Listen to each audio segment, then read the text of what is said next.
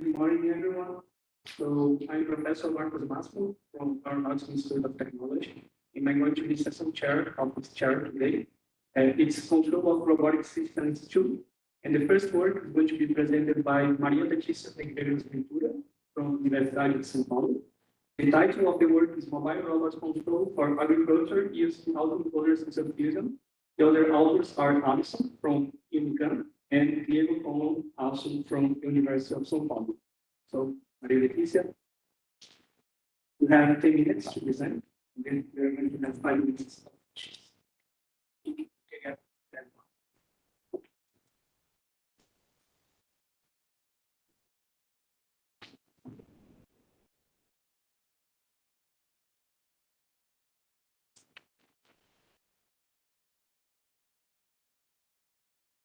Hi, good morning.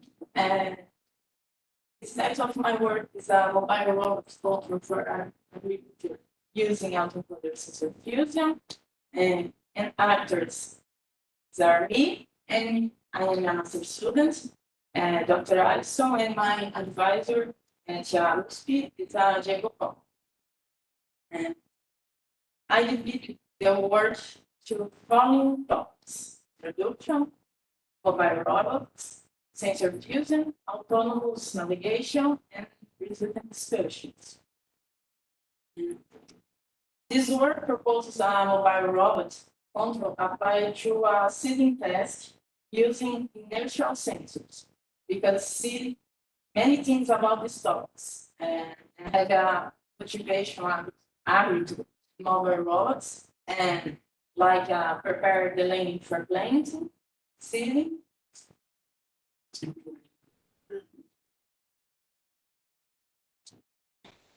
And prepare landing for planting and sending. I need removal and application of goods, and I use a medium sized robot, and this work is one. And how problem definition. The object of the system, which are fusion of sensor, improve the performance of previous prediction. And I have three problems definitions. One, best possible project for all these sharing with robots. Two, the better consume savings. And three, time limitation for carrying out the work. And for this, we studied many types of robots, and I choose Pioneer 3 HE, and Fabricant is adaptive mobile robots. And I choose because it's very versatile research robots, which accept the insertion of different types of sensors. Oh, sorry, I don't pass. sorry. And here it's a summary introduction, mobile robot sensor fusion, autonomous navigation, and results and discussions. Here is a motivation, and I need prepare of landing for planning and sendings because it's a problem. How problem definition, and three, best possible treasures for all terrain with the robot, better consumption savings, and time limitation for carrying out the work. And robot I choose because it's a very versatile research robot with a safety and in different types of sensors and access robots and slide steering mechanisms provide greater traction on the surface. And other side and robot develop the robot simulation environment, the platform. And about the sensor fusions, we need of sensor magnetometer, accelerometer, and gyro. For use make data fusion and have a autoencoder trained to fit kinematic relation chips to apply after timing intervals. And here's model. Here's a representation about how the function model of a true autoencode. Then inputs, it's a magnetometer, sinus, and gyros as signals. Magnetometer is a position and coordinates, and gyro have velocities. And outputs have angle velocity 1, and angular velocity 2. The function of the model equation present calculated and estimated for the angles of rotation and 2 independent estimates for the angular velocity. And here is an application. And have a signal angles, angle velocity 1, angle velocity 2, pass with an autoencoder, and have a output angles and other angular velocity. The autoencoder tries to reproduce an output time, a time interval of length t, and data selection by model. The angular output velocity estimate is made by the error of 2, our equation B.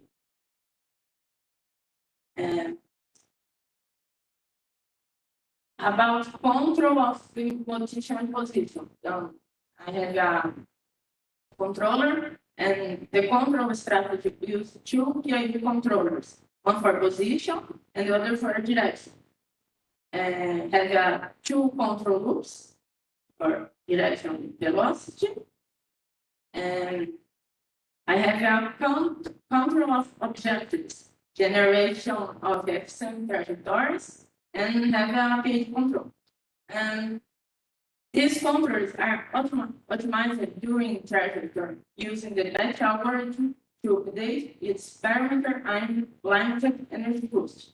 The optimization of it involves position and energy cost started using data fusion, autoencoder, as well as speed imposed to the ones. The result present a trajectory tracking for a straight path in rectangular environment. And here is equations of control. First and second is accumulated error of position, and second is error accumulated of velocity. And third equation is energy consumed of proportion. And here is a representation of control of PID, where the 343 matrices A, P, and B represents relationship that allow adjustment of parameters. It's first, it's equation represents interaction, the position, and a similar equation is written for the information control. Okay, and each passage of time horizon, their values are updated. For updated, it's a user algorithm. The algorithm is a pseudocode of batch algorithm. These controls are optimized during trajectory using the batch algorithm to update its parents and nine lines energy cost. It's a optimization. And here, it's first part the equations, and it's a metaphor. Then use position, higher batch. Then F is frequency of batch, and X represents the location of batch in solution space. And X batch indicates the best global solution found so far in the entire batch population. And here is second part of batch algorithm. And epsilon is a handle number, the range, and less 1 and 1. X represents average loudness of all bits in per step. and that those emission rate gave E back, where alpha and gamma are constant to simplify alpha and equal gamma 8.9. Here in discussion, given the two-dimensional trajectory, the robot must cover a space of 4 to 4 meters and sending 16 points of the terrain. The robot can be controlled by two error signals, distance and angular angle to next target point. On-gate control is used to trap and reduce distance error, and another control is responsible for trapping the directional error. This approach is convenient even the way after error use. Here is a matrix of 2 points represents a trajectory, and the other side is a trajectory simulation. This orange line is a fixed AD, and green line is optimized PAD.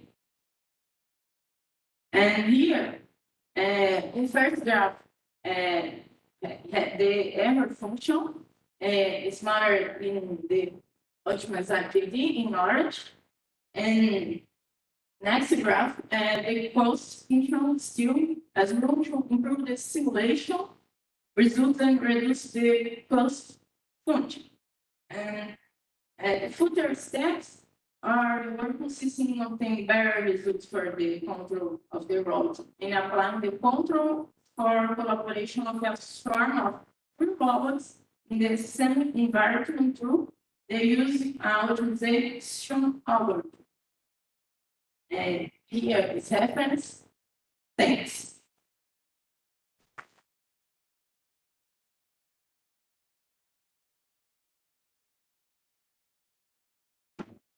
I think we have time for one question.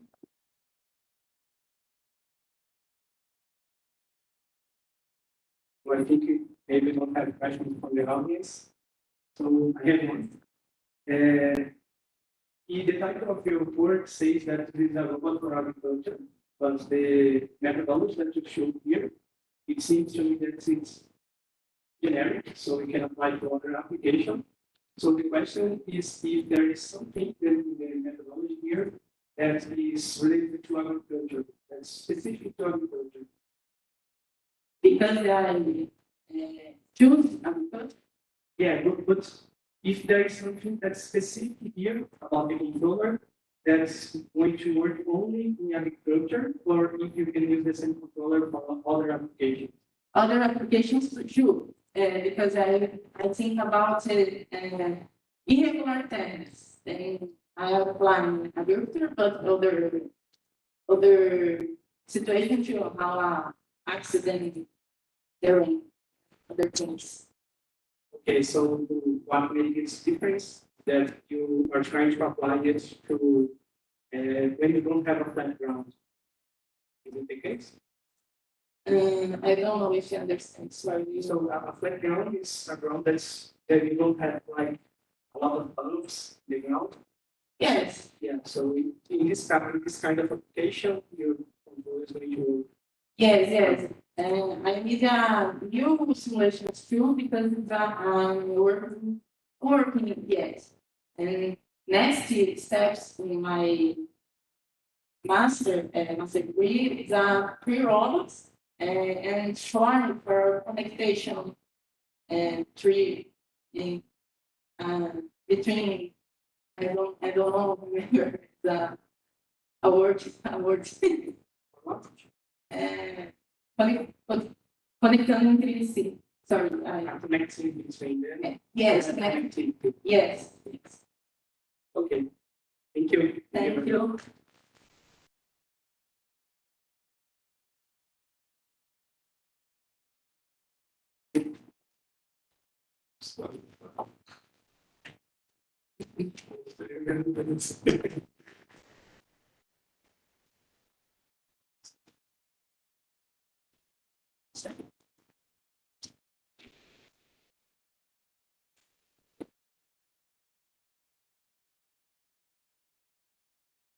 So I come to present because it would be strange for her to present himself.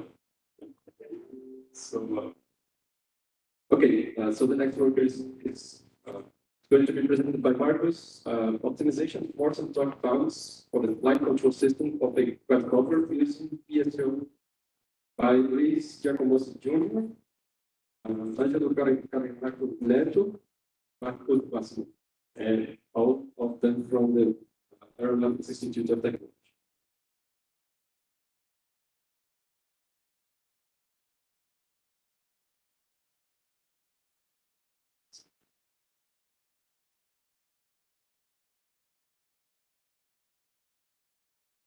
Okay.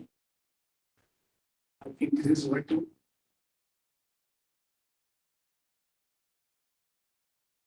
Okay. So I'm Professor Marcos Massimo from Aeronautics Institute of Technology. I'm going to present the work optimization of force and torque balance for the flight control system of a quadcopter using PSO. Actually, this work was done mostly by Luis Giacomosi. Unfortunately, he's currently in Sweden, so he couldn't come here. And Angelo Caragnac, which is another student, Luis is a master student, and Angelo is a PhD student at Eton. So they both worked in this work here. Okay.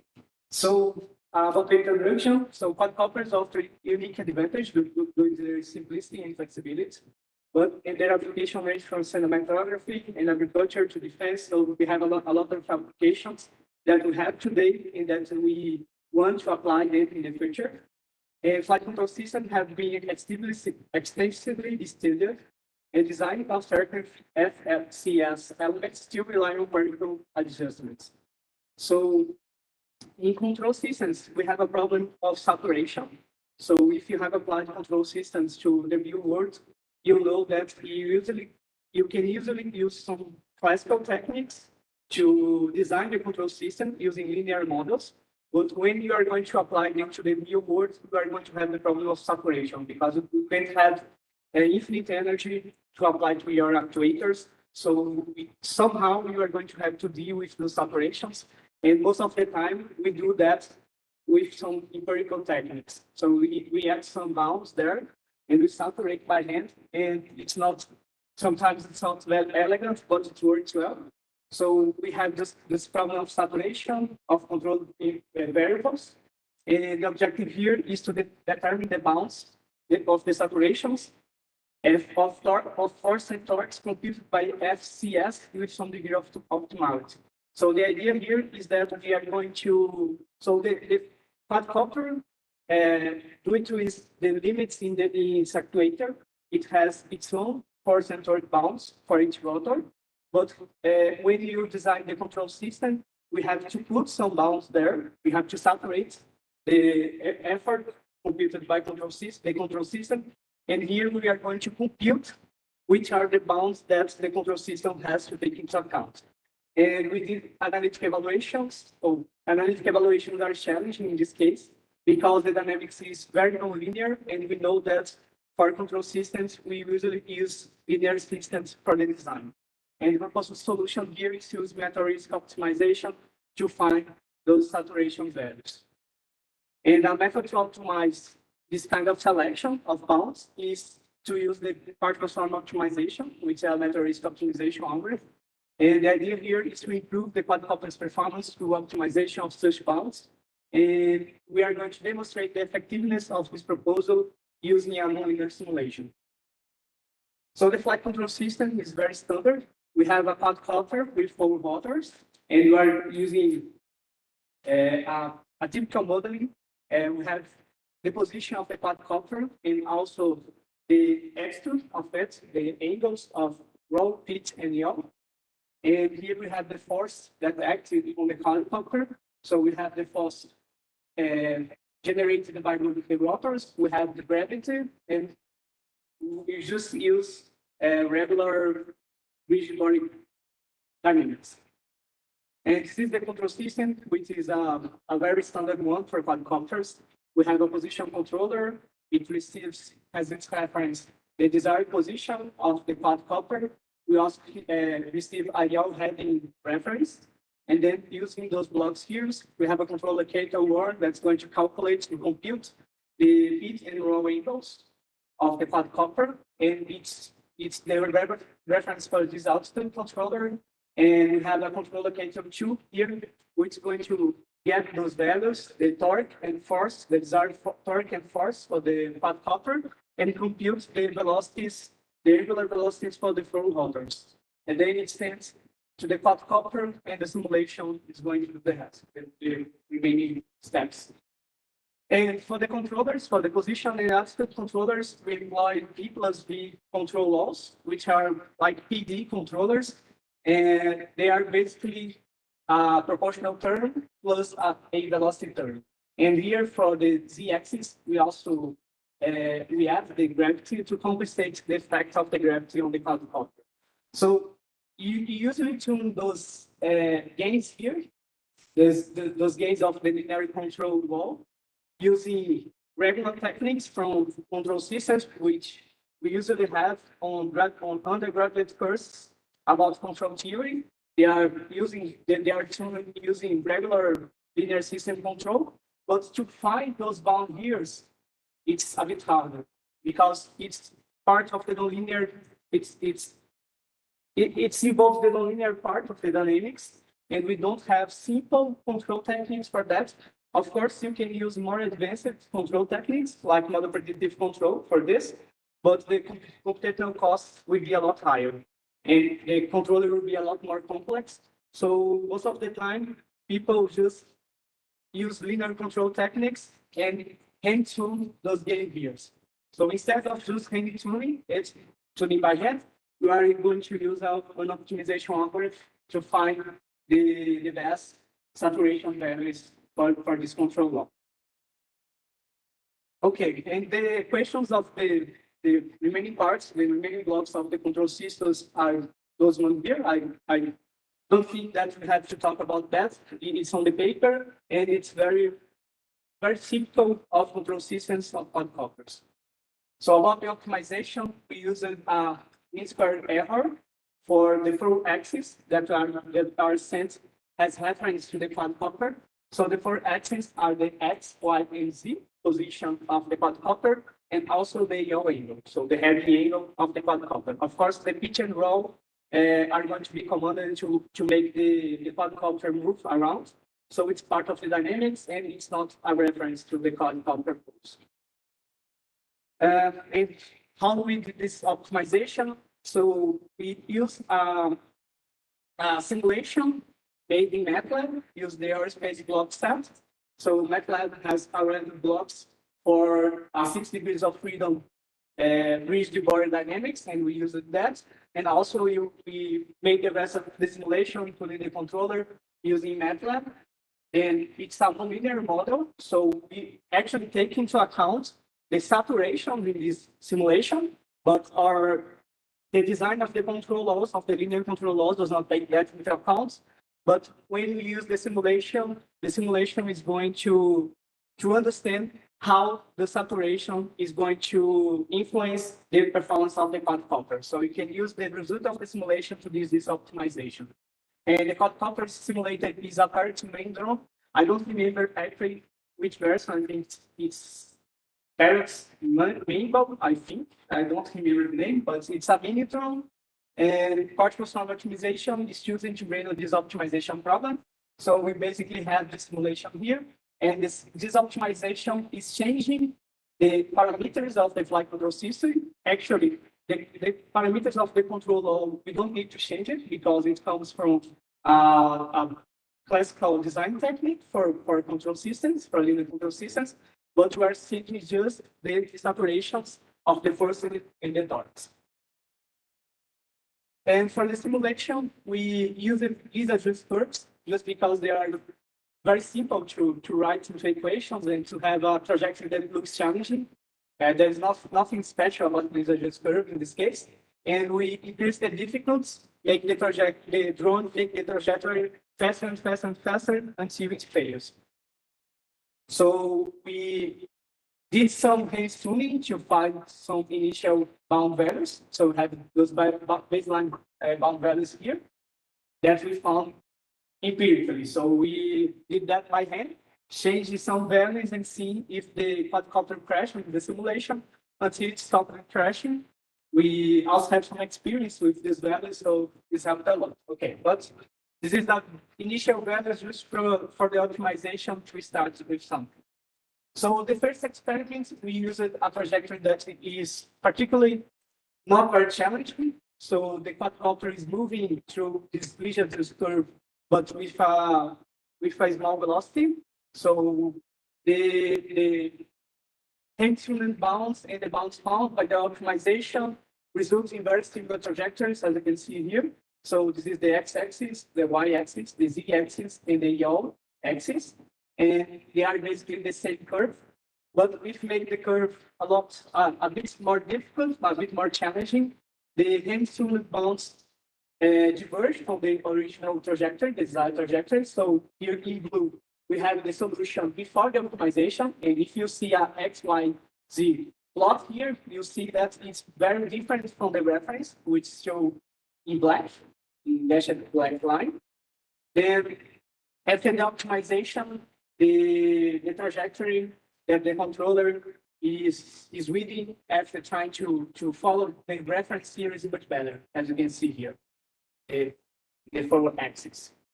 Then we tried a very difficult, a very challenging trajectory. And in this case, the initial solution with Hamilton models was very bad. After the optimization, it improved a bit in the y-axis here, the z-axis, in the y-axis, but we still had a bad solution. And in this case, it's not necessarily because the optimization is not able to find good bounds, but maybe because we are close to the limits of the quadcopter. So maybe considering the limits of the rotors of this quadcopter, maybe it's impossible to find a solution in this case. Here are the results. So you can see that the optimization is able to reduce the mean squared errors and the cost function. The cost function here is just the sum of this mean squared errors for each axis. And you can see that the second curve here will reduce a lot the cost function. And about the conclusion, in this case, SEO was able to successfully optimize the design bounds, relatively simple methodology for saturation tuning. So these algorithms are very known. Actually, we used a toolbox from MATLAB for DSO. So MATLAB has a optimization toolbox that we use it, a PSO that's already implemented in MATLAB. And we have a better tracking performance when compared to empirically tuned bounds. And for future research, students with even more realistic simulation models, evaluation with different trajectories, and experimental validation. And the authors also acknowledge Intel Center of Excellence for funding the research. And Luis Giacomossi acknowledges Abraham for his scholarship, and Angelo acknowledges TAPS for his scholarship. Thank you.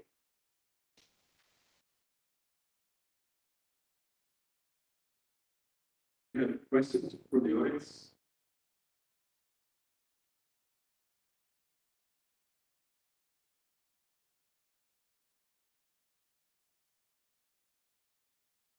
And why did you compare with other techniques to compare the proposed and the estimated trajectory? The first one. And the second one is if you have plans to apply in a real context in a specific scenario and application. Thank you. So the first one, when you talk about other techniques, are they control techniques or optimization techniques? If you have compared with other texts to estimate the trajectory and to prove that your approach is the best one to estimate. Okay, so we didn't do that yet, not with other optimization algorithms. Maybe they can find better bounds than PSO. PSO was actually very convenient in this case because there is a toolbox in MATLAB for it. So Luis Giacomossi, he preferred to use PSO. Actually, I asked him to use an evolutionary strategy, which I have more experience and it works better usually, at least on robot soccer, people use that a lot. But PSL was usually actually because it's very convenient for MATLAB because there's a bounds there. But maybe other optimization techniques can find better bounds. And maybe on the last trajectory, we believe that it's impossible in that case to find a good solution because we tried a lot running PSL many times. And I think that in that case, the quadcopter is not able to follow that trajectory. It's because of physical limitation. About control techniques, you can use model predictive control in this case. So model predictive control is going to actually find the correct bounds for each time step, but the computational cost of model predictive control is a lot higher. So most control people that do that in practice, they use something like that. They use a PID controller, and then they limit the control efforts somehow using some kind of bounds, something much more simpler, and it has a lower computational cost. About your second question, which was applications, real applications. So actually, this work is a bit exploratory for now, because these bounds are going to depend a lot on the dynamics. And we are sure that the dynamics that are simulated here is probably not close enough to the real hardcopter. So I believe that the optimization bounds that you are going to find in MATLAB, they are probably not very safe to use in a real quadcopter. We didn't try it, but I believe so. I believe that if you want to in machine learning, in reinforcement learning, we have something that we call simulation to reality gap. I don't know if you heard about this. So I believe that in this case, you are going to suffer with a simulation to reality gap in this case, because the optimization is trying to find the best, consider this particular dynamics. So it easily tries to exploit the most it can of the dynamics. So maybe when trying to apply the solution to a real quadcopter, we have to do that with a lot of care to avoid making it crash and do the quadcopter. Thank you. Any other questions? So you don't have an application that motivated this work yet, as you talked about. It's just an exploratory work to see how it works. So the Lizardus curve is just something that's easy to write into equations. So you have something that looks challenging and it's easy to write. But this trajectory is completely arbitrary. You could use a circular one, another one. Thank you, Marcus, for your presentation again.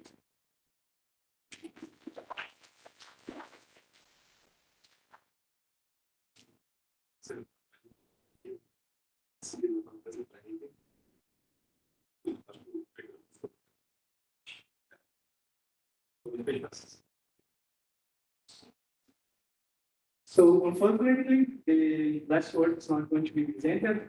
So I thank you all for the attention here, and we're going to close the session. Thank you all, and enjoy the rest of the evening. Thank you.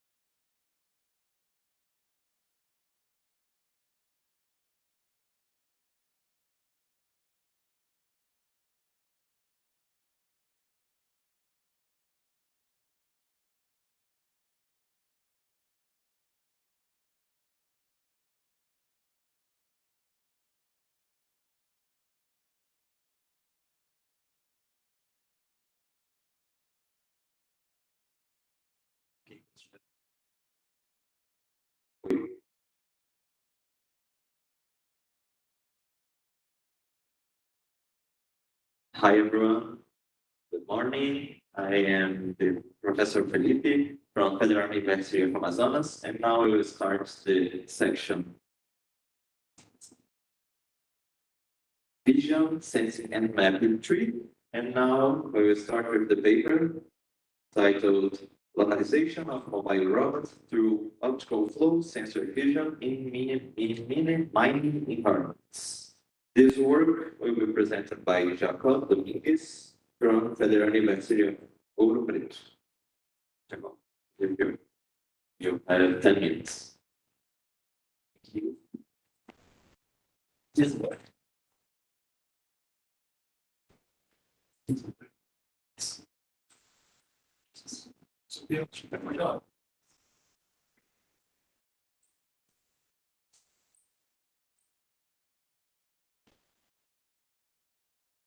So, hello everyone. My name is Jacob Domingues. I'm from FOC and as the Institute Technological Bar. I'm going to present my work at localization of my robots through optical flow density of human mining environments.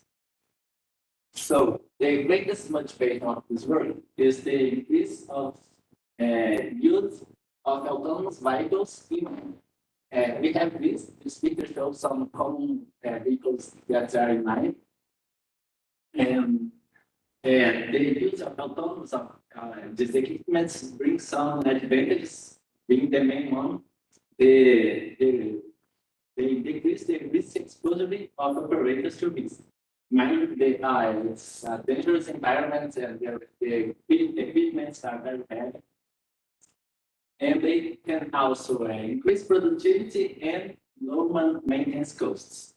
They can even help to meet labor demands if science minds are always in right environments and not always there is people around. And today there are some mines that already run autonomous equipment, as it's Brucutu from Bali. There are trucks and drills that work completely autonomous. And for that, they use GNSS, that is satellite navigation, with the RTQ correction. That's because it's a requirement for these equipment to operate that they have a maximum level around 10 centimeters.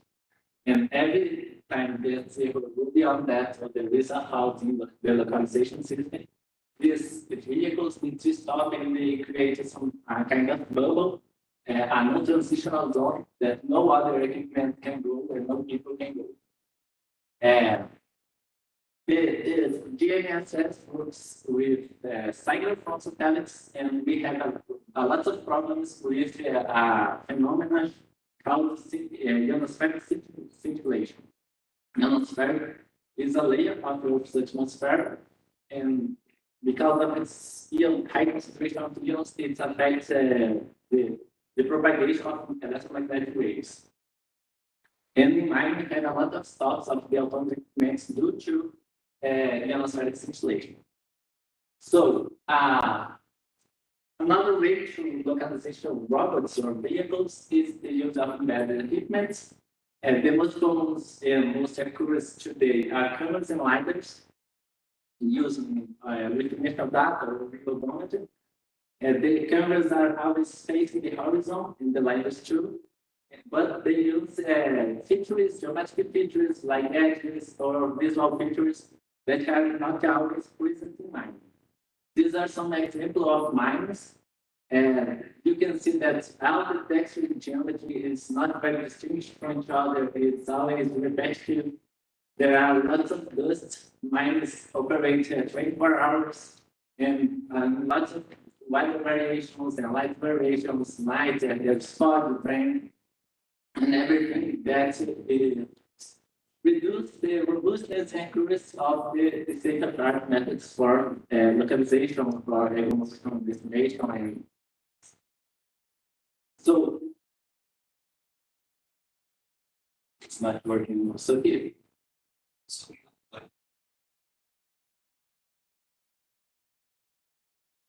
So this work proposes a study of odometry methods For mining environments, we make a use of uh, sensors that do not depend on the environment, like reodometers and inertial units. We also use a camera facing the ground because facing the ground, the target is closer and there is less influence from particulates like dust and fogs. So this is a system review, and we have this flow chart where we show we have 5 implementations that we evaluate.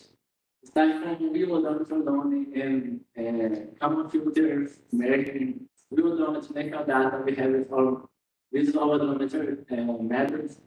We are our experiments using these robots.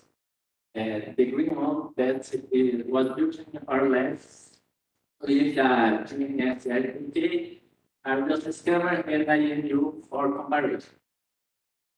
Everything was implemented in ROS. So the first one is the simple one, is the view odometer. Our robots have a speed steering module, so we use this relation of equations proposed by the rule for speed steering robots. Speed steering is also the model of drills and model graders in mind. And our second method would be our visual method. It's a new method that we propose based on optical flow. Optical flow would be the relation, the motion of the pixels in 2 consecutive frames. So we use implementation of feedback that is on OpenCV. Feedback proposes a dense method for optical flow that goes on all pixels of the image. And that's because we use that because the language feature is combined. And for the odometer, then we use the perspective transform. As you will have to assume that the camera is parallel to the ground and the ground is a plane. So know the distance from the camera to the center of the distance from the ground. We can simulate with the equations. And that would be our obvious odometer. We have a implementation that would be a visual one where we take the orientation directly from the initial data and the others, the X and Y position would be used this orientation and the optical flow. For measuring for our other implementation, we use a extended common filter because of the robots. It's a localization of combined robots. It's a non-linear system. So we measure the 2D position, both 2D roads, X, Y, and Y. So just as this in our odometers, we take just this information of a drum or an initial sensor. In our experiments, our goes to follow the path of domes like it will go on lines. And for that, we use a cell vector field control. And we set the maximum speed. That's because of the limitations of the robots car. We make some simulations too. And the render of the software we use. This work is proposed by Rezek. And it works on our robots. And then we pass through our experiments. We have a simulation, our experiments that are divided in simulations and 5 experiments. We have 3 roads. One is for calibration of components needed for the common filter. So our odometry, we make this calibration roads. That is the first one, and we take our components and use to implement our common filters for the second one route. There is a third road that we use a virtual mine that was reconstruction of a real mine using photogrammetry. And we have these 2 methods to evaluate. The first one is the position error, that is the real error between the positions now. Yeah, second error, it would be the translation error, that's a relative error between the 2 iterations. And we also evaluate the max error, the mean absolute error, the root mean error. For simulation, we use CompelSim, that's a software for general robot simulation. It has integration with ROS. We use a texture on the ground. It's a realistic texture of like seamless. There is no discontinuity between textures. And we use a simulated model of a robot. And we also use the realistic friction coefficients. That's just how the simulations of performance. Each color here is one of the implemented methods. So the robot goes through the path and the localizations. There is always a degree of localization that's common in odometry own methods. So we use odometry maximum because in mine, the loop closer is difficult because the equipment are changing the environment while we work. So here we have the results. And the first one is the calibration work to evaluate just the methods that do not depend on the covariance. So we take the AMSA square, and that will be the covariance for the EKF methods. We make a lot of roads, and so the graph is a little bit confused. You can see in the results that the graph is the natural performance on a ground and a flat ground. So the results with the best performance was the EKF using our information. And the results pretty much the same for our experiments. What changed here is that the mine is really big, so the robot has to drive for hundreds of meters. It is our field experiments. We had a robot, it's called Rosie. It's a virtual lab for inspection of mine environments. Here are typical images that the camera facing ground would see. And that's how the simulations were performed, or the field experiments were performed. It's the same thing. We can see the camera image, the optical flow being estimated, and the odometry here of each one. The right one is the ground truth, it's the real path. That is the GNSS FG. The results are the same.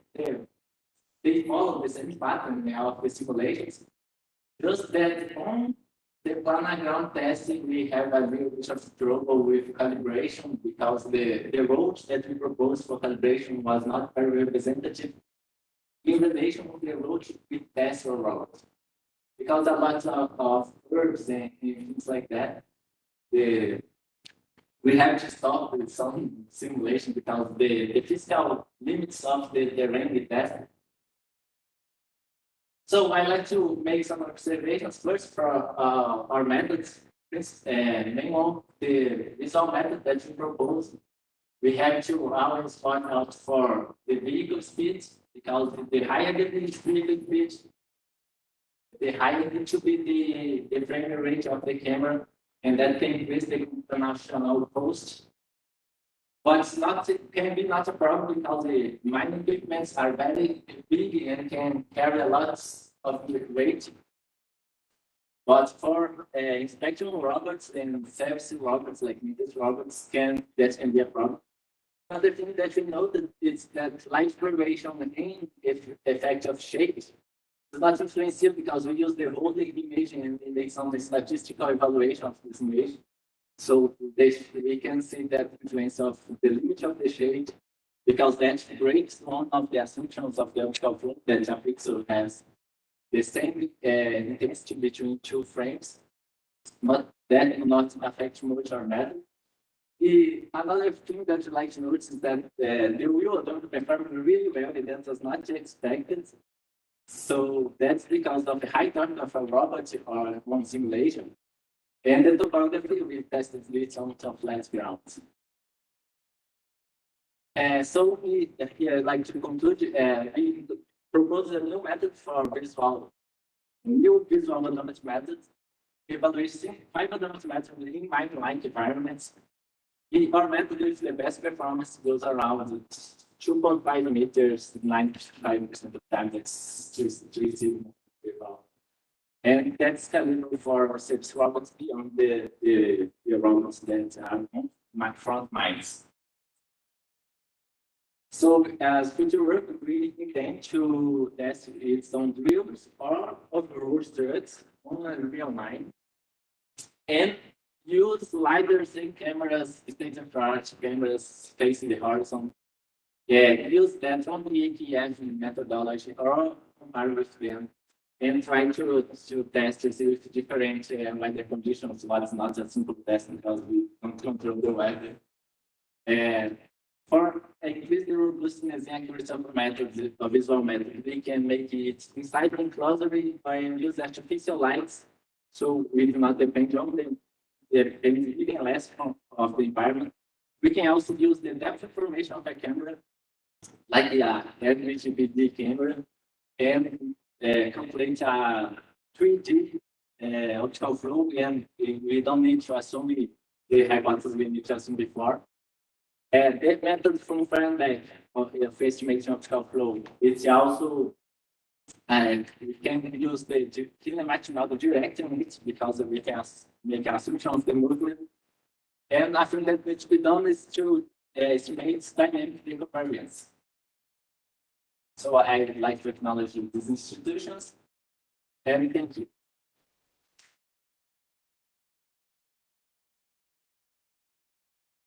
For your work, congratulations. We have some questions.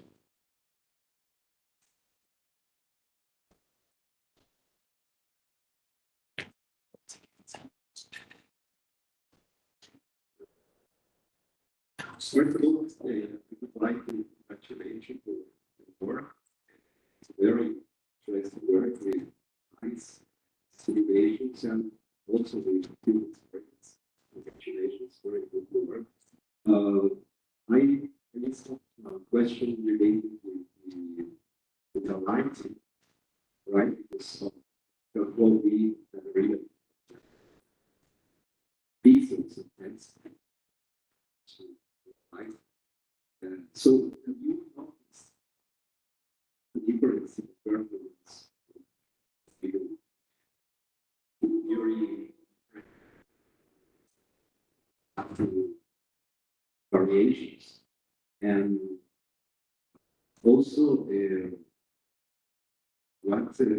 what meetings are you use for these light performance? Yeah, thank you for your question.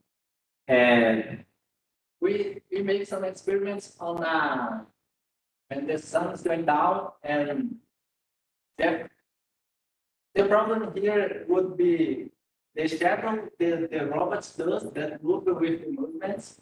And for that we will do the enclosure. We make like a mouse-like sensor that we can put inside the type of box.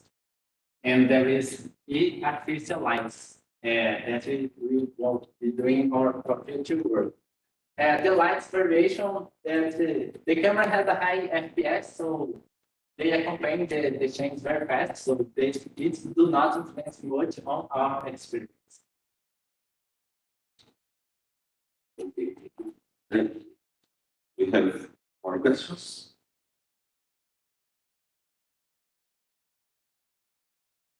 Hi, Jacob. Congratulations on your work. It's just a very simple and makes the method. Would your method work with cameras pointing to the ceiling?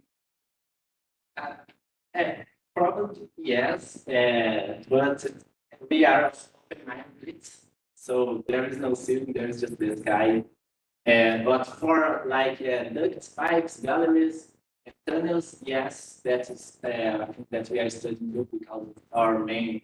I am from Institute of Technology, and we work with the spectrum robots. So maybe just another complement to this question. It's just to use fusion, sensor fusion, one to the ceiling, one to point downwards, one point to the left, maybe in case of that is maybe Yeah.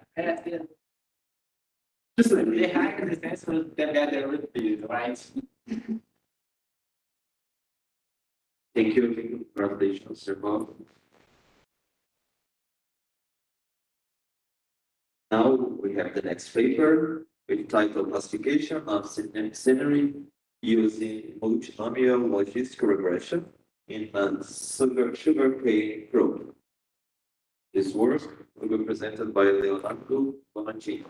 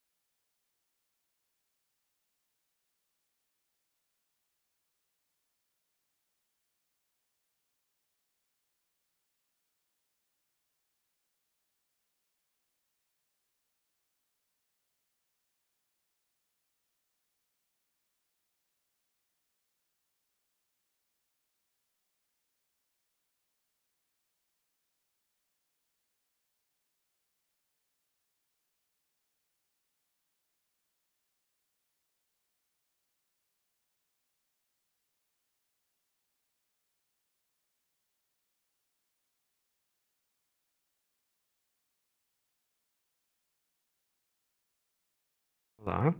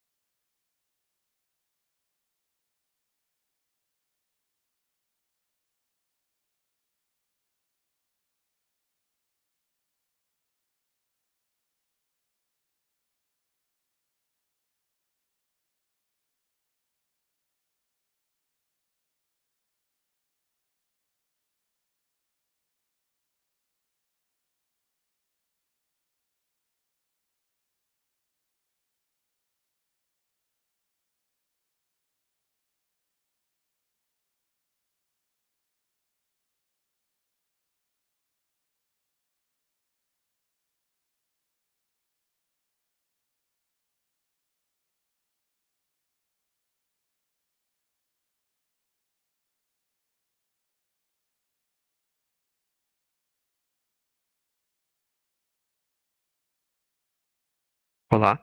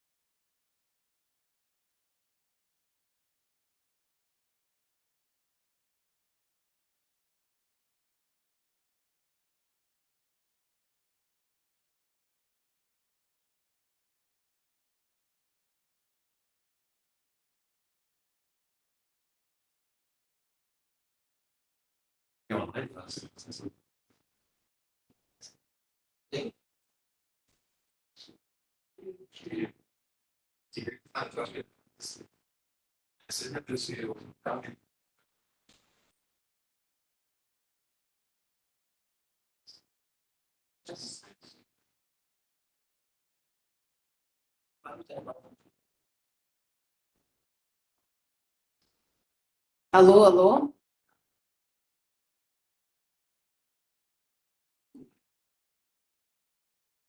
Alô?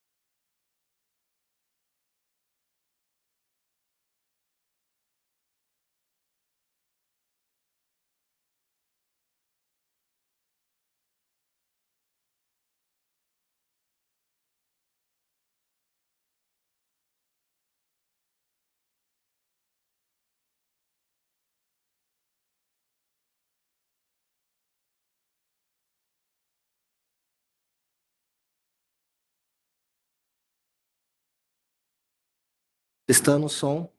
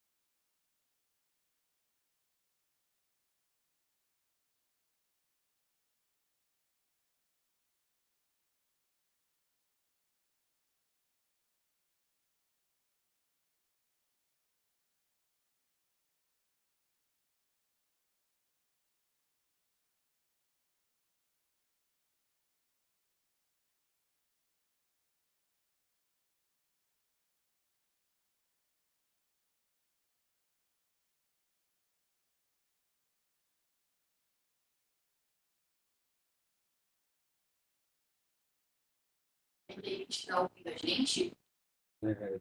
English only. Deixa eu colocar com ele. So, hi, Professor David Escaramuza. Can you hear us? It's my sound enable. Can you hear me? Hi, David. Can you hear me? Yes, yes, I can. Can you see me? I see you. Can you hear me? Hello? I can hear you, yes. Ah, ok. Can you see me? Sofia, tem vídeo dele? We can see you. You see me or you don't see me? I don't see you yet.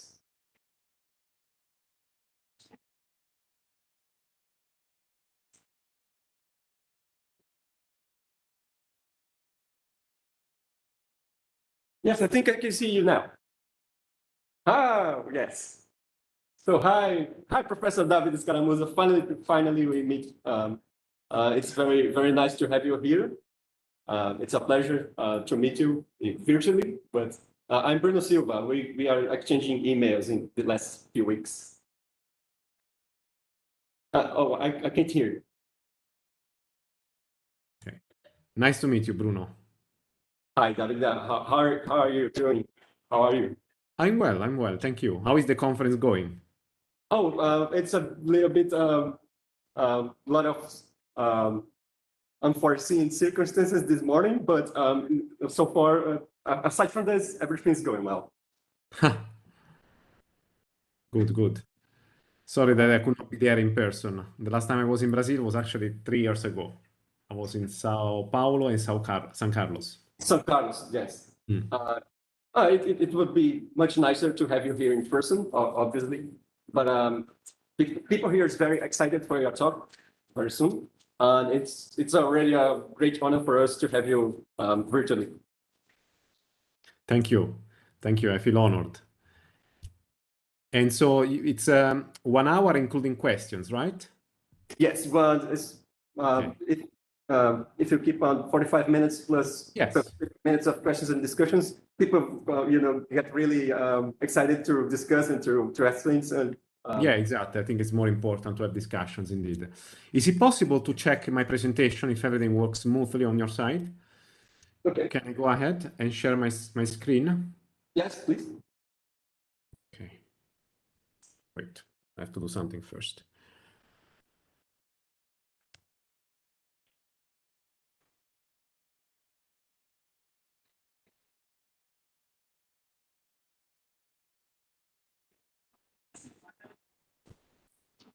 Just a second. So yes, Mhm. we are live on YouTube as well. So Oh, we, wow. we will see if we have questions from the others from the YouTube. Mhm. Mm.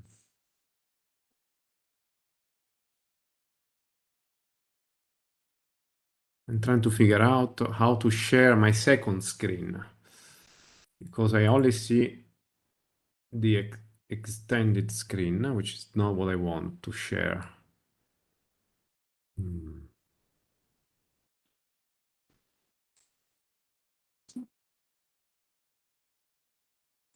Anyway, we have time, right? It's starting in 6 minutes. Is that right? Yeah. Yes. Okay. Ah, there you go. Okay. What do you see? Do you see it in full screen? Yes. Here we can see your presentation in full screen, and in the later screen we can see your video. Very good. So now I'm going to go through some slides that have a lot of videos to see if the videos are running smoothly. There is a video here. Does it play well or choppy? Yes, we can see it. We can see the video. If you can play another one just to see if it is. Yeah, I want to play the videos.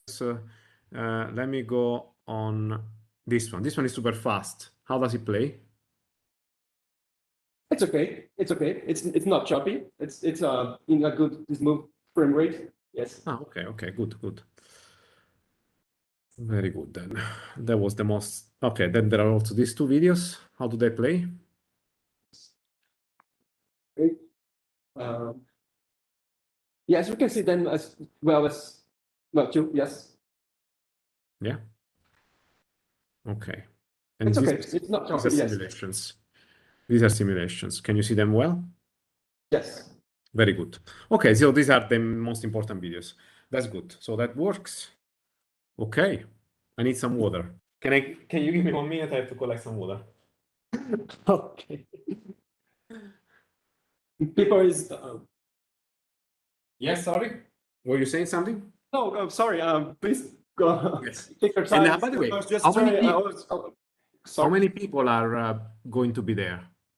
I think we have we're going to be around 20 to 30 person. The problem with this event is that we have a lot of simultaneous events going on, yeah, parallelly, and Yes. then this doing so we split the audience. So Ah, okay, I see. Okay. we have a lot of competitions going on and a lot of Oh, I see. Okay. Okay. events.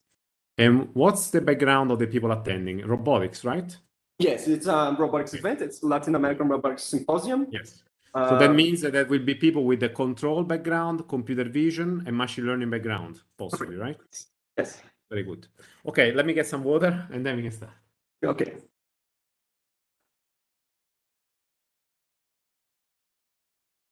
Conseguiu falar?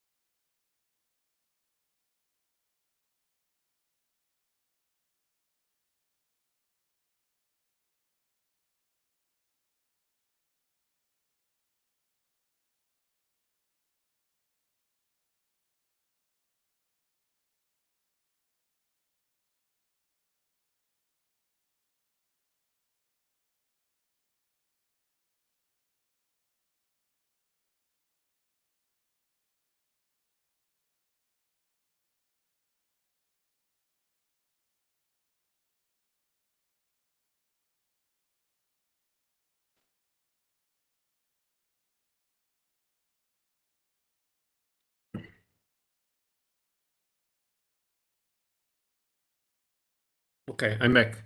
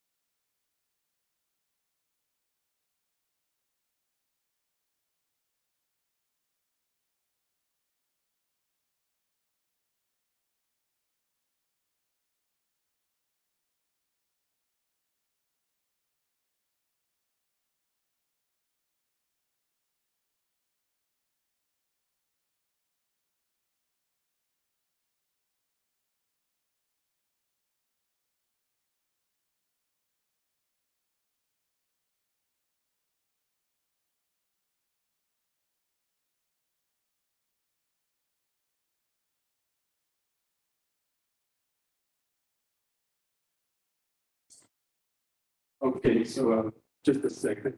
Mhm. I forgot that here, if I stay here, Professor Scaramucci, can you hear me if I stay here? I hear you very far, but I hear you, yes. I'll come closer. Just a second. Come closer to the microphone. If I stay here, you can hear me better, okay? Right? No, I hear you the same. Before I was hearing you well. Now I don't hear you. Just a second.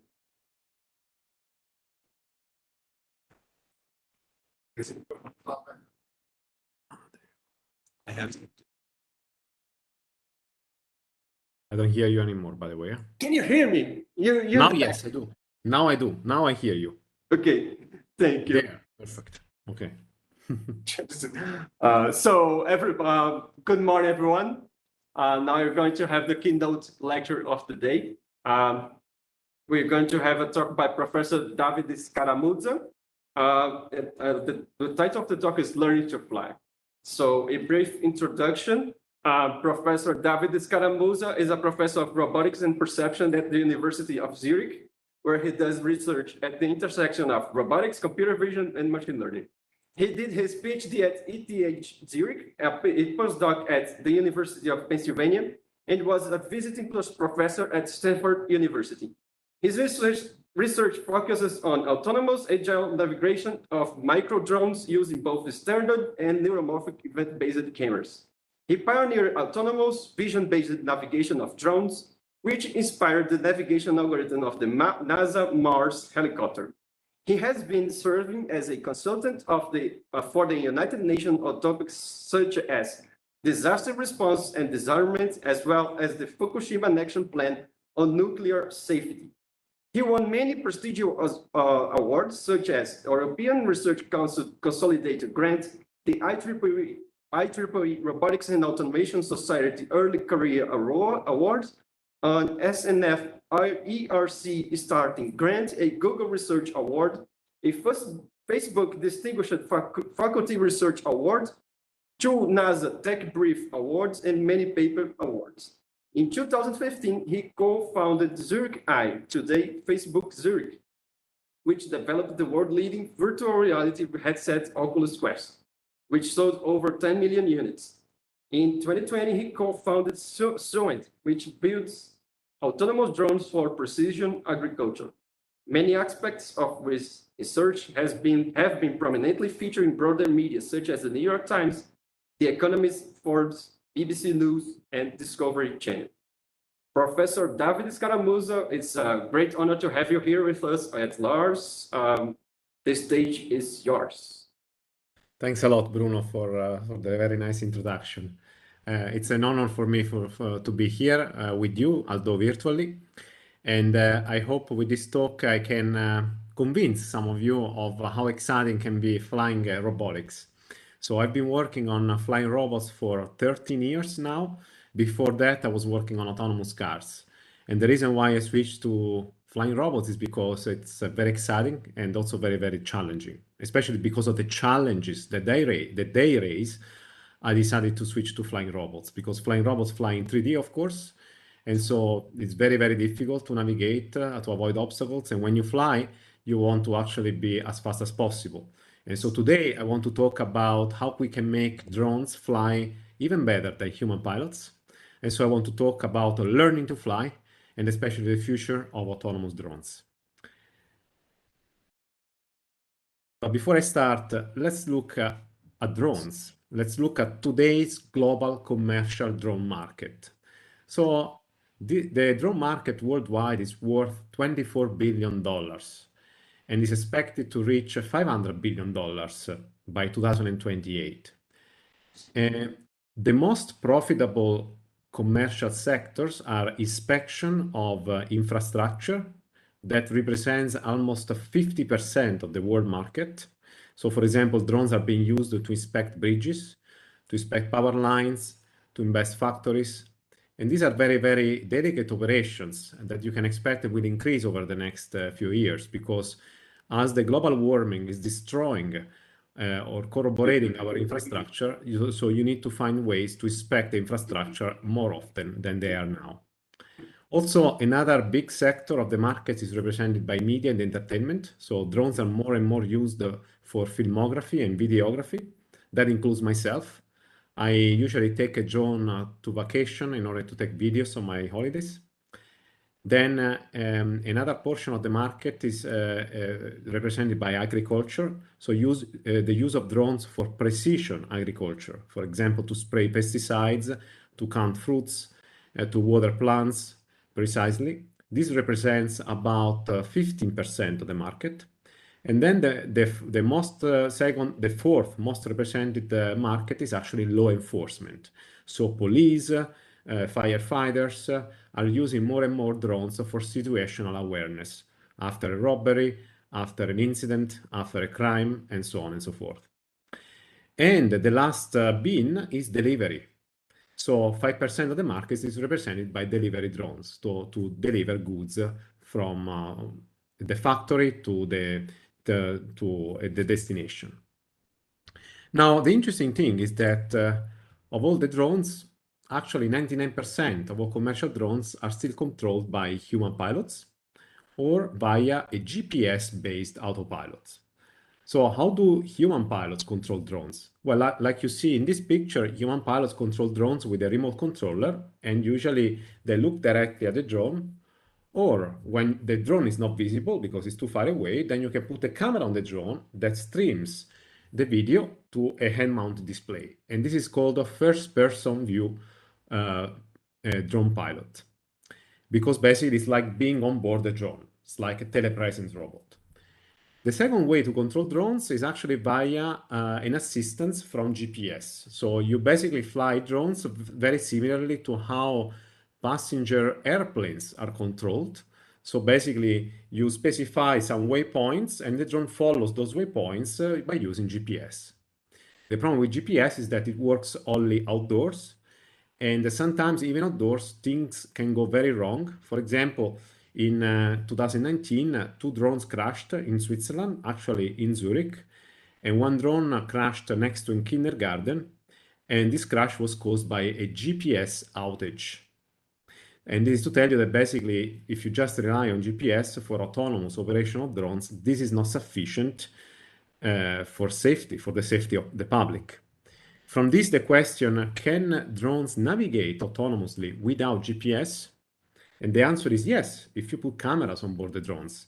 And that's exactly what we do in my lab. We put cameras on board the drones so that the drone is completely able to perceive the environment. Here you see, for example, our drone hovering, and you can see on the top right video what the drone sees. So there is a camera that is looking down at the floor, and then there is a computer that processes the images in real time, fully on board. And this computer extracts some interest points from the images that we call features. And these features act as anchor points with respect to which the drone can stabilize. We started using this technology already 13 years ago, when we demonstrated the first vision-based autonomous flight. Here you see our autonomous drone that was navigating autonomously in the gym of the university, trying to navigate for 10 meters. And on the top right corner, you see the features extracted in real time. And at the bottom right corner, you see the visual map built in real time. So this map was actually built via SLAM, simultaneous localization and mapping. At that time, as you can see, we were not allowed to fly the drone freely because of safety reasons. So we had to secure the drone with a fishing rod that you see actually here. I was taking this video. Actually, I was the cameraman here, and I was also leading a group of PhD students that you all see here.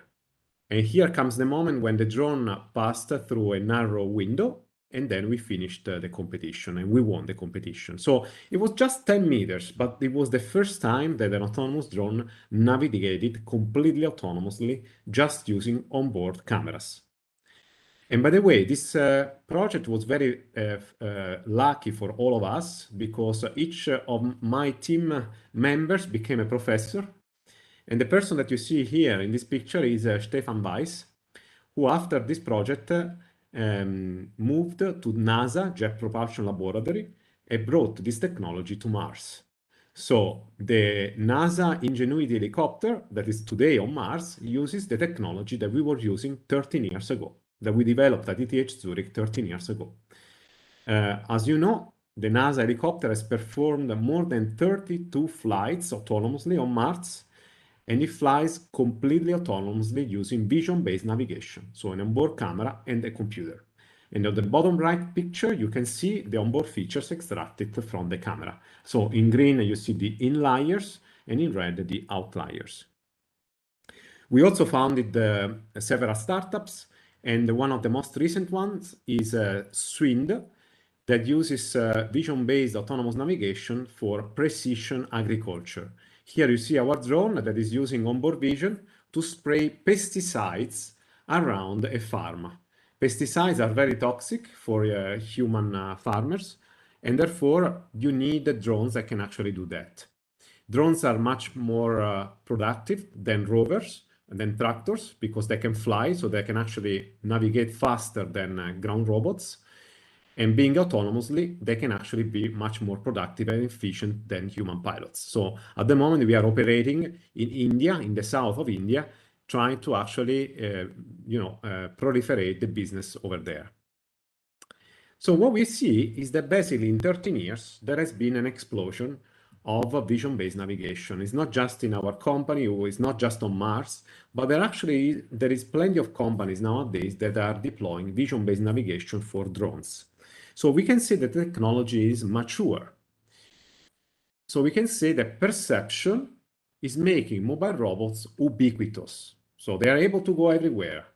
But the big question that we need to answer as a robotics community is, are these robots more productive than humans? And unfortunately, you know that the answer is no. Robots are not more productive than humans, because if that was true, we would have robots everywhere, and there aren't yet. You know what is the most sold mobile robot not today, autonomous mobile robot? Is the Roomba vacuum cleaner. There are 27 million Roomba vacuum cleaners around the world. There are, however, 24 million drones around the world. And in fact, drones are the most sold commercial mobile robot after vacuum cleaners. But in general, the problem is that all these robots are still not productive compared to humans because they are slow and they are clumsy. Clumsy means that they move like zigzag, like robots. They don't move like human pilots. So what would we like to have if we could dream of the ideal robot? Well, we would like to have a drone that navigates exactly like human pilots navigate. What you see in this video is a human pilot that is navigating a drone in a drone race. These are competitions where participants have to fly a drone as fast as possible to the finish line in order to win a prize. And they have a camera on board the drone that relays the signal to a head-mounted display, and then they are basically flying in first-person view mode. The interesting thing about first-person view drone racing is that human pilots are able to fly in environments where at the moment autonomous drones cannot navigate. That means in low-light environments, in the smoke, in fire, and many challenging environments where at the moment the robotics community is not able to fly or navigate. And this, despite the motion blur that you observe in these images, this despite also of the delay involved in the communication, and also the delay of the human brain, which is actually the dominant part. You know that actually the human brain is very, very slow. So we measure the reaction time of the human pilots, of expert human pilots. And you know how much was their reaction time? It was 220 milliseconds. So that means that the human brain takes 1/4 of the second to process the information in order to decide how to steer the drone. So that means that the human brain is very, very slow. You know how fast are our onboard algorithms? Where they only take 20 milliseconds latency. So our algorithms are 10 times faster than the humans, but they are not so robust as humans. So humans might be slower than machines, but they can still make better decisions than algorithms in complex situations. So at the moment, humans still have a chance. The interesting thing is that humans learn to fly like this after several years. And I can tell you that because I've been now collaborating with human pilots, expert human pilots, for the past 5 years. But why do we want to fly agile? So why do we want to make drones as agile or even more agile than human pilots? We want to do this to increase the productivity of the drone. Because if we make a drone fly faster, it can also fly farther. Why?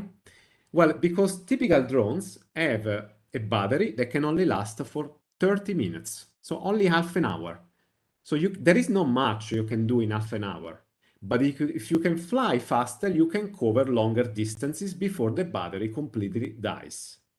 For example, in this paper that you see here below, Range Endurance and Optimal Estimates for Multicopters, that was published at the Robotics and Automation Letters this year, we showed that if you make drones fly 6 times faster than they are today, they can cover almost 6 times more distances than they can do today.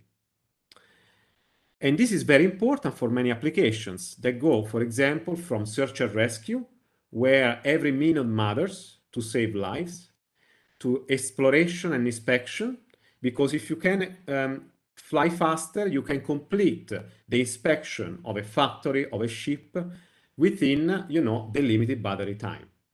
Also, this is important for personal air vehicles, for example, flying cars. There are many companies now that are developing personal autonomous helicopters or personal autonomous octocopters to fly you from A to B. And in Brazil, especially in São Paulo, you have a lot of people, rich people, that exploit helicopters to bring their kids to school or to go to work. So the future will be flying, using flying cars, and it will be much quicker than we will have autonomous cars. Another field where it matters to fly fast is on space. Just to give you an idea, NASA is planning their new Mars Science helicopter that is meant to go to Mars by 2030, and this one should fly much, much faster than it is now in order to cover 10 kilometers of distance, possibly. But now let's get to the fun part. I want to introduce you our autonomous drone, which I also brought to you here virtually. It's on my hand. You can see here, I hope. It's basically very small, you see. Its name is a Barracuda, which means fast. It's an autonomous drone. So here you have 2 cameras. We have 2 stereoscopic cameras. These are inter-real sense cameras. They are connected to an NVIDIA Jetson 2 TX2 computer that is a very powerful graphic processing unit. And this drone is super agile. It's super agile because it can accelerate from 0 to 100 kilometers per hour in less than a second. And it's very lightweight. It's only 800 grams, and they can achieve accelerations of 5 Gs, which is as much as the astronauts experience when they are launched to the moon or to the space station. Now, how do we navigate drones? So you navigate drones in the same way that you navigate standard ground robots. So we have 3 software modules. We have the perception module, we have the planning module, motion planning, and then you have the control module. Perception basically builds a three-dimensional map of the environment that then the motion planning module uses to compute a collision-free trajectory to take you safely to the goal. And control computes the 4 individual speeds of our motors so that the drone can follow accurately the trajectory output by the motion planning module. This architecture has been used in any robot, also ground robots, also self-driving cars, now for more than 40 years. And that's actually very good. Every commercial drone and commercial mobile robot uses this architecture. But I argue that this architecture is insufficient for agile flight. Why? Because it is slow, because it is fragile with imperfect perception, and it ignores nonlinear aerodynamic effects. And these are actually very key problems when you fly fast. Because when you fly fast, you're going to have a lot of motion blur that you see here at the bottom left. You see, the camera is exposing the image for some time. But while it flies, if it flies too fast, that can cause a lot of blur. Another problem that you actually experience often when you fly agilely is that the quick rotations of the camera will make the camera experience a lot of overexposure or underexposure of the image that you see here. That can cause, for example, loss of features, the features that you need in order to compute, for example, the state of your robot. As you know, in robotics, you need to compute the state of your robot, position, velocity, orientation, in order to know where you are and in order to plan a trajectory to go from A to B. So if you lose the track of the features, then the drone will crash. That's why I love drones, I love flying robots, because it's the only robot that without an image would actually not be able to navigate at all. Would not even be able to stand still, to hover. You see, quadruped robots, cars, they can stand still without images, but a drone cannot. Without images, a drone will fall. That's actually what makes drones extremely difficult to navigate vision-based, because they need to reliably perceive the world. Finally, another big problem that we have with this standard architecture are aerodynamic effects that you see here on the right. Aerodynamic effects can cause a lot of turbulent motion, turbulent flow. And you can see here in this picture, this is a picture of our drone, by the way, that was flying at 70 kilometers per hour in the smoke. And you can observe here all these vortices. These vortices are very difficult to model unless you use sophisticated simulators like computational fluid dynamics. But these take hours or even days to simulate the turbulent flow. So we are now looking at machine learning methods in order to model this type of phenomena. What would be the alternative way to this perception, planning, and control architecture? Well, would be to do it the way that animals and humans reason about our sensor data, which is by using neural networks. So ideally, you would like to have a single neural network that maps sensory inputs to control commands. So this is actually the extreme opposite of the traditional architecture, right? The problem is that even if you succeeded to do that, which would actually take you a lot of training data, the problem is that such an approach would have a limited interpretability. That means that you will not know when things go wrong, why they went wrong. So it's difficult to debug a neural network. Okay, so neural networks are extremely expressive. They are very robust, especially with sensor noise. They are very fast as well, especially in a forward pass. But the problem is that they are very difficult to interpret. So what we have been doing in my lab over the past 7 years is trying to combine the traditional robotics architecture of perception, planning, and control with neural networks. How? Well, for example, by replacing some of these modules with neural networks, or even combinations of these modules with neural networks, or alternatively, by adding residual models that try to assist each of these modules. I'll show you why and how in some examples. But now the key questions that you have when you start working with neural networks are the following. Should you train it with or without supervision? And how do we get enough training data? Can we learn possibly in simulation?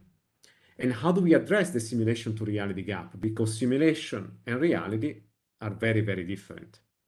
And finally, even if you make it work in the real world, does it generalize to different tasks and environments? So these are the key questions that we are facing as a community, and also us in my lab. So remember, we want to make drones more agile than they are today, and we want to combine traditional approaches with machine learning models. But I want to ground what I'm going to talk about on 3 concrete tasks. Autonomous drone acrobatics, so making drones try to approach the human capabilities, trying to make them perform acrobatic maneuvers. Also making autonomous drones navigate in the wild, which means in unknown environments like forests. And finally, autonomous drone racing. Let's start with the first 2.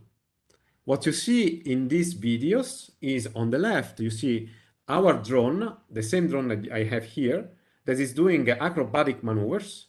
And on the right is actually navigating as fast as possible up to 40 meters or 40 kilometers per hour in forest environments, search and rescue environments, exiting an hangar, and many other environments.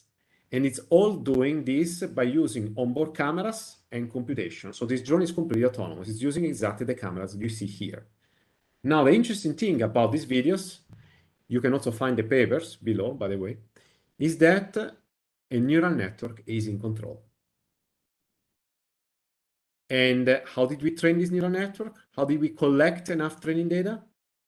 We collected the training data only in simulation. On the left, you see that the simulator that we were using for acrobatic maneuvers, and on the right, the simulator that we were using for navigation in forest environments. 2 different simulators. On the left, we used Gazebo. On the right, we used a simulator that we open sourced 3 years ago, which is called Flightmare, which is compatible with Unreal Engine, which is a video game engine, together with Gazebo, OpenAI Gym, and many other physics simulators.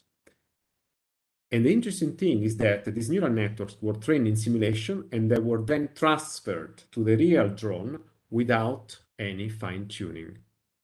So they were transferred at 0 shot. And as you know, this is very, very difficult to do with real robots, because there is a gap between the simulation and the real world. What you see in this picture on the top is what our simulated forest looked like. So when we trained the neural network to navigate in the forest, we presented the neural network this simulated environment, but this simulated environment is a distorted representation of the real world because it's different, you see? The real world looked completely different, which is the picture below. So there is a gap. This is called simulation to reality gap. And I can tell you that the main problems are, for example, that the forest also not only here looks like a cartoon, which is very different from the real world, but also the problem is that the real world appears often very differently because it depends also on the season in which you navigate. For example, in winter, you will have yellow or red leaves. So the trees will appear red or yellow. Occasionally, you may have snow, especially in Switzerland. There is a lot of snow in winter, so it will appear white. So how can you train an agent in simulation that will transfer to any different environment? That's very, very difficult. So there are some techniques to overcome this problem that I list here. So one common trick is to do domain randomization. So you randomize all the features in your simulator that you want your policy to be invariant to. So you could randomize the illumination, you can randomize the dimension of the trees, the inclination of the trees, the density of the canopies, the density of the tree, and we do all of that. You can also randomize the parameters that describe your vehicle, like the mass of the vehicle, the aerodynamics, and we can do that too, and we do that.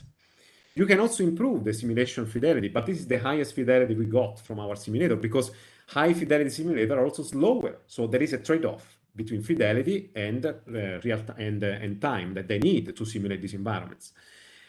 You can also do some real-world adaptation. but we want to avoid that here.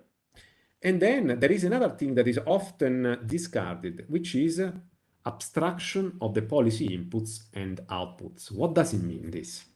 So there was a paper that came out in 2019 in Science Robotics, which is very influential, that basically they show in the paper that if you don't train a neural network policy on raw pixels, but rather on some post-processed version of your image, like optical flow, depth maps, segmentation masks, features, then the policy that you have trained in simulation will transfer better to the real world. Better means it will train faster, it will achieve a higher task performance, so higher success rate, and it will even generalize better to previously unseen environments. So now, what would be an appropriate representation, an appropriate abstraction of an image for navigating in the wild, to navigate in the forest? So we don't want to train our policy on raw pixels because they appear very different from the real world. Well, for us, what worked out very well was to train our neural network policy on depth maps that you see here. Depth maps, in fact, look very similar in simulation and in the real world. So what you see here is a simulated depth map that we were generating in simulation from simulated left and right stereo pairs. And if I showed you the same depth map from the real world drone, it will look very, very similar. Why do they transfer better to the real world? Because, as you can see, it's independent of the texture and the illumination. That's the reason why training a policy on such an intermediate representation transfers better to the real world. So I hope this message is clear, because it's often not done by researchers. Okay. Now, the big question is, how did we train our neural network policy, and what type of neural network architecture are we using? And what is the neural network replacing from the traditional perception, planning, and control architecture? So we trained our neural network policy via imitation learning. So, and the neural network architecture that we used is a convolutional neural network. The convolutional neural network takes as input the depth map, the velocity and attitude coming from state estimation. So we still do state estimation. And then you give the goal. For example, for us, the goal was to go in the certain absolute orientation, basically as straight as possible while avoiding the obstacles.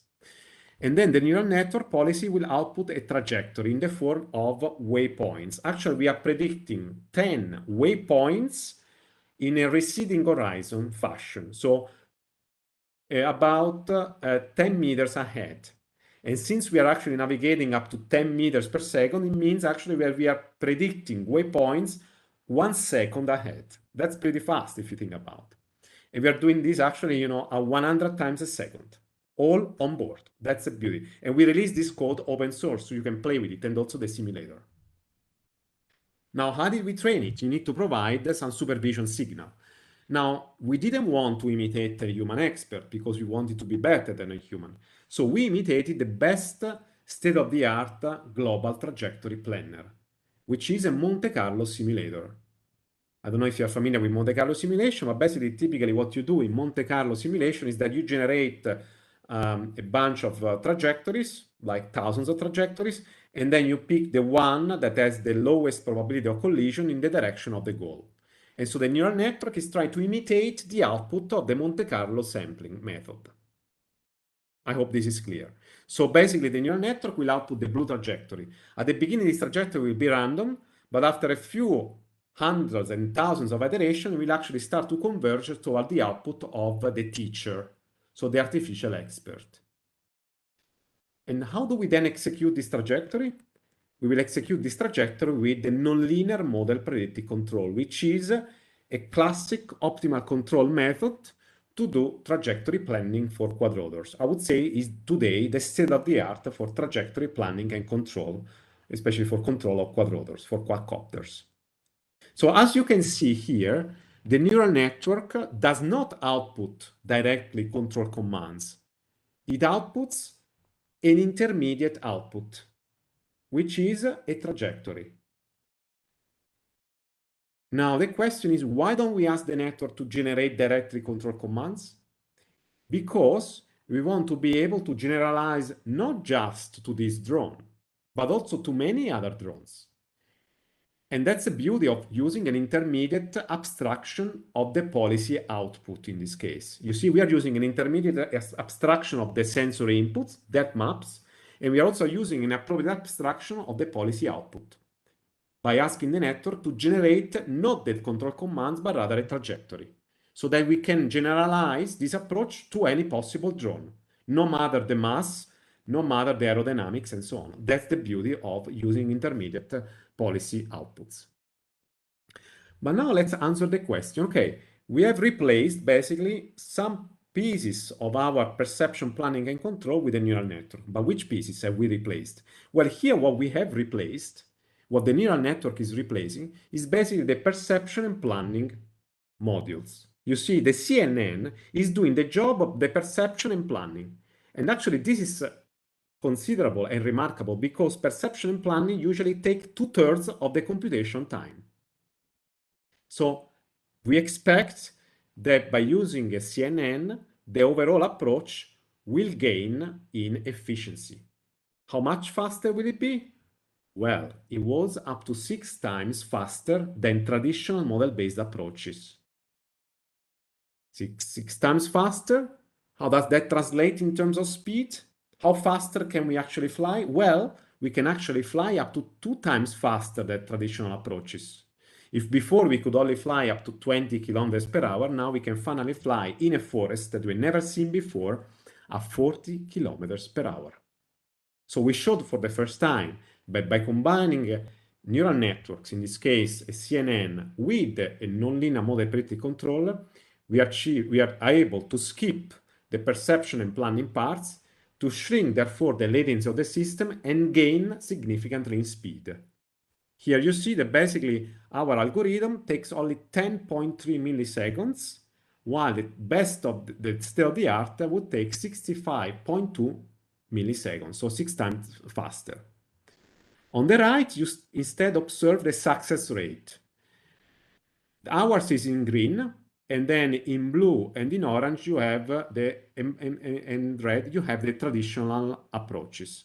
And what we observe here is that by using our neural networks, we are able to actually achieve a much higher success rate.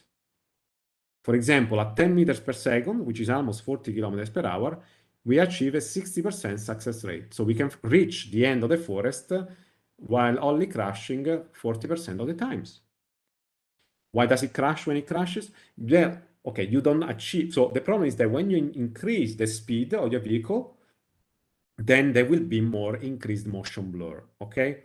So the motion blur can cause, for example, mismatches in your stereo disparity maps. And so some holes in the disparity map. So for this, we would actually need maybe a faster sensor, like an event camera, which I'm going to talk about later, in order to further robustify the front end of your system. But still, thanks to neural networks, you can fly twice as fast as before. So let's recap what we have seen so far. What I showed you is that you can distill complex navigation policies into a neural network, and that's already a significant result. What I also show is that thanks to neural network, we can make the robot more robust to sensor noise and also faster, so lower latency. So we can fly faster, and especially in a forest that is very difficult. That was very, very difficult before. You saw the previous approaches had a very low success rate at more than 5 meters per second. And this was possible by training the policy entirely in simulation and transferring zero shot to the real world. What made this possible? What was the key enabler? It was the use of an appropriate abstraction of the input of the policy and of the outputs of the policy. So we used depth maps for the inputs, and we used a trajectory for the output. And by doing so, we could generalize to the real world, to different drones, and so on. Now, the problem is, so far, is that we are using supervision. So we are using imitation learning to supervise this approach. But there are some tasks in robotics where there is no supervision, not even from the best state-of-the-art approaches. And in this case, the only solution is to deploy reinforcement learning. And then we start now going towards more agile drones, and we enter another research area that I've been working on for 5 years. I can talk 1 hour only about this, which is autonomous drone racing. What is autonomous drone racing? Is basically to navigate drones as fast as possible to win a competition. Let me show you this video.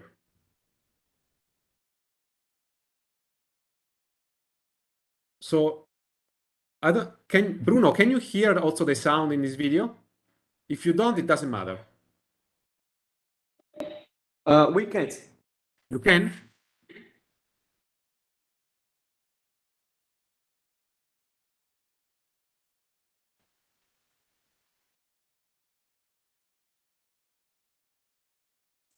Professor Scaramuzo, we can't hear any sounds.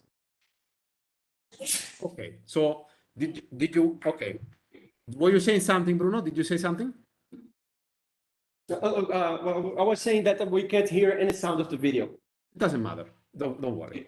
But what you saw in this video is basically Marvin. Marvin is the champion of Switzerland for drone racing. At the moment, he's only 15 years old, but he started racing drones when he was 12. Here, Marvin was racing at peak speeds of up to 80 kilometers per hour. And did you see how fast he was? So in drone racing, the goal is to pass through this sequence of gates as fast as possible in a given order, usually 3 or more times, depends on the organization. And usually the organizers give you access to the track weeks before. So you have plenty of time, plenty of days to actually rehearse on the same track. So you are overfitting the same track. And you actually improve over certain days, you know, your performance. The interesting thing is that in these competitions, they are so fast that usually the difference between the first and the second are 1/10 of a second, 100 milliseconds. That's as fast as they are. But they also crash a lot of times. Let me show you some spectacular crashes.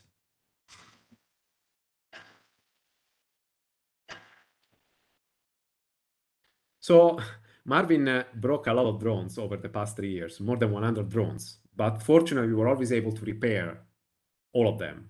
Because mostly what breaks are the propellers, are the blades. Surprising, the camera and the computer almost never broke. So I have to say chapeau to the company that made these cameras. It's really brilliant. But as you can see, it's very, very difficult to navigate drones at the limits of the physics, because that's exactly what drone racing is all about, navigating the robot at the physical limits. Because here at the physical limits, any little mistake can lead to a crash. Now, we worked on this topic for 5 years, and we have deployed a lot of controllers, path planning, algorithms, and we were using only classic controllers, but we were always below the performance of a human pilot until basically a few months ago, when we finally succeeded to train an RL agent, reinforcement learning. And let me show you this video. This drone that you see here is our autonomous vision-based drone and is navigating completely autonomously. Let me show the video again. Is navigating completely autonomously, reaching the same speeds that Marvin reached, 80 kilometers per hour. And it's completely vision-based. On the left, you see what the drone sees. So we are detecting the gates in real time, and then our autopilot, which was trained by a reinforcement learning, is directly generating control commands. Now, if you're interested in the details, all these are given in the papers below. You can take a picture, or I can send you the slides, Bruno, if you want. And then after 5 years of hard work by my PhD students, we decided to invite to Zurich the world champions of drone racing. And these are the people that you see here. So on the left, you see Alex Vanover, which is the drone world champion from the US. Then you see Thomas Bitmatta, which is the world champion from Australia. And we also invited Marvin, our Swiss champion. And then we let them rehearse on one track for an entire week, so day and night, as much as they want it. And then we organize a public competition. Now we are writing papers about it, so there is not much media coverage because we didn't make it. So this is, I would say, you are very lucky people that are seeing this.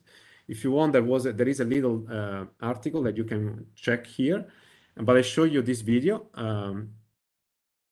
So the red drone is the human piloted drone, and the blue one is the AI drone. You can already see that the AI drone is faster. So yes, the AI drone won the competition against the world champions of drone racing in terms of speed. So the AI drone was a half a second faster than the world champion. Half a second means 500 milliseconds. And that's a significant result considering that in these competitions, the difference between the first and the second is, 1/10 of a second. However, humans are still better in terms of number of wins because they won 60% of the times, because when they crash, they can stand up and recover again and fly even if it's slower. So this is something that, for example, our drones cannot still do. Also, our vision-based drones can be distracted by any visual distraction, like if the illumination changes too quickly, for example, they can quickly, for example, get distracted and crash. So there is still a lot of work to make these systems resilient to any environment conditions.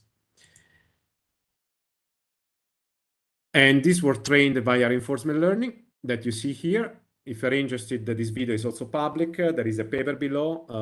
And then that means that basically we trained an RL agent in millions of episodes in simulation with an accurate simulator of our drone. The drone was flying millions of times in simulation in just 10 minutes. Yeah, it took only 10 minutes to train this RL, while it takes humans to train, usually for years and so on to reach a certain level. However, humans can still adapt to different unseen environments. And so with this, I would like to thank you for your attention, and I'm happy to take any questions you might have. Thank you.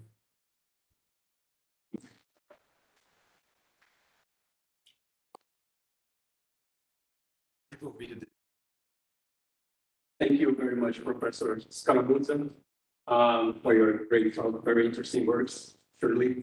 I believe we have questions from the audience. I think we can make this in two ways, if you agree with me. If you can come here and ask personally to Professor Scalabuzza, or if you can, if you're very shy or you don't feel comfortable, you can ask in Portuguese and I can translate to Professor Scalabuzza. Okay? So, Pedro.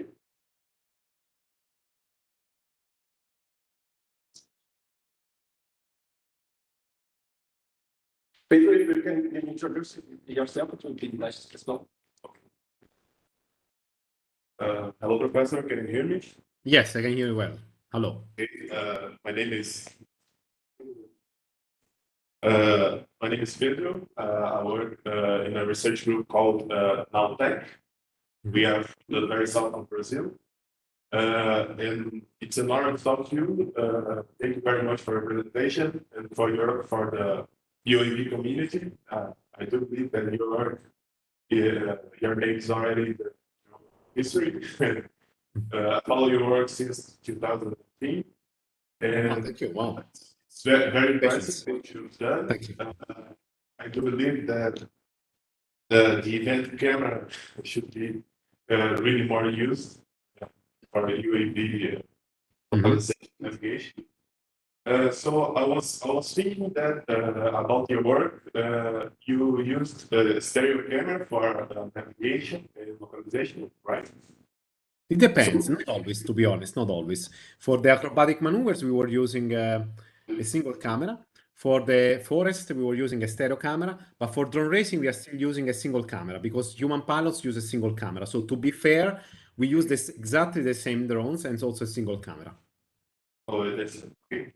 So my question to you is, how can we start to navigate and operate this kind of drones in low light environments, can we use like lidars or something like that to localize our drones?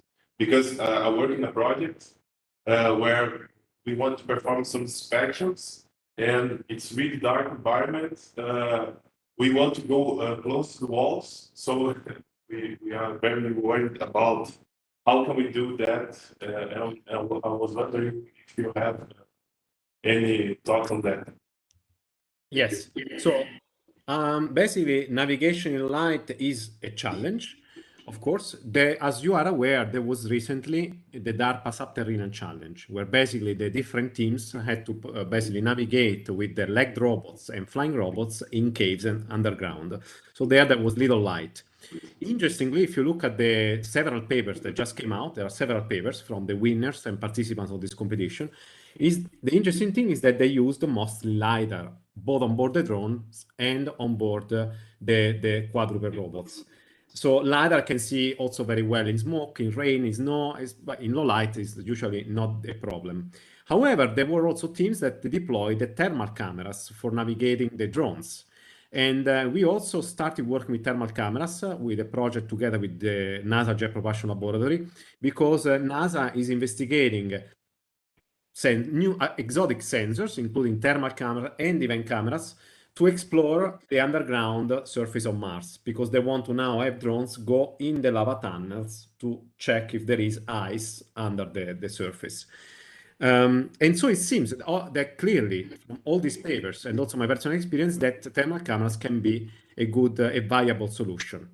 There is motion blur, of course, that can be avoided by navigating in the appropriate way to reduce motion blur. So we have done work where basically you can generate trajectories in a way that you reduce the motion blur in the region of interest that you're looking at. We are also showing that with thermal imaging, you can enhance the images with an appropriate pre-processing step in order to highlight the contrast of the image, so to facilitate feature tracking. But I think that to answer your question more generally, I think there is no single sensor for every possible application. I think the best is to look at all possible sensor combinations, and then it's a trade-off between weight, real-time performance, and especially safety and the size of the drone as well, right? Because for search and rescue operations, you cannot put a LiDAR on board because otherwise the drone is too large, but rather you would like to put cameras. So it's really, there is not a single solution. Yes, the trade-off between weight and the sensor capability is really significant. So thank you for your response. Thank you very much. I can also augment my answers to saying something about event cameras. So event cameras are also more sensitive to low light than standard cameras, but their added value is actually because they avoid motion blur, which is a problem when you navigate in low light. Because in low light, you could actually put a lamp on your drone, so you illuminate the environment. There are many companies doing this already for 10 years. The problem is that since in general, the average intensity is low, the exposure time will be large, over hundreds of milliseconds. So if you navigate too fast, then you have a motion blur. But event cameras are not affected by motion blur. So by combining a lamp with event cameras, you can actually get better visibility in that sense. Thank you. Yeah. Thank you for the question.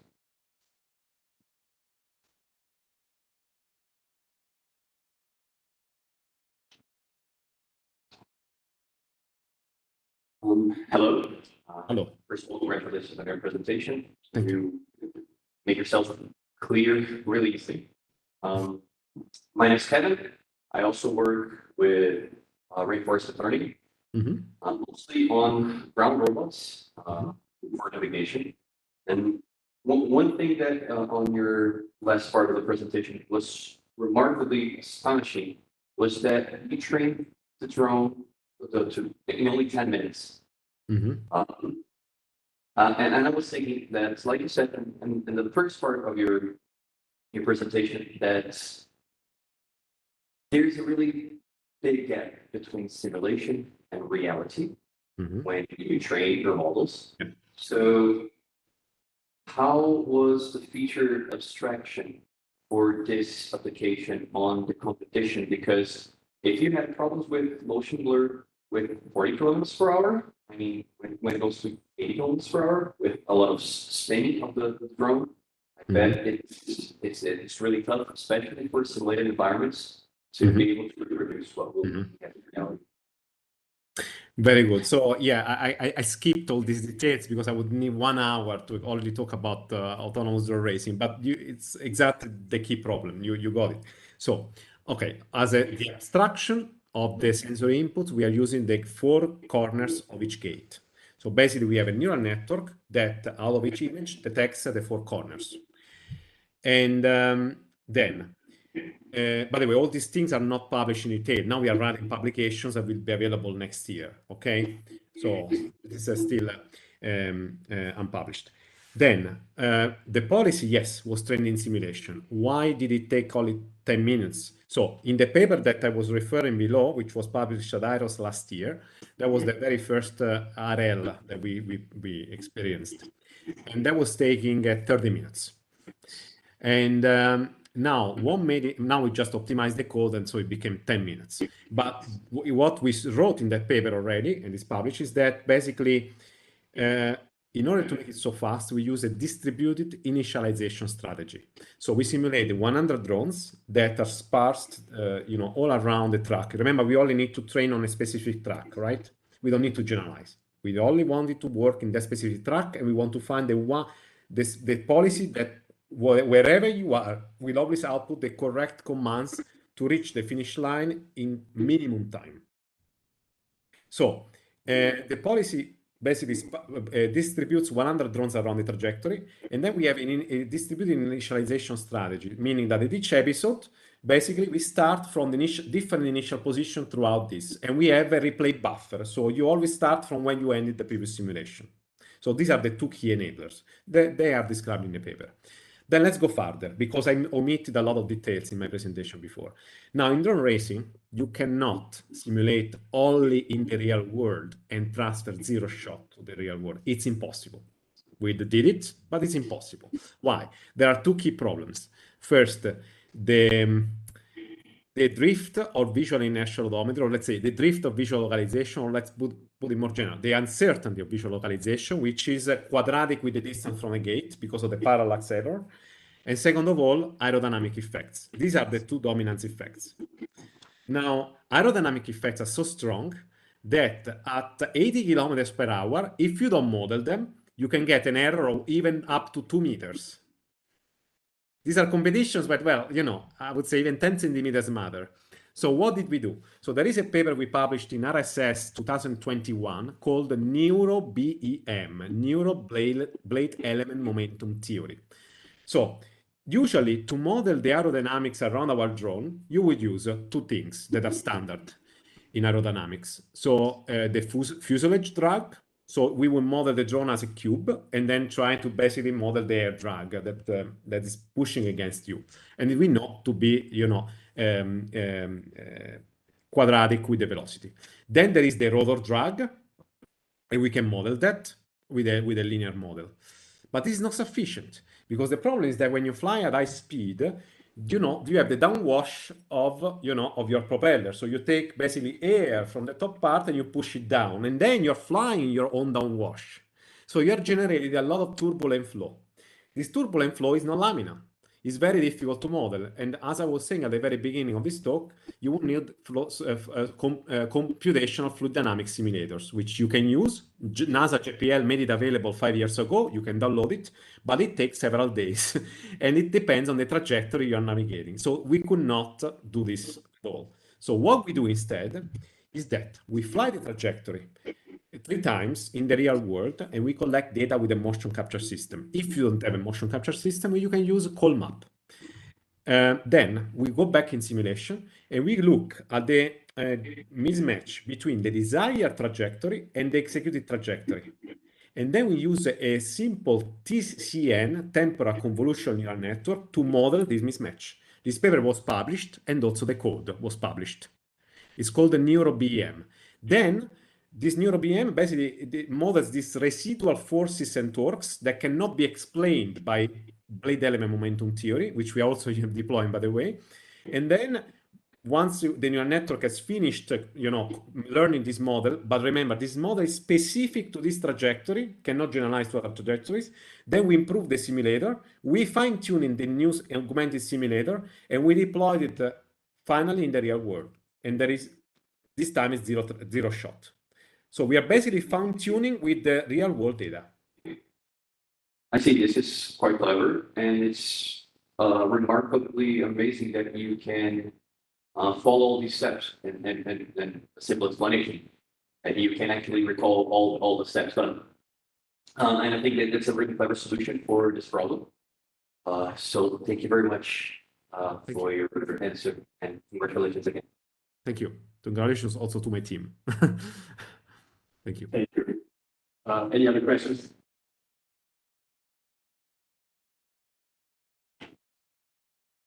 Hello, Professor. My name is Felipe. I'm professor from the Federal University of Amazonas here in Brazil.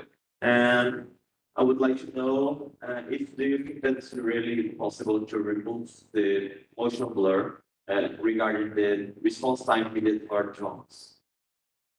Yes, it is Because possible. because they have some techniques to remove, right? So it's possible. Yes. Okay. So to reduce the motion blur, I would say that there are two possibilities, right? So either you adaptively change the exposure time of your camera depending on how fast you are going. Now, knowing just your own speed is not enough because the motion blur is caused by the optical flow motion, which depends on the ratio between your speed and the distance from the environment. So ideally, you want to fly trajectories that minimize your motion blur. And by doing so, you want to fly trajectories that minimize the optical flow. And therefore, automatically will minimize the motion blur. But to generate trajectories that minimize the optical flow, you need to know a priori the environment where you are flying, which often is not possible. However, what you can do, and that's what we do, both here and also in previous work. So we published for the first time this approach at IROS 2018. It's called PA-MPC, Perception Aware Model Predictive Control. And we also open source the code, PA-MPC. Basically, when we fly, say that you want to pass through a gate, we add an objective term to our MPC function. So typically, MPC wants to minimize the error with respect to a reference trajectory. While here, what we also do is that we add a perception term that tries to minimize the optical flow caused by the objects with respect to which you want to pass through, or the object that you want to remain in the center of view of the camera. So basically, to be more concrete, what you do is that you imagine that you know where the object is, you project, and you know that because you know your own state, so you're mapping the world. You take this point from the 3D world, you project back into the image space, and then you ask your MPC to minimize the distance of the projection of this point from the center of the image. That's what we are doing. And we're actually also training the reinforcement learning to be perception aware. So again, more details are given in this IROS 2018 paper, Perception Aware Model Predictive Control. So by doing so now, you are generating trajectories that facilitate the visual lock to a certain target. So they maximize the visibility of a point of interest. So the drone will be always flying such that the camera keeps this point of interest in the center of the image. That means there will be some new interesting trajectories that will be generated. And I tell you a funny emerging result. Say that you want to keep my finger in the center of the image and the drone wants to fly straight. What the drone will do is that it will fly like a sinusoidal trajectory. And then it will rotate around the object so that it keeps it in the center of the image. These are some of the interesting emerging trajectories that come out of perception-aware planning and control. Nice. Thank you very much. You're welcome. Any other questions from the audience?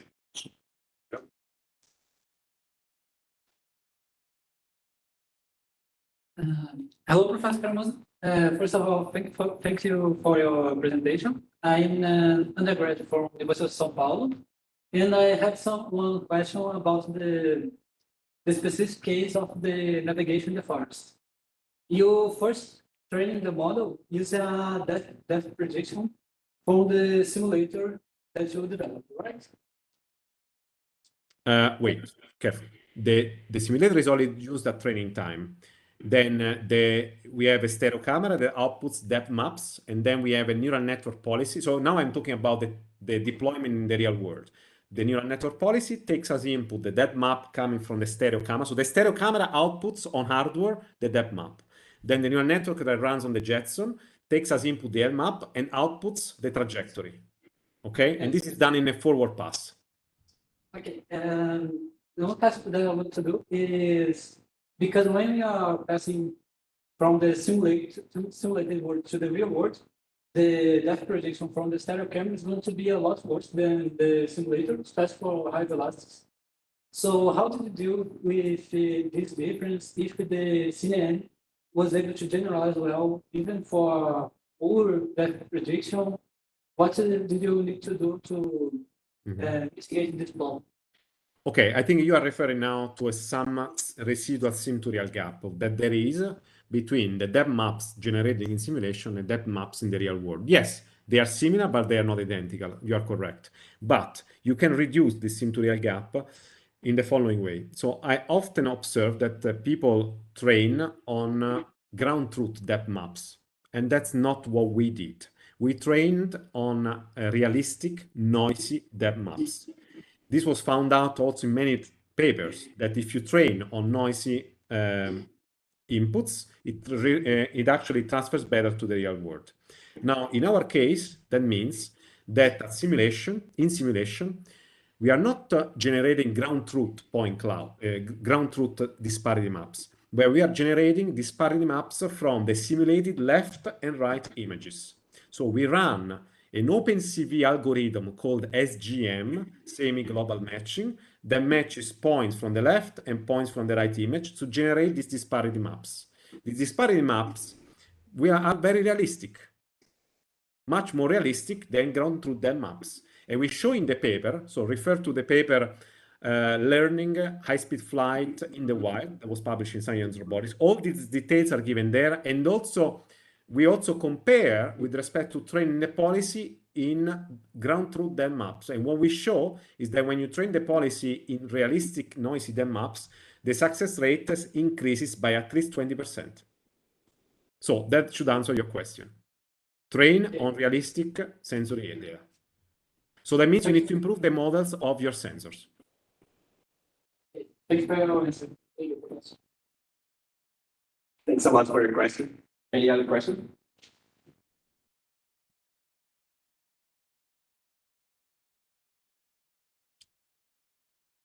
Hello, Professor. Huge fan here. I would like to address the reality gap. Do you think we can address it for the other way with generative models and make reality looks like a simulation? Absolutely, yes. It's a great idea, brilliant idea, and go ahead. Unfortunately, generative models are not much used still in perception-based robotics, but that's definitely a follow-up. So definitely great idea. Absolutely, yes. I think this is the future of robotics. Okay, thank you. Thank you. Any other questions? I have one question from Professor Marcelo Becker from YouTube. Hi, Marcelo. Yes. So Professor Marcelo Becker says his greetings. And first of all, thanks for your presentation. I would like to hear your opinion about challenges and opportunities on applications such as agriculture, forest monitoring, and industrial inspection. So, hi, Marcelo. So I've known Marcelo now for almost 20 years. So applications to inspection, agriculture, and so on. So I can tell you both from my personal experience and what I observe in the news and so on, and from interaction with companies. So what I'm observing is that now we are witnessing an increase of use of commercial applications on drones in all these scenarios that you have listed. If you go back to, I don't know if you saw the beginning of my presentation, but I showed a report that came out from Grandview Research in September 2021. It's the most up-to-date that I could find, actually. And they show that inspection represents 45% of the market, followed by filmography, followed by agriculture, precision agriculture, followed by law enforcement. So interestingly, what they show is that the inspection applications are inspection of bridges. This is now huge. There is plenty and plenty and plenty of companies that are using drones to inspect bridges. Why? Because at the moment, bridges require to block in the road, you know, and then for days or several weeks, sometimes causing additional accidents than you want to actually prevent. So drones are being used. How are they being used? So typically to collect visual data at the moment. But now we are witnessing also companies that are collecting contact data. For example, ultrasounds. Well, you know, Roland Sigvart has Voliro, a company from ETH Zurich that uses ultrasounds to basically look for cracks inside the surface. And there are many, many other companies that are doing this the same. The problem is that when you have contact, then you know you have to take into account the reaction forces, and so you cannot still at the moment navigate completely autonomously, but you require intervention from the pilot. Now let's talk about precision farming. This is another emerging field that is very important. So our most recent startup, Swind, is operating in the south of India to spray pesticides in the fields. But also I see drones being used, for example, to inspect crops, to count fruits, and so on. Because they can fly fast, and that's a key advantage. And they don't also pass over the grass, so you know they do not ruin what you're actually cultivating. Also, I'm observing a lot of applications of drones for sampling biodiversity and to count trees or to estimate the density of trees. So the Vijay Kumar is a startup from Philadelphia that is about sampling biodiversity. So they spread drones in the forests and they try to estimate the density of trees, the health of the trees, just using drones. So honestly, we are just blocked by our creativity. The biggest stopper at the moment for technological application of drones is their battery time. That's why I argue we have to make seriously drones fly faster.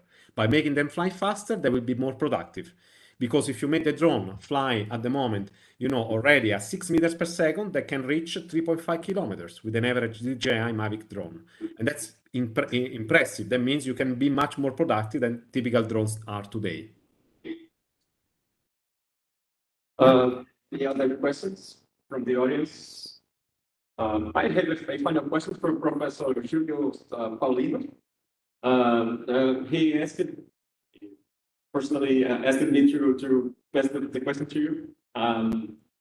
Well, you said seconds ago that, and also in the beginning of your presentation, that one of the objectives is to make the vehicles to fly faster, right? So, but however, you basically work with rotary wings, quadcopters, aircrafts. So Professor Julio Paulino was asking, how about fixed wings aircrafts? How does your algorithms would it be sufficient to just change the dynamics from rotary wings aircraft to fixed wing aircraft, and all your methods would work? What do you think about this? What can you talk about this? Yes. Okay, so first of all, so there are several nested questions here. So the first one is about the endurance of the drone. So the study that I mentioned at the very beginning, range endurance of drones to fly, so flying faster allows you to fly farther, was done only for multicopters, okay, for multi-rotor drones, not for fixed wing. So all the analysis there are derived for multi-rotors. We know very well that fixed wing drones in general, they exploit the lift and therefore they're more efficient. They can fly for more than an hour. I mean, even several hours or even forever. I mean, if you exploit thermals. And that's the great advantage of fixed wings. However, the disadvantage is that they cannot stop and hover on the place. So it really depends on different application scenarios. To answer your question, can my algorithms be used in fixed wing drones? Absolutely yes. Absolutely yes. We don't make so the only we have to adapt them to the model of your drone, but all the reasoning that we showed to work for multi-rotors can be adapted also to fixed wing drones. And actually, we are already doing this in collaboration with Professor Dario Floreano from EPFL. We are now trying to do vision-based navigation of fixed wing drones. Okay, perfect. Any other questions from the audience? Okay. Professor David Scaramuza, we thank you very much for your presentation. I don't know if you can hear it, but we will give you some round of applause. Just a second. Oh, that's another question. Sorry. Okay, sure, go ahead. This is this one. Another question from YouTube. Just a second. Okay, so this is Thiago Lopes. Could you elaborate more on the reinforcement learning policy when training the agent in simulation?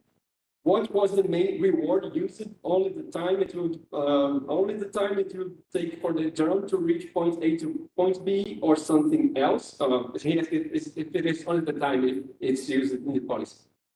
Very good question. It's not published yet. So time is one of them. So you want to reach it as fast as possible. So we want to maximize the progress towards the next gate. In the paper that we published at IROS 2021, we showed some of the reward policy, the reward function that we are using. So one of the terms is certainly to maximize the progress towards the next gate. This is sufficient to, by the way, then minimize the time to finish the race. So then another one is the penalty. So we penalize the policy whenever you collide with a gate, with a wall, or you miss a gate. That's also another thing that can happen. And third, super important, perception awareness. You want to favor and reward policies that point the camera in the direction where you're going.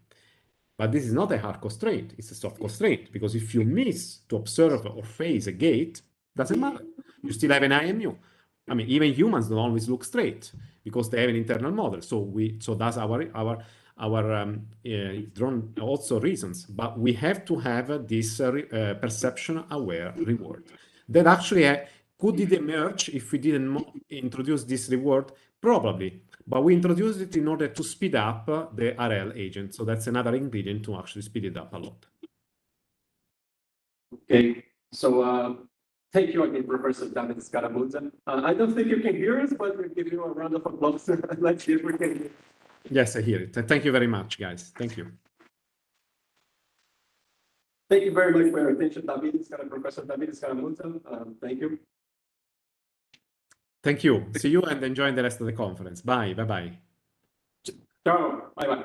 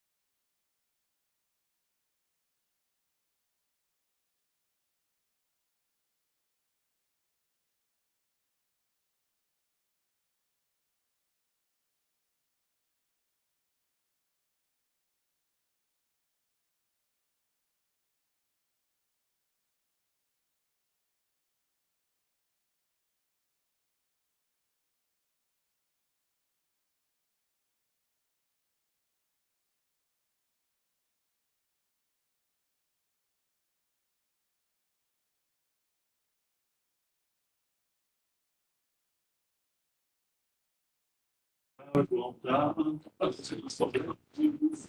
É só os dois.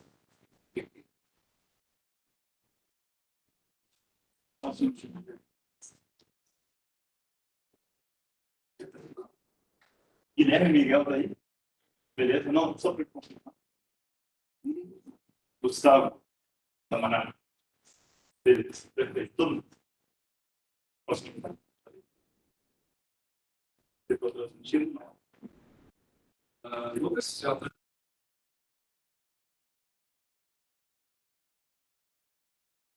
Good afternoon, everybody. Now we will start the session about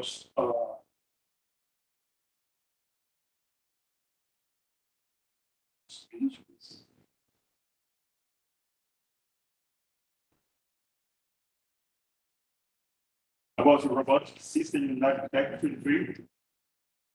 We will start with the mobile robotics for the being removed from high voltage power lines with Professor Rogério, Rafael, Daniel, Paulo, Bruno, and Federico. Please. Hello, good afternoon. I will present my paper, model robots for that removed from high voltage power lines.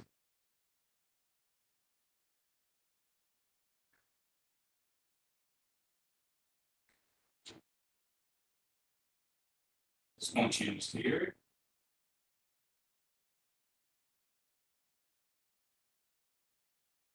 Distribution system is one of the most significant tasks of energy functionaries that can prevent the loss in the order of millions of dollars.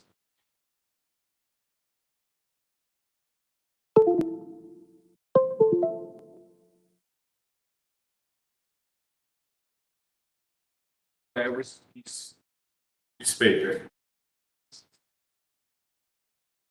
It's like over skies, balloons, black bag, and sneakers.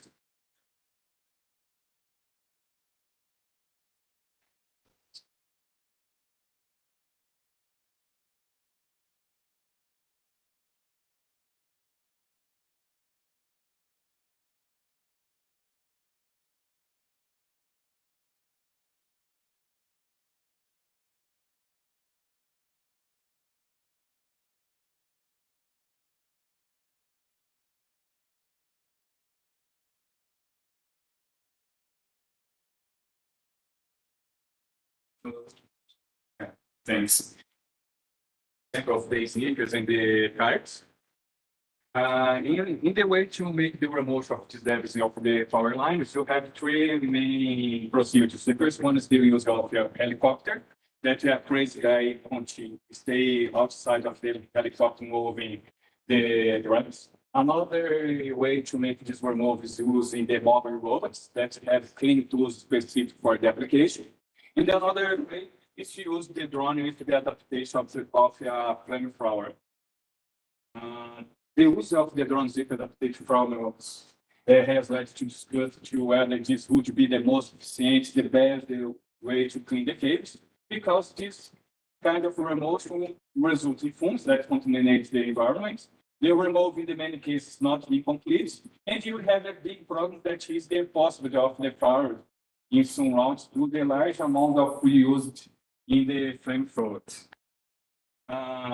Generally, when you use mobile robots, you have the problem that the robots have a high mass and therefore make it difficult to place them in the cable. If you imagine a tower, if 30, 60 meters, it's very difficult to place the robots in the cable. Generally, these mobile robots have complex mechanisms that make their contact maintenance difficult. And choosing space, you present some non-compact ropes for debris removal using a concentrate flame.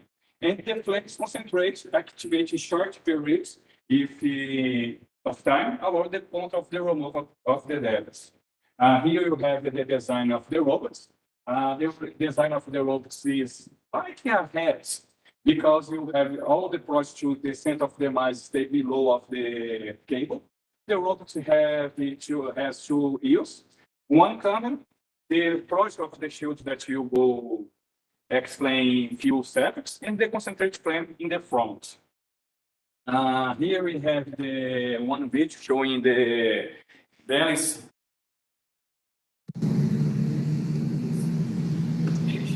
And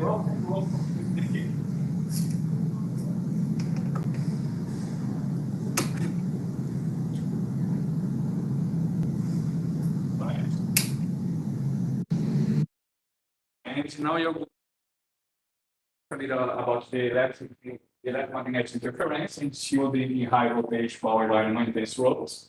The electromagnetic interference is one of the engineering challenges related to implementation of the autonomous robots for application in high voltage power lines. To mitigate its effects, it's necessary to implement electromagnetic protection, shield text to the robot's structure. He uses some considerations, like for example, that determine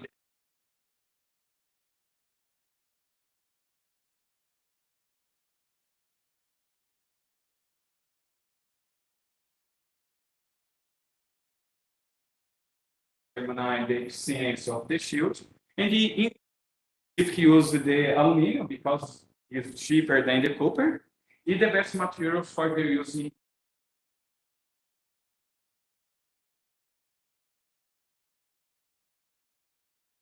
For the calculation involving this paper, all the mathematical equations stay in the paper for this check. You use the first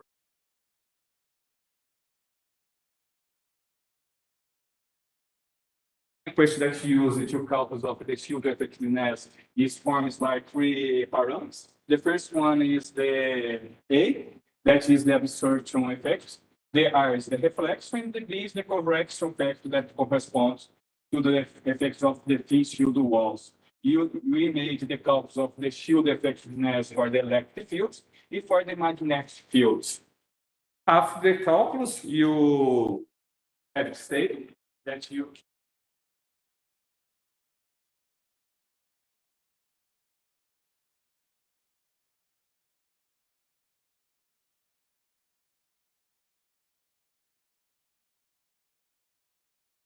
1 millimeters. That 1 millimeters is used to construct the robots. In this reference, Fernanda was found that 0.3 millimeters thick aluminum shields provides to be sufficient to avoid induction effects on the system and not to damage the structure of the robots. And choosing these modeling robots, like I showed before, you have a Faraday gauge configuration, like a X, to mitigate the problem about the electromagnetic fields interference, and the robots use the thickness of 1 millimeter to construct the main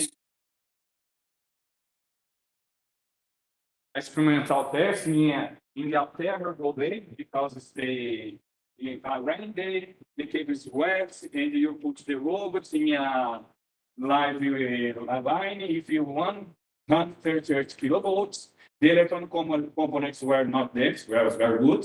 And the sense comes from the ground stations work very well, like the transmission of the commands, the transmission of the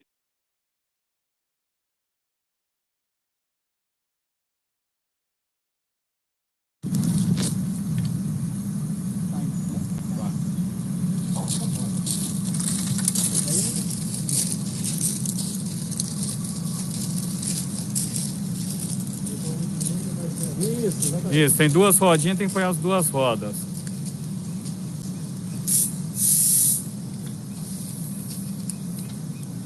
Vem para trás, Marcelo, com a vara só para inclinar e soltar dele. Pode soltar.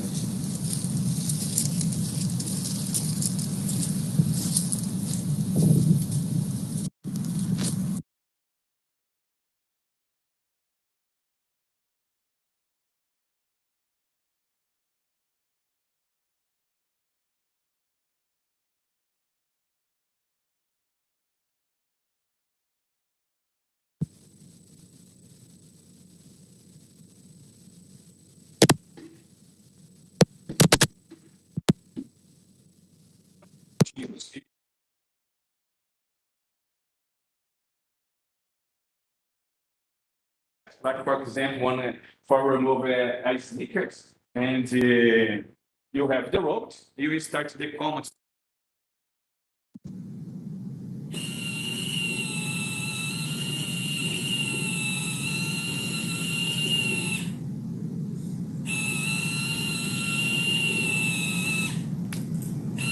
graph representing the cable and calculate the plan. The one that's going to part of the alpha together. And continue more. And take the other they operate the send the clocks to remove the object of the cable.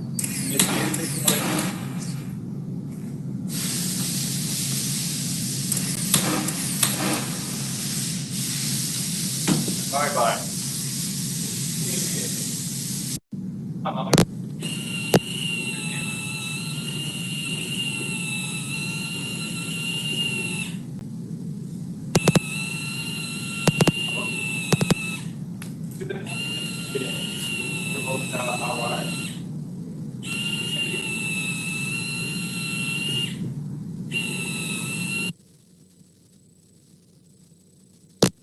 To remove the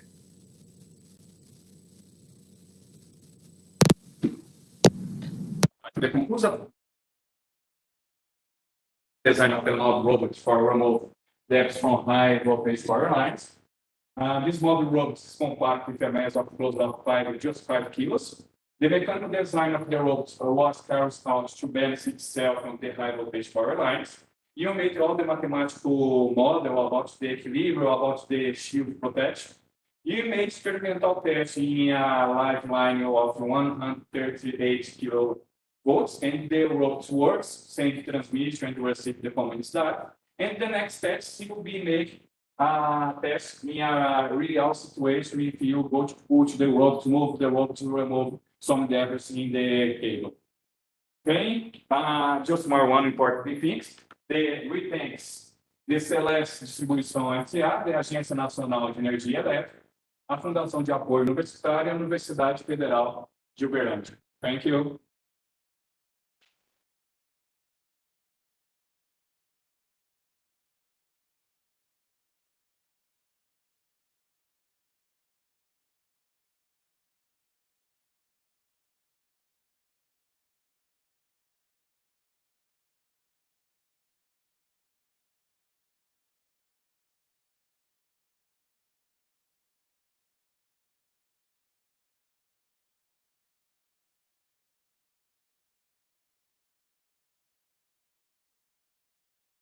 Specific solutions only for the debris that you can accelerate, like debris from the kites, for balloons, plastic bags. But in some crazy places, you can have another metal objects that you can't move with the solution. But you have another developed solution to get it. The Celeste that you can remove the another strange things in the cable, but it's not the story for today. Just the object that can incinerate. In the contrary way, not put fire in all the places.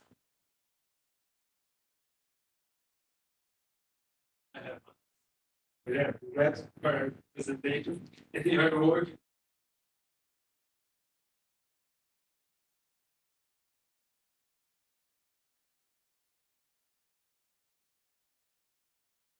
It's another story because this one is a patent project, but you have the idea to put the easy way, the drone new tests work very well, but in function of the patents, I can see not more. Okay? But you have the solution. Okay.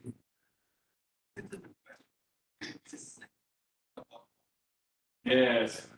Just after the congress, you have one page that you will go to finish the project. All the project is one step of the process that you have the all solution work. You need to wait the publication, they finish the patent periods to make this available, right?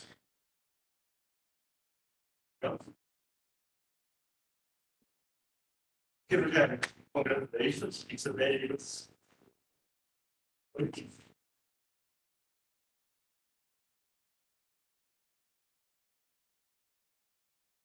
Thank you.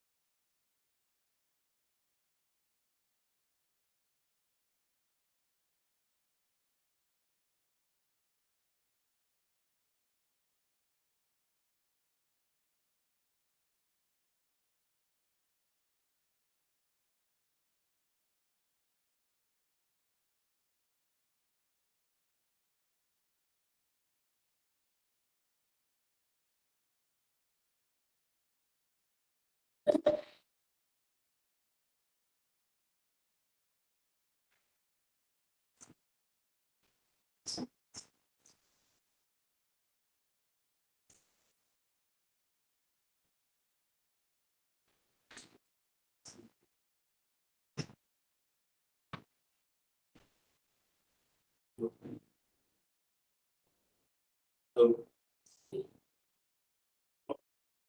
next paper is towards an autonomous RoboCup small-size league robots, presented by João Lerner, Felipe, Lucas, Roberto, Vitor, Ei, João e Ed. Please, João. Thank you, everyone. Good afternoon. My name is João. I'm from the Centro de Informática da UFPE, and I'm going to present the paper named Towards an Autonomous RoboCup Small Size League Robots. So we're going to start with a brief introduction, explaining about the context of our competition and about our robots and our architectures that we use in the league. Then we talk about some related work that we based our work on to develop this project. We're going to present the architecture that we have developed for our challenge. And we're going to show the experiments and results that we got with from the experiments. And finally, we have a conclusion with some future work that we are planning to work on. So as the context of our league, in the small size league, we play at the RoboCup, we play games between 6 robots for Division B and 11 robots for Division A. And we use a standard vision system that sends global positions to all field computers. So we have a camera above the field and sends positions from the robots and the ball in the field to our external computer. And the computer sends comments to the robots. And the robots are also limited to a 180 millimeters diameter, so they are very small. And in practice, most of the computation is done by the off-field computer, and we send just small comments, simple comments to the robots like velocities or kicking the ball.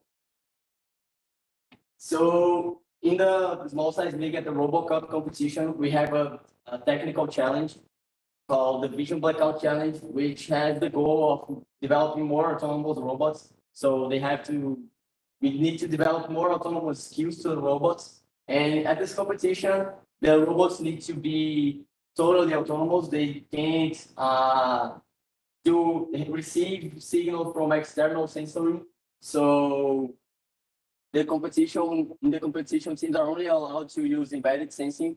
And currently at this competition, we have to solve 4 basic skills of the robots to play soccer, robot soccer, which are grabbing a stationary ball on the field, scoring on an empty goal, moving to specific coordinates of the field, and also passing the ball to another robot, and that robot should score the goal. And all of that in an autonomous way. They have to use only embedded sensing. So the main challenge behind this is that the robots are extremely resource-constrained platforms, and the RoboCup Small Size League is a highly dynamic environment. We have multiple robots moving fast, so the solutions require a good balance between silence or size, power consumption, processing speed, and accuracy. And specifically for this challenge, the robots don't have height restrictions. For the normal competition, we have some height restrictions. So our strategy, we want to introduce an architecture for executing these basic SSL skills autonomously, considering all these competition requirements, restrictions, and performance trade-offs. And for that, we have implemented a deep learning-based approach for embedded vision processing and decision-making. We also introduced a strategy for estimating trajectories based on low-level control in inertial sensors. We also have designed some final stage machines for implementing those basic skills. And our main contributions of our work were the development of this complete architecture that is capable of executing those basic skills autonomously. We also we are evaluating the integrated performance of multiple embedded systems, working on real-time challenging tasks. And we also present a testing pipeline and baseline results for future architectural improvements and evaluation, because one problem we have is that we don't have many results on this research to compare on. So in our related work, previously there was a team that has proposed using vision scan lines to detect the ball and execute those basic skills based on the ball position, but they couldn't detect other elements like the robots or the goal. So it had limitations. So we started working on building a data set and using convolutional neural networks for detecting the SSL objects. And we have also worked on inversive perspective transformation for estimating those objects' positions and to enable robots to navigate based on these positions. We have also seen that using PI tuning strategy, we could make the robot move on straight lines or make circular moves around objects. And we also found that we could make trajectory tracking by using inertial sensors like encoders or inertial measurement units. So this is the main pipeline that we use for our robot currently. We start detecting the objects from the frames from a camera. Then we represent those objects from the bounding boxes of the CNN as a ground point. We project those bounding boxes on the ground, and then we can estimate the relative positions of the objects based on the points. And we use those relative positions as inputs for our finite state machines that implement the robot skills. And as the output, the finite state machines, they say where should the robot move and how should it move, and which commands should it execute, like kicking the ball. And then we send these are all processed in a Jackson nano, and we send this information to our microcontroller, which updates the navigation of the robot and executes a trajectory estimation to know if it is to correct the trajectory that the robot should move. So this is an image of our robots, and with the onboard camera and the added processing module. So we use a Logitech camera and a 4 gigabytes NVIDIA Jetson Nano for detecting objects, estimating positions, and making decisions. It can detect objects for up to 5 meters, and it achieves a 30 frames per second with a processing rate with 10.8 watts of power consumption. We also use a microcontroller for low-level functionalities like controlling motors or inertial odometry tracking and path navigation. And those two subsystems, they communicate with each other using UDP socket packets through an Ethernet cable. So this is the pipeline we use for objects detection and estimating positions. With the camera frame, we can detect the objects using a CNN. Okay. Then we regress a ground point, and then we calculate the point position. This is the finite state machine that we implement for grabbing the ball, which is the most simple skill that we have. We also have scoring a goal and passing the ball to another robot. So here we have how our embedded navigation works. We have 3 kinds of movements implemented on the microcontroller, which are drive to point, which is straight line, which is a translational movement. It moves on straight lines.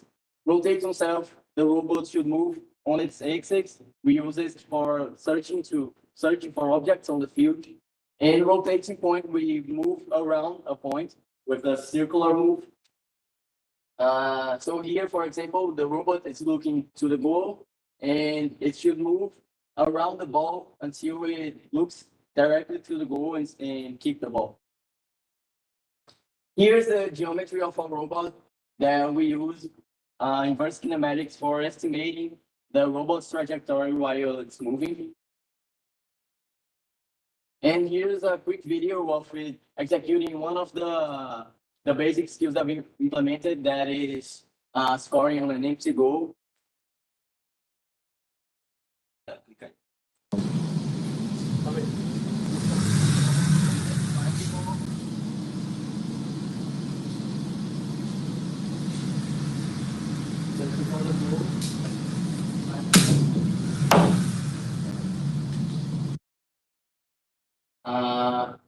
So from this architecture, we could implement 3 basic soccer skills, which were grabbing the ball, scoring on an empty goal, and passing the ball to another robot.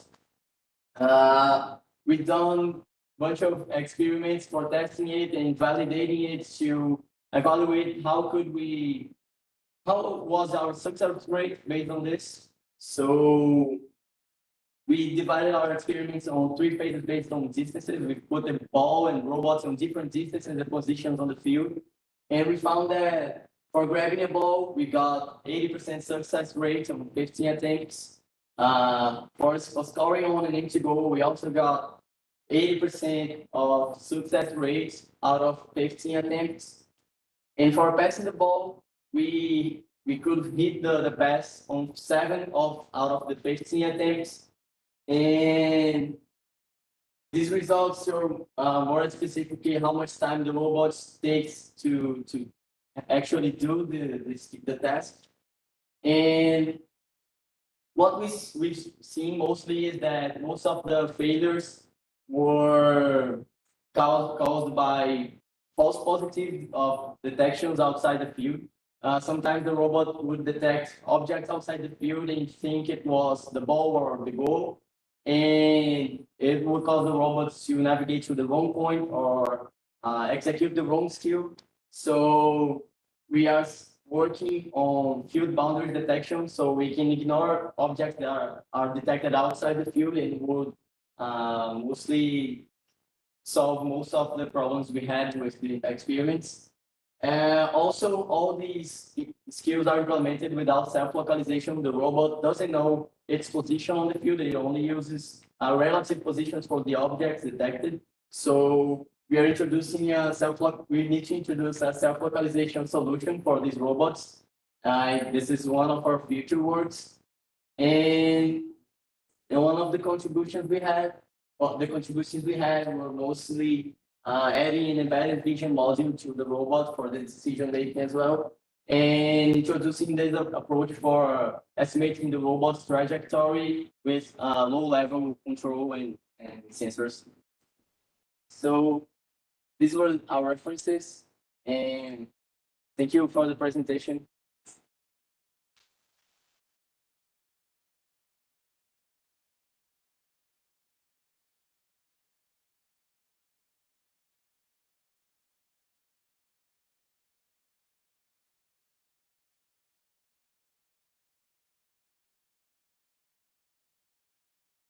And you are keeping it.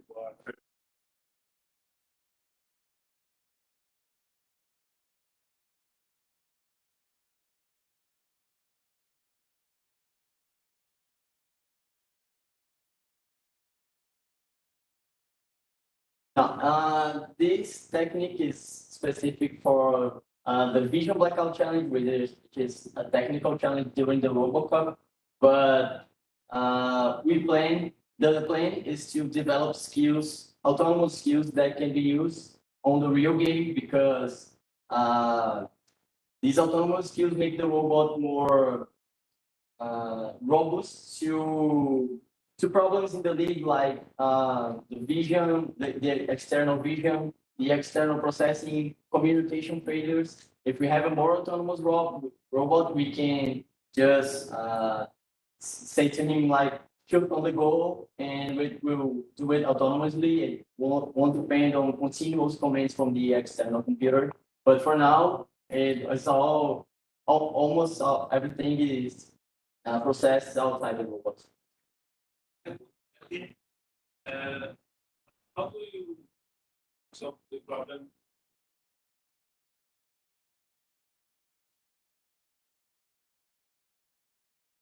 The size of to keep the ball. Okay, yeah, it's a problem because the field is completely equal on both sides. We don't have differences. And for the competition, we participate. The score on empty goal test, it can be done on any of the sides. So for now, it isn't a problem. One of the tests, the robot should pass the ball to the other one, and this other one should roll.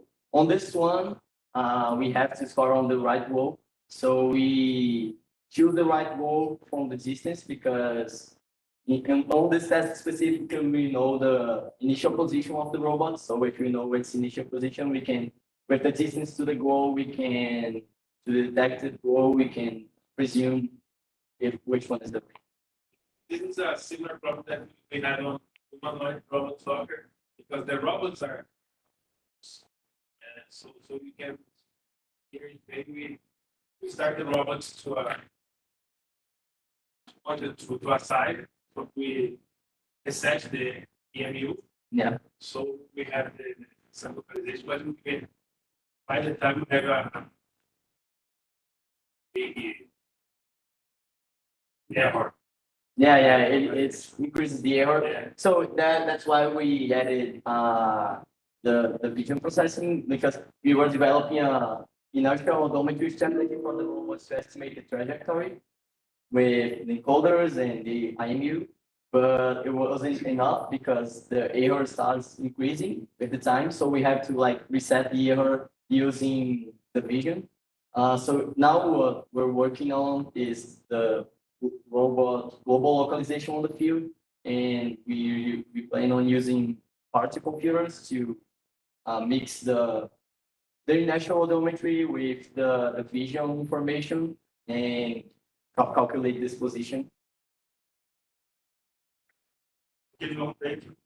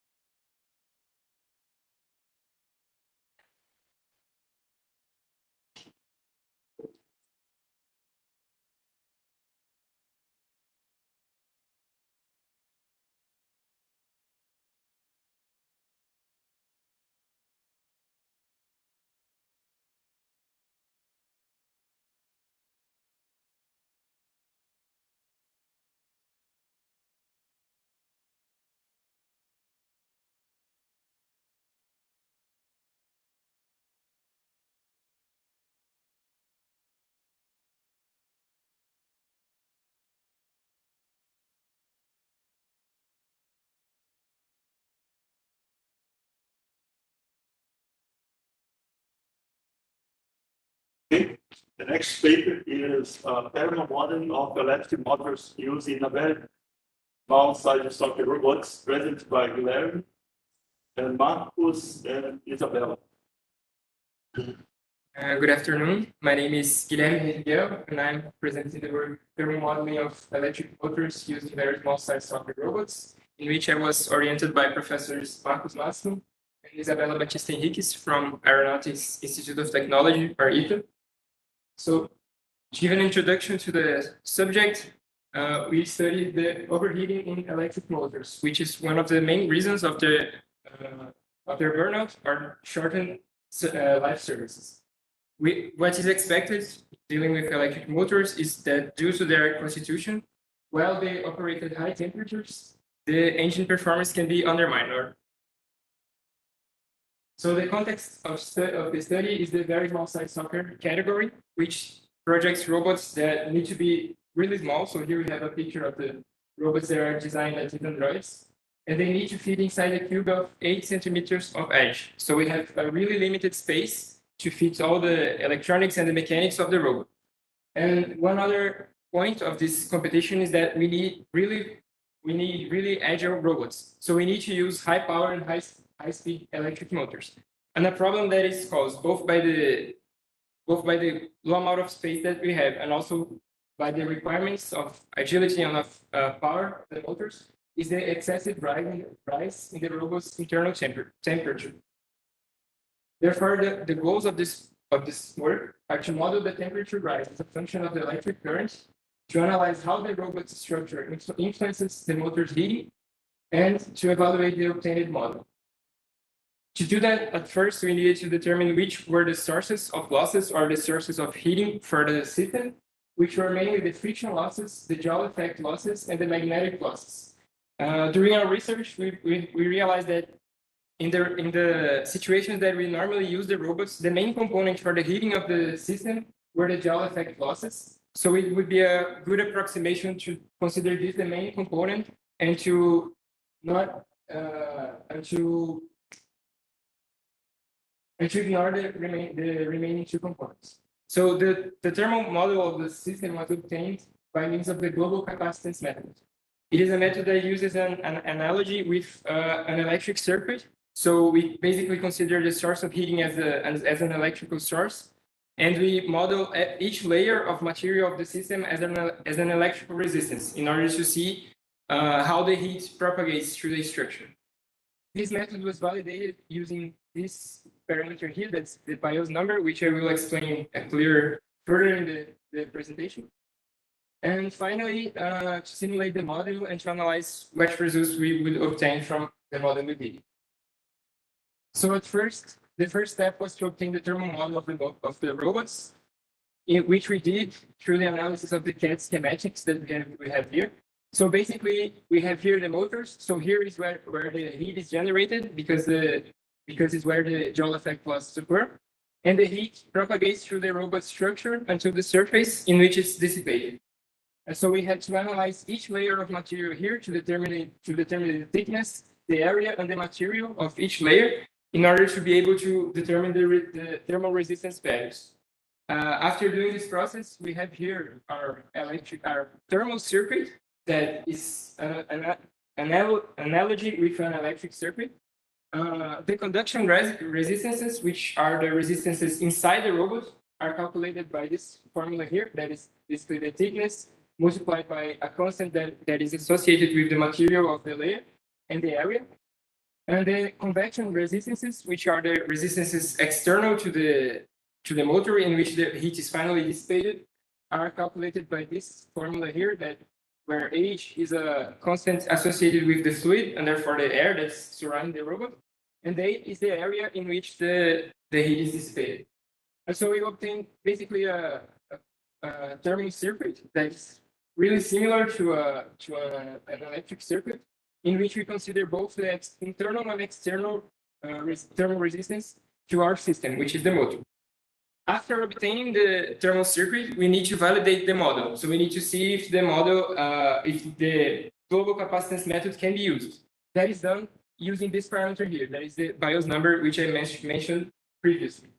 Basically, it is a coefficient, quotient between the internal resistance, internal thermal resistance, so the resistance of the motor, the thermal resistance of the motor, and the external resistance.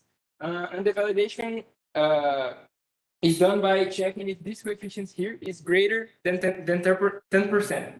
If it is greater, then the model cannot be used. Then the global capacitance method is not a valid approach. But if it's smaller than 10%, then we can use this model to approximate our system. In our work here, we obtain a BIOS number of around 2%, which indicates that the model could be used, and we could proceed with this approach to the study. And after that was done, we needed to simulate the results. It is important to notice that this work was done during the pandemic period, so we have really limited access to the real robots. So we couldn't run real matches with our robots to get real current values and to see how the current values behave during a soccer match that the robots play. So what we did was to make a lot of different simulations with constant current values, but we were varying both the situation which we were simulating. So we would consider or not consider the robot structure around the motors, and we would also use several different current values. So here we have an example of one of these simulations. We used quite small current values, and we did not consider the robot structure around the motor. So we could see that we had, with these small current values, and not considering the robot structure, we had a thermal equilibrium at a quite low temperature of just 33 degrees Celsius. And that thermal equilibrium is reached just after 400 seconds, which is not a great time as well. And this graph was compared with similar researchers, so we could see that our model was consistent with real experiments that were done with similar motors. After that was done, we started to look at what happened when we considered the robot structure around the motor. So here we have an example. Again, we are using a really small current value, and not considering the robot structure around the motors, we have a thermal equilibrium at a temperature of just 35 degrees Celsius. When we start to consider the robot structure around the motor, we see here that we have the equilibrium really close to 125 degrees, which is just the thermal limit that the motor can operate. Above this temperature, it would already be damaged. And we can also see that it takes a really longer time for the motor to reach this thermal equilibrium, which indicates that the system has a high thermal inertia. What does that mean? Is that it takes a long time to heat, but also it would take a long time to cool down again after we stop using the motors. And that is really significant because when you use the robots in very small size soccer competitions, we normally run several matches after each other. So if you don't have a lot of time between those matches, the motors wouldn't cool down. They would continue about in the same temperature, which could further damage the motors if we continue to use them. And then what we did here in this lower graphs here was to compare bigger values but applied in a smaller time interval. So here we simulated a situation in which the robot, for example, has to accelerate quickly, or in which they were in contact with an obstacle with an opponent, and it's pushing, it's demanding high current values. And you can see that even for a small time interval, if we have higher values like 1 or 2 amperes, we would already have a temperature variation of about 40 degrees Celsius here. And that is quite severe for motors, because if we reach a temperature as high as this, we already have a problem if you're going to continue playing further matches. It could damage the motors in the following matches. So the conclusions of this work are that we could, doing the simulations, we could analyze the heat dissipations in the motors, and we could see how the robot structure around the motors influences the motor heat. We could see that it stops the motor to cool down. We need a really long time interval for the motors to cool down. So that's a problem that we need to see how to fix. By calculating the BIOS number, we could validate the use of the global capacitance methods to model our structure. And the simulations were useful to evaluate the possible scenarios that could cause the motors to burn during a soccer match. So for further research, we could further improve this model using real values extracted from real soccer matches. And we could also use more powerful simulation tools to see how the heat dissipates through the structure, how it propagates during the use of the motors. Here I would like to thank the sponsor and also the National Research Council of Brazil for the financial support. And that's all. Thanks for your attention.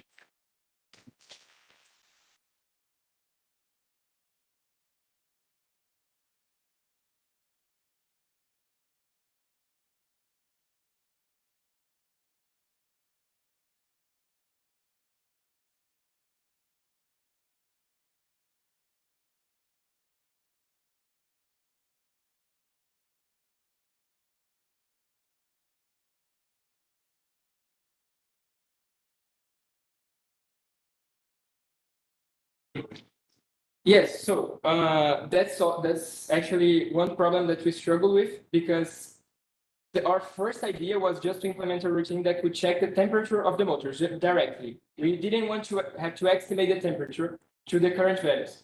But the problem is that we didn't have a temperature sensor close enough to the motors to get an accurate value. So we elaborated this model, and one step that we need to evaluate how it should be done was to get these current values. We believe we can do that with the embedded system. We have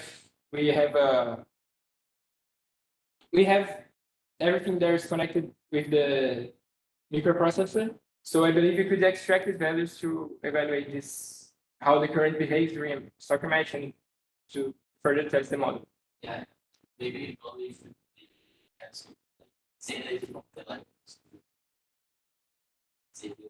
Oh yes, we were thinking on implementing a routine to check it inside the embedded system. So we would run the model because the equation that we need to solve to estimate the temperature is not really complicated if we assume some approximation hypothesis.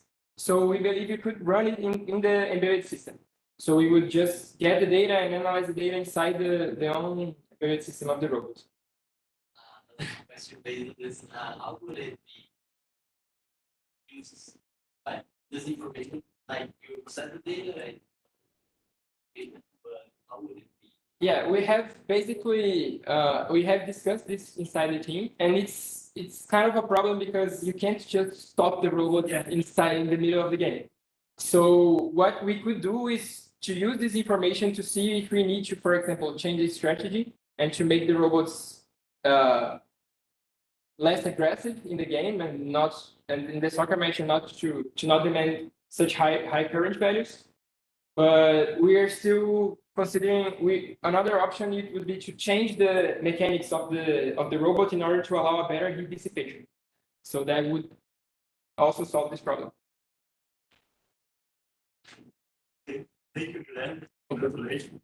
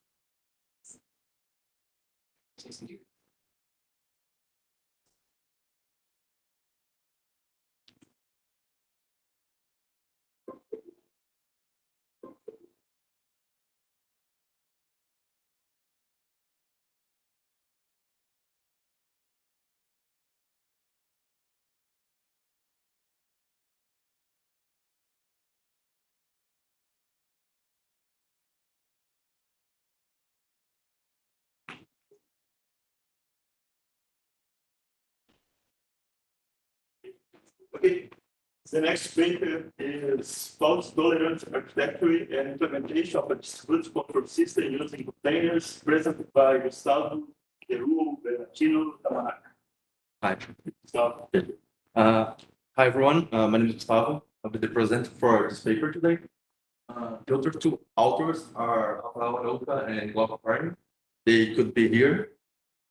So these papers start with three main pillars. There's Moore's law, not valid anymore. Moore's proposed that processing power should double each 18 modes, but it's not happening anymore. Increase of the cost efficiency CPU. So ARM's devices are getting really popular and cheaper. And we have better techniques for distributing systems because cloud environments are getting popular too, like AWS and Google Cloud. So lots of technologies for developing distributed systems are raising and get popular. So in this scenario, there's a possibility to decrease cost and overcome lack of processing power by combining techniques for distributed environments with multiple low-cost hardware. So the main goal of this paper is create and develop architecture where multiple devices are connected and can work together to operate application. My step case is the control for our plane. So we have a road deck control, a yaw deck control, a set control for the same plane working in different devices. So the forming concept of this paper, so distributed systems is created by Cannibal. There are 5 principles that should be followed. The transparency, the system should appear for the users as being just one computer, so the users don't know how many computers are in the network. Flexibility, the system can change the requirements of the initial project planning. So if you want to change something, you don't have to rewrite every code. You can just change a little part and everything works great. Dependability, the system is more reliable than a system with just one machine. So if one machine fails on the network, the others can supply and keep the application working. Performance, the system should perform better or equal than a system with a single computer. This is straightforward. And scalability, so the system can handle how many users are necessary. Usually when you write application, you do this. It's a monolithic application, so we have everything inside of the code artifact. It's easier to do, it's easier to deploy, and easier to test, but we have some problems like vertical scaling. If you want to handle more users or more scenarios, you have to increase the hardware, so it can be very expensive. Like in memory, is kind of close to when you have to scale that. It's a single point of failure. Oh, so if like a module fails inside of the code, everything's go down, and it's not flexible because you have to write everything in just one language. You can change. So in microservice application, you have everything at the compose version of the monolith. So each microservice is independent and can be implemented any programming language. If one of them fails, just this one fails, so the application could be running some limitations, and it's easier to scale. So if you have a problem where you can have parallel processing, you can scale just the servers and have multiple copies of that, and all the system should work perfectly. So the advantage is there's a context overhead for this case.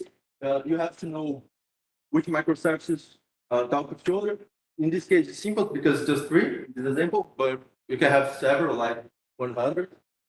And it also increases the system complexity. If you have to test something, you can isolate, you have to test everything together. So it can be a little tough. The fourth part is containers. Containers is really similar to VMs, virtual machines, but there's difference. There's no need for the guest OS, so they are lightweight than VMs, and you have the same level of segregation for the application. So if the application fails, they don't fail for the entire system, and so the host operation system is not affected by vulnerabilities or by memory leaks, something like that. So this is my experiment. For the end devices, I use Raspberry Pi and BeagleBone. The only requirements for the proposed is the device should run Linux or some kind of Linux because the containers need Linux to run. I use the Raspberry OS WS as my first system. I use FlightGear to simulate the aircraft. This is an open source project. Everyone can install if you want. It's really popular for academic research, and first part, this application runs web server, so you can access all the resources for the aircraft using a request. Like this one, you can request position for roll tag, for example, and you can send a command to change the position for the actuator, like the arrow. So my microservices implement Python, but you can use any kind of programming language. So I implement these controllers, and this is just a proportional controller. And each controller, each application runs in the loop. They request the position, make the calculation, send back to change the actuator. And for containers, I use Docker, which is a really popular container runtimer, probably the most one popular.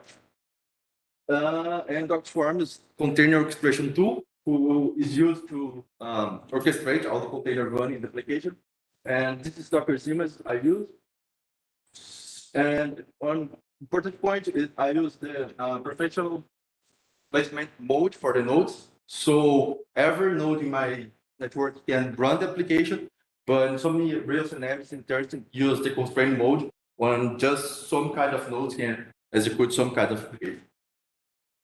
So this is my experiment architecture. I have a desktop running the FlightGear simulation, and I have the 2 Raspberries. One which run the roll DAG, the other the roll DAG controller, and a BeagleBone. They talk to each other. The 2 using a router in the DHCP mode. So some results. I did a performance test to measure how the resources are using, compare the Docker with the host machine. For that, I use this command, and basically these are my results. So here I have run user percentage and CPU use percentage. This is 1 gigabyte to run a machine. So all applications use almost the same amount of run, 1.5%. When running container, use 5.3, 5.4. So it's about 33 megabytes per application in comparison to the other rows. And for CPU utilization, it's almost the same. Docker performs a little bit better because this application is really intense in big requests in the network, and Docker has a special network interface. You can route most of the packets, so it's less overhead for the interface. but it's just a little bit. I measure the detection loss to make sure that in a scenario where there's a lot of requests running the network is not a problem. So any packet was lost, and this is attached with the loop. So I change the loop for different milliseconds. 10 milliseconds was the smallest one, but any vector drop or loss. And finally, I test for the fail condition. So I power off the bigger one, and one of the others device should restart the application. So bigger one is run the pit controller, and when it's failed, when it's powered off, one of the antivirus will take this application and spawn that. So I'm actually the time for the application cover and then for application rebalancing. Here I have some results. So average, when the application fails, the new one respawn and take place is 17 seconds. This value could be lower. I use the default health check value for the PlayStation 2 because I want to make sure to not use so much CPU power. But in my case, I could use more. My device is pretty potent, but for somebody else with a low-end device, maybe this actually done. And for rebalance, whereas when the node carries power on back, almost 11 minutes to take back the application. And then I test my architecture in a flight simulation, and I run the flight here using the turbulence with one. And here I have some results. So the other one will have the controller do not respond. So I kill the application and the airplane crash. Then in the blue one is just control, is full the time. And the red one, I fill the container in the little dots here, right fail, and it respawn after some seconds. And the application, the aircraft didn't crash.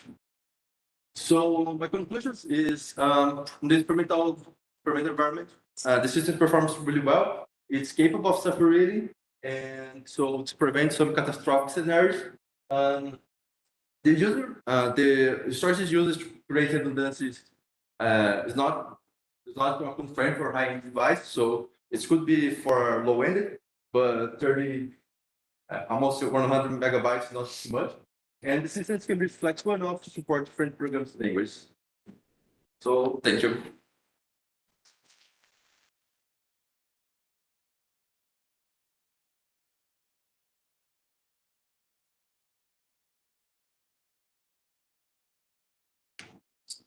Where's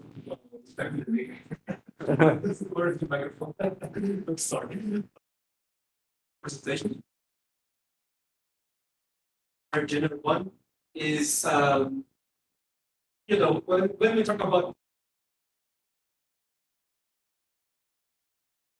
Okay, I don't have my presentation, but I have my thesis. Yeah, I know Ross always come back as a really important thing. So actually, you can run ROS with containers.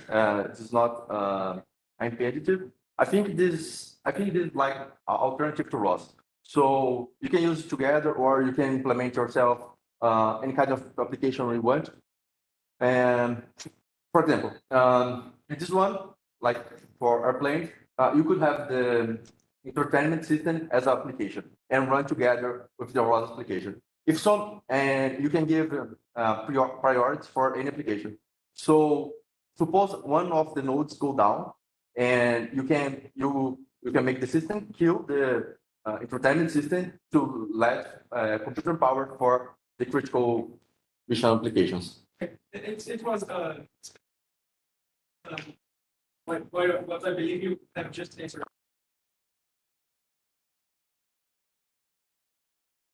Yes, you can use complementary if you want, or you can let ROS down. It's a document. Okay. Else? you, sir. Thank you.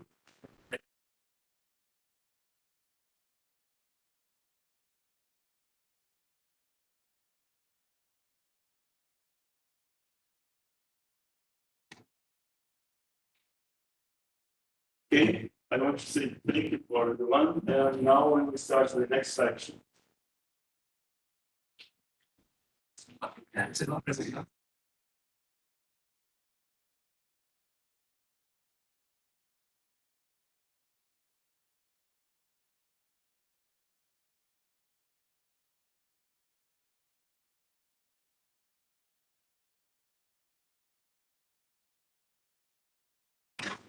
Você complica.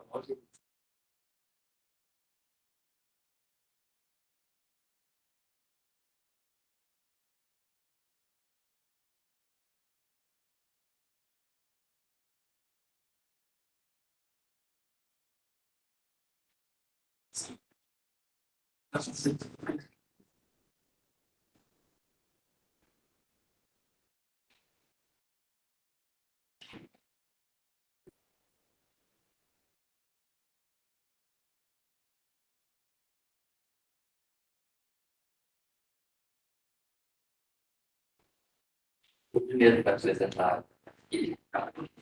Vai.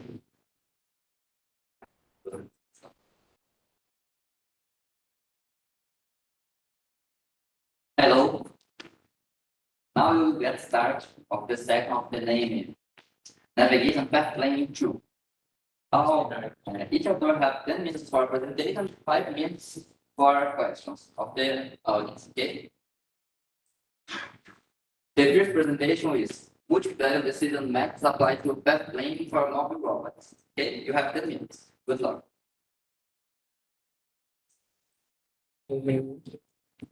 Hi, good afternoon.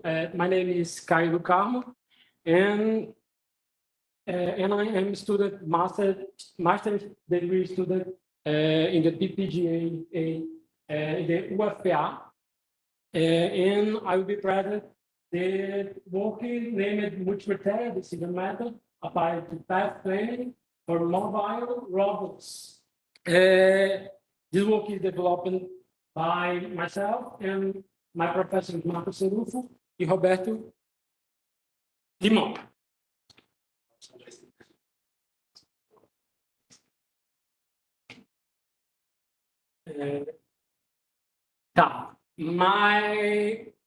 My presentation is organized by in topics, introduction, methodology, experiments and results, conclusion and future works, and reference. The problem of my work is the path planning, which is the problem that is frequently addressed in the robot area. In the problem, the mobile robots require the ability to move from one point to another, which is some problems, such as path and trajectory planning and avoid obstacles. The path planning can be classified by 3 different ways, based on environment, based on algorithm, and based on completeness. In general case, the path planning using a deliberative algorithm calculates a global path planning. This path planning can be optimized on takes into account the mapped obstacles and are based on mapping, which is good if the environment is static or these obstacles don't change. In the path planning using a reactive algorithm, it takes into account all obstacles. It's based on sensor, local planning. This path planning generates a local planning, which is the good if the environment is dynamic or the obstacles change at the local, but cannot guarantee the optimization. In this figure is below, we see the two paths, the two different paths when the obstacles are changed, when the obstacles appear. The AAP, the analytical behavior process, AAP, are a multi-criteria decision method, MCDM, developed by SAT. This method is divided in 5 steps: hierarchy structure, composed by alternatives, criteria, and goal, or best alternative.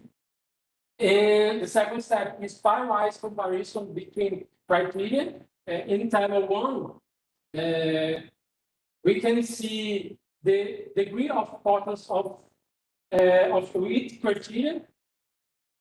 In table 2, we can see the format of pairwise comparison between one criteria over other criteria. And the third step determine the relative importance of the criteria and divided in 2 sub-steps: normalization in equation 1 and computation of the weight matrix in equation 2. And then, in the end, the evaluation of the each alternative considering the weight matrix, or the each alternative is weighting by each criteria.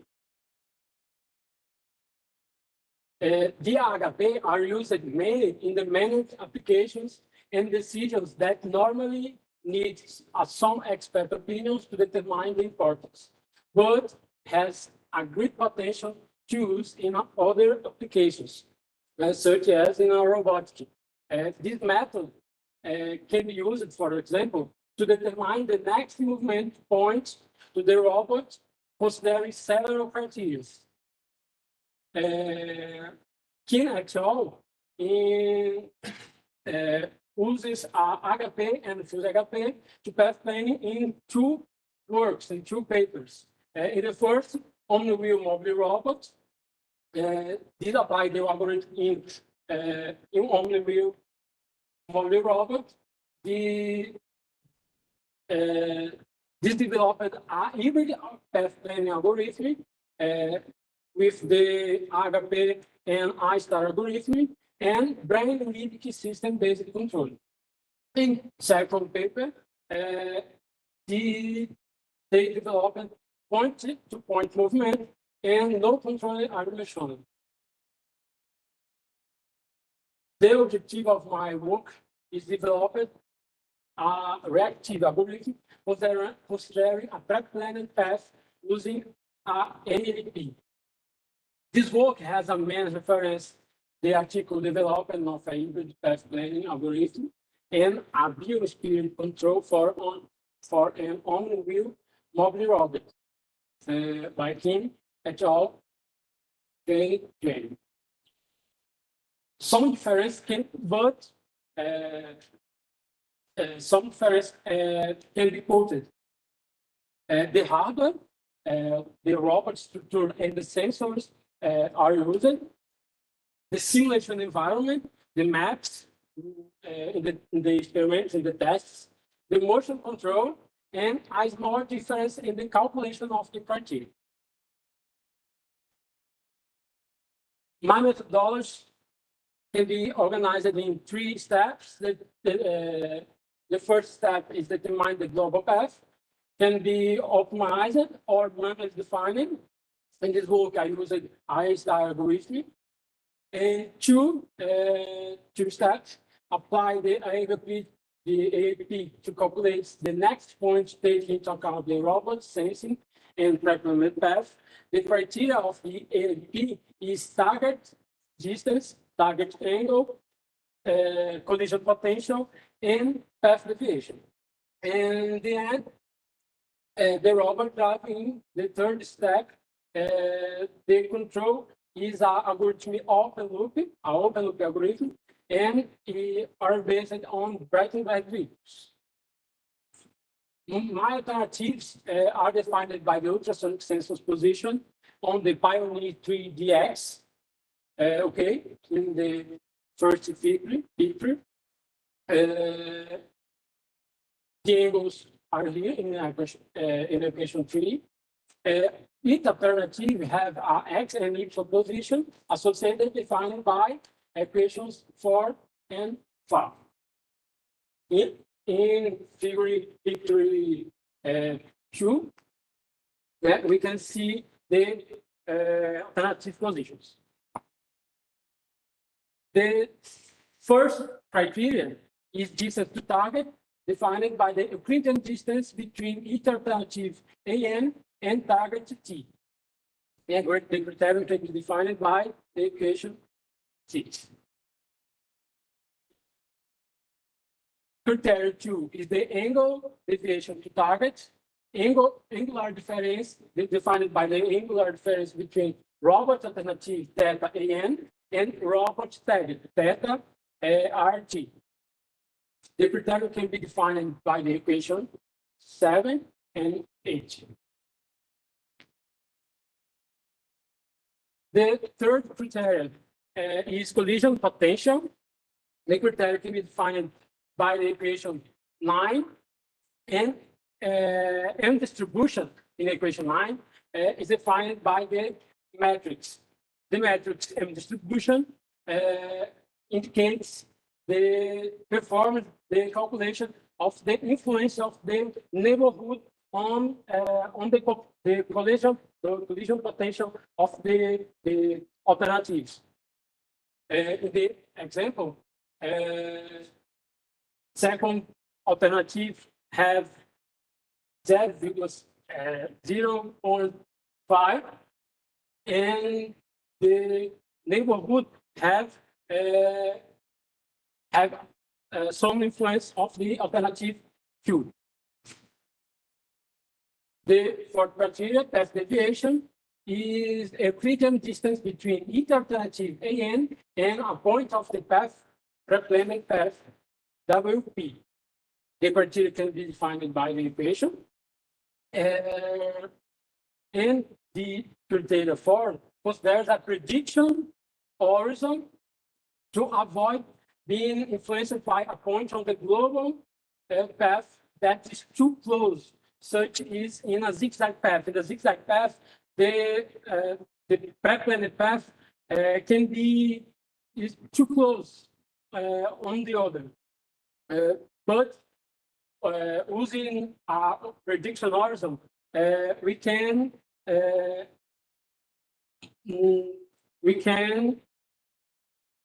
don't have influenced by the pre-planned path in the long future.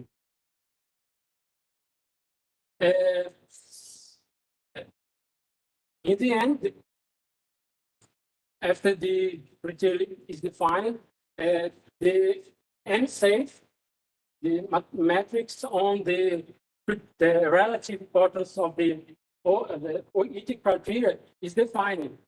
In this work, it is used two metrics of the relative importance.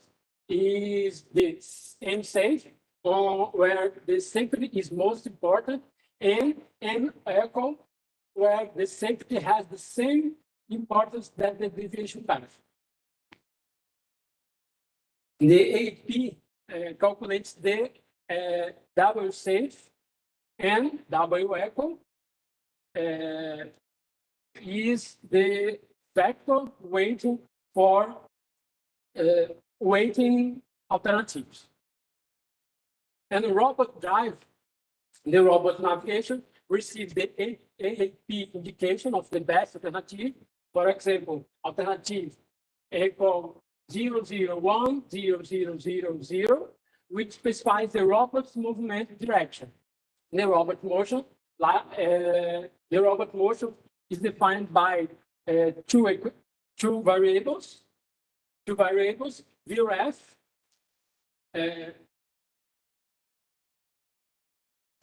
which is the robot angular velocity around the ZX, and WF, omega ref, which is the tangent velocity, speed of the moving forward or backward. And then, after they calculate VREF and omega ref, and then the inverse kinematic is used to determine the reference angular velocities of each wheel. That is my overview of my algorithm.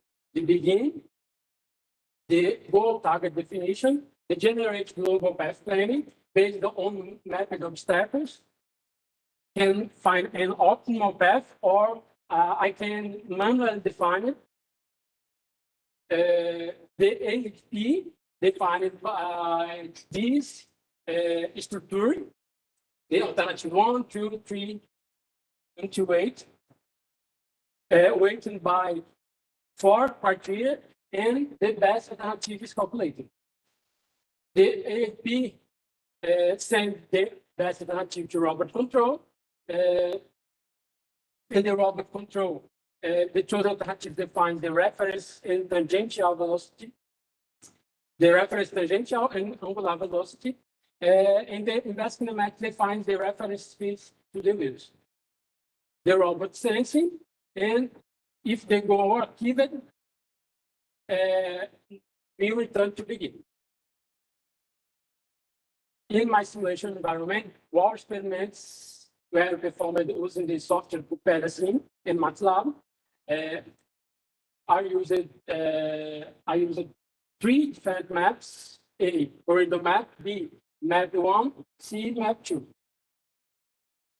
In my experiment 1, we can analyze the influence of each matrix of pairwise comparison. In green, M-safe, and yellow, M-echo.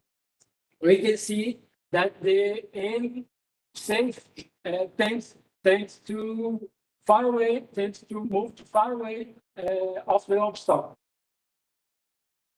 In experiment 2, we can see 3 different graphs shows the path, the optimal path calculated by the A-star algorithm, and the path of the 2 M matrix of comparison, AFP.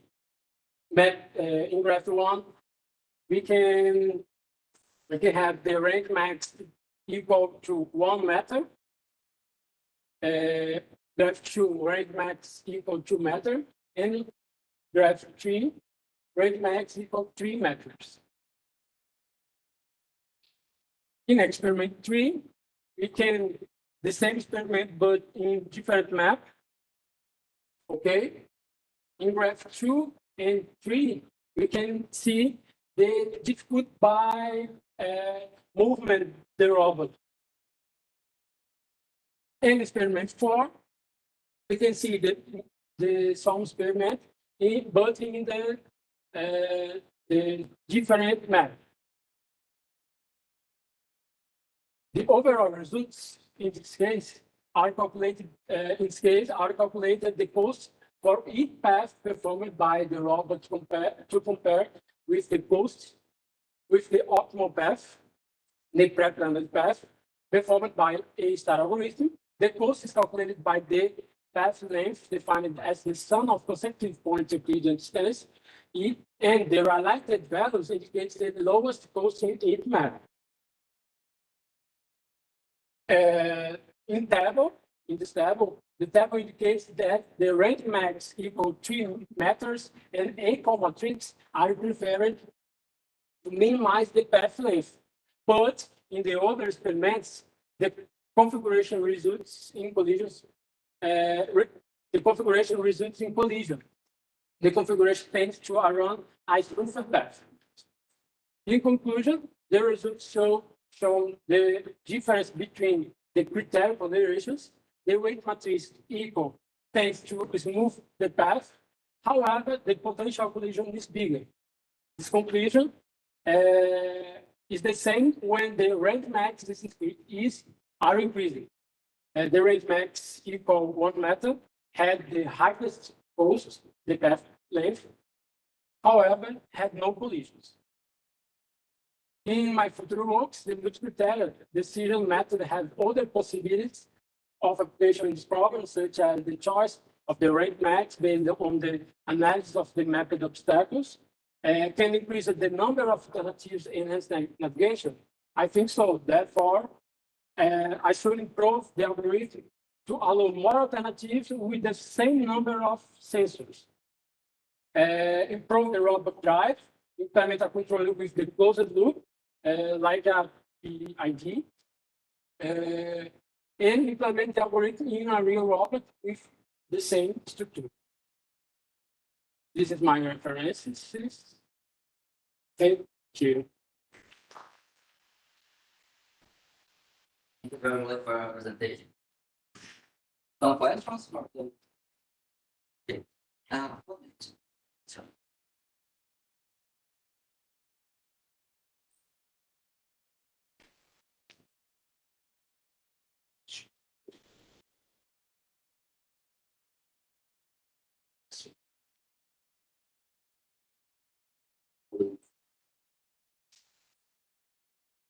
First, to congrats from your hopefully it's clear for me. Yes, these fragments in 2 minutes of the structure are diagonal.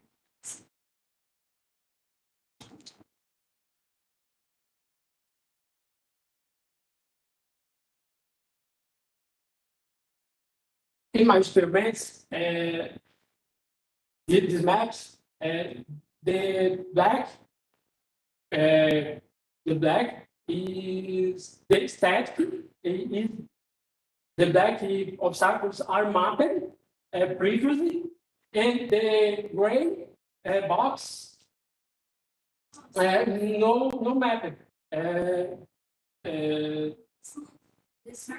No move, but it is no mapping. In the robot can move in the A-star algorithm calculates the planned path, the global path based on the mapped obstacles in black, but the gray obstacles not mapped. Do you see the green line cruising the gray box? Okay, this path don't take into account the unmapped obstacles. So the robot with the find the obstacle unmapped, he's moves too far away. Thank you. Congratulations.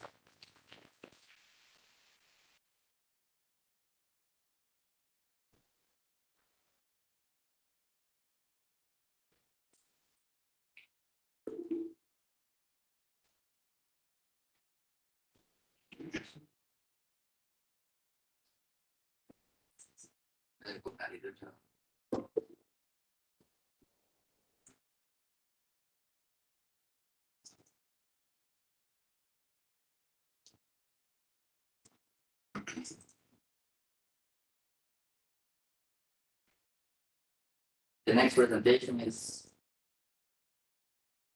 comprised between line column, free movements, roboting, task, putting a simulation from. You have 10 minutes, okay? 10 minutes.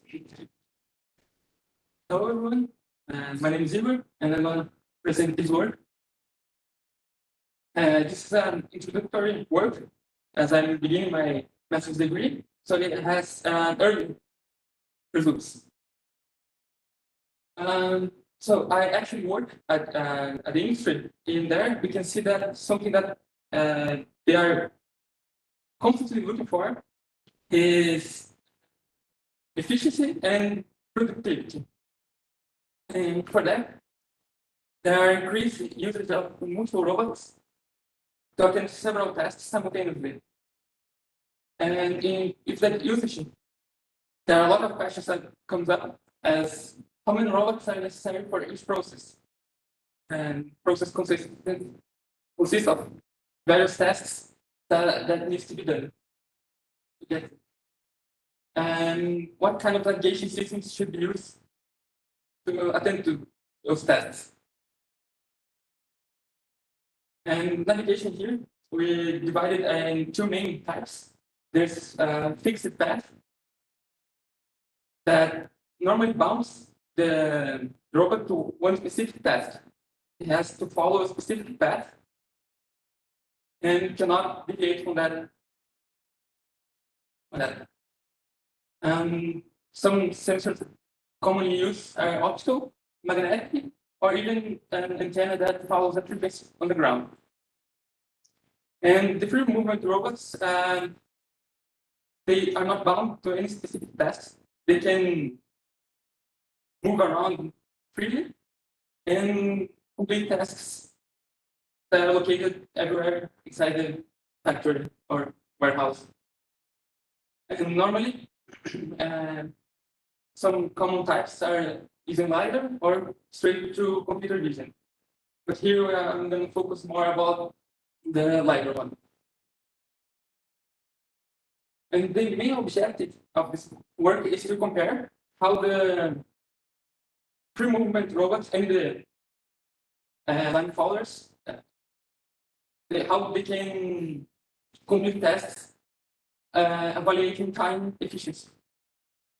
But specifically, we want to see if using fewer free movement robots, we can attend to as many tasks as multiple line followers. And so the comparison was done in a simulated environment using scenes in VRAP or PLC. All codes were developed in Python and uses ROS as the basis of everything. So the criteria used to compare was the capability of the robots in completing tasks. So number of tasks completed by each robot in the process, idle time per robot, and max and average wait time per task. And the idle time is defined as any time that a robot is not doing a task, so it's just waiting for something to happen. And the wait time is defined as the time that passes between a task being ready to be executed and when robot starting it. So the line followers, they follow lines, hence the name. But the free movement ones, we use two PID controllers to navigate them. One based on control the linear velocity, based on the current position of the robot and the target position. And the other one is to control the angular velocity, where uses the difference between the current angle of the robot and the target is facing the destination. There's also a fuzzy controller that is used to avoid obstacles. It switches between the PIDs and the fuzzy based on the distance to the closest obstacle. If it comes too close to an obstacle, it changes to the fuzzy controller to avoid it. And the fuzzy controller is a Tito with two inputs and two outputs. The first input is the distance to the closest obstacle. So the closest jet. The second input is the angle to the closest obstacle. And those inputs generate the two outputs. The first one being angular velocity, and the other one being linear velocity. First, controlling uses linguistic variables, so it's easier to explain using that. But basically, what it does is the closest it gets to an obstacle, the lower it gets in the linear velocity. When it increases the angular velocity, so it can swerve and avoid the obstacle. Also, it checks where the position of the obstacle is. So within the order, if the obstacle is on the right, it tries to go to the left, and so forth and so on. For straight obstacles, we use a rule to just turn left to avoid two robots colliding each other. The test is a standard cargo transportation procedure. It has a starting location, a final location, and they have a fixed time for when the task is ready to be executed. And here the tasks are only representative.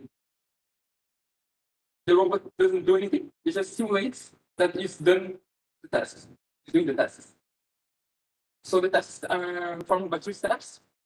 The robot waits a fixed amount of time to simulate collecting the load, the cargo, go to the testing, and then waits another specified amount of time to simulate delivering the load. And there's also an extra step, depending on the type of robot that we are using. The line follower, they need to go back to the initial location after completing the delivery. And the free movement robot, they have to go to the first position to actually collect the load. And there's also a scheduler, this separated script that assigns tasks to free movement robots. Since they are not bound to any specific tasks, they have to have something that tells them what to do and when to do it. And this scheduler simply checks which robot is the closest to the task, which idle robot is closest to the task, and assign that task to that robot. The robot use is in both navigation approaches for the free movement ones and the line followers. This one is called Bob. Has a maximum speed of 1 meter per second, and is a propellant lighter, slightly modified to use a 180-degree arc to facilitate the controlling. The timers, we had some problem using straight up time as a criteria because the simulation are separate from the tasks. The tasks are scripts. And we had difficult synchronizing both. So especially do heavy processing. So to combine the two, we use simulation time.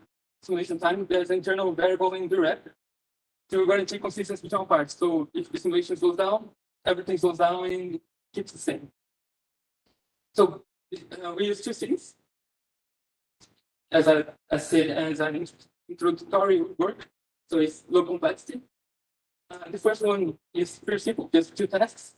And the second one is a little more complex, has 4 tasks with some obstacles. We use 4 experiments.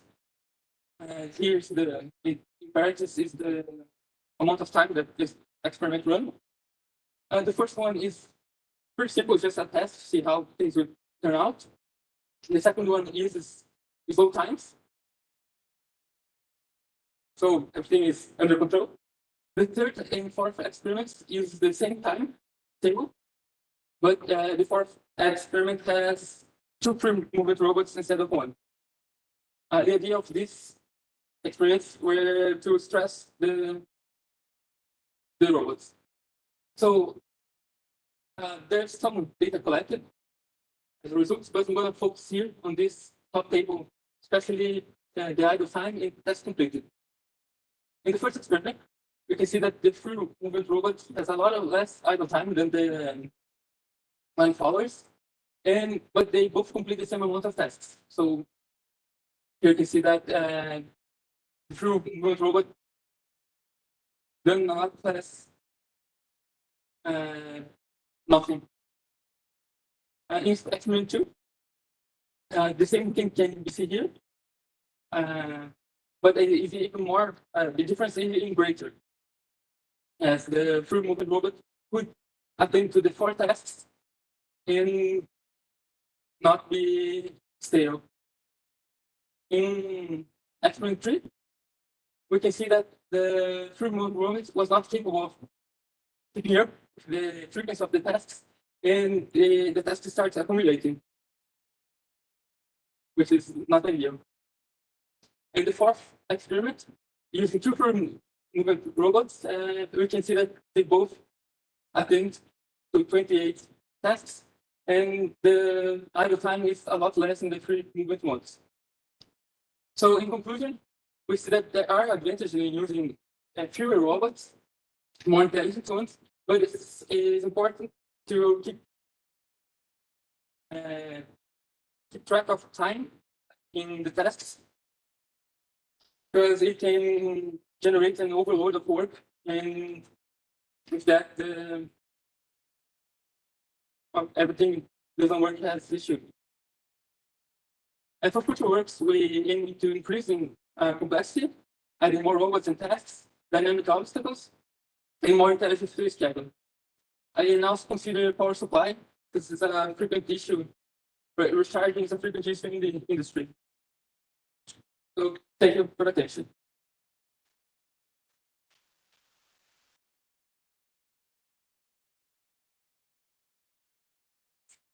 Some questions?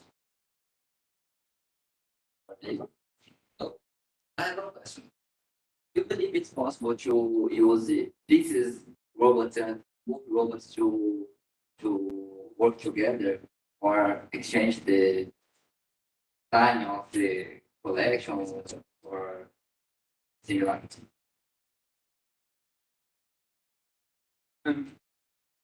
Yes, we believe that we can use both. And in fact, based on the results we obtained, it probably would be the best of both worlds, as we can use the line followers bound to one task to use them in the tasks that are more critical, and free movement ones to attend to tasks that are more the timing is not that critical.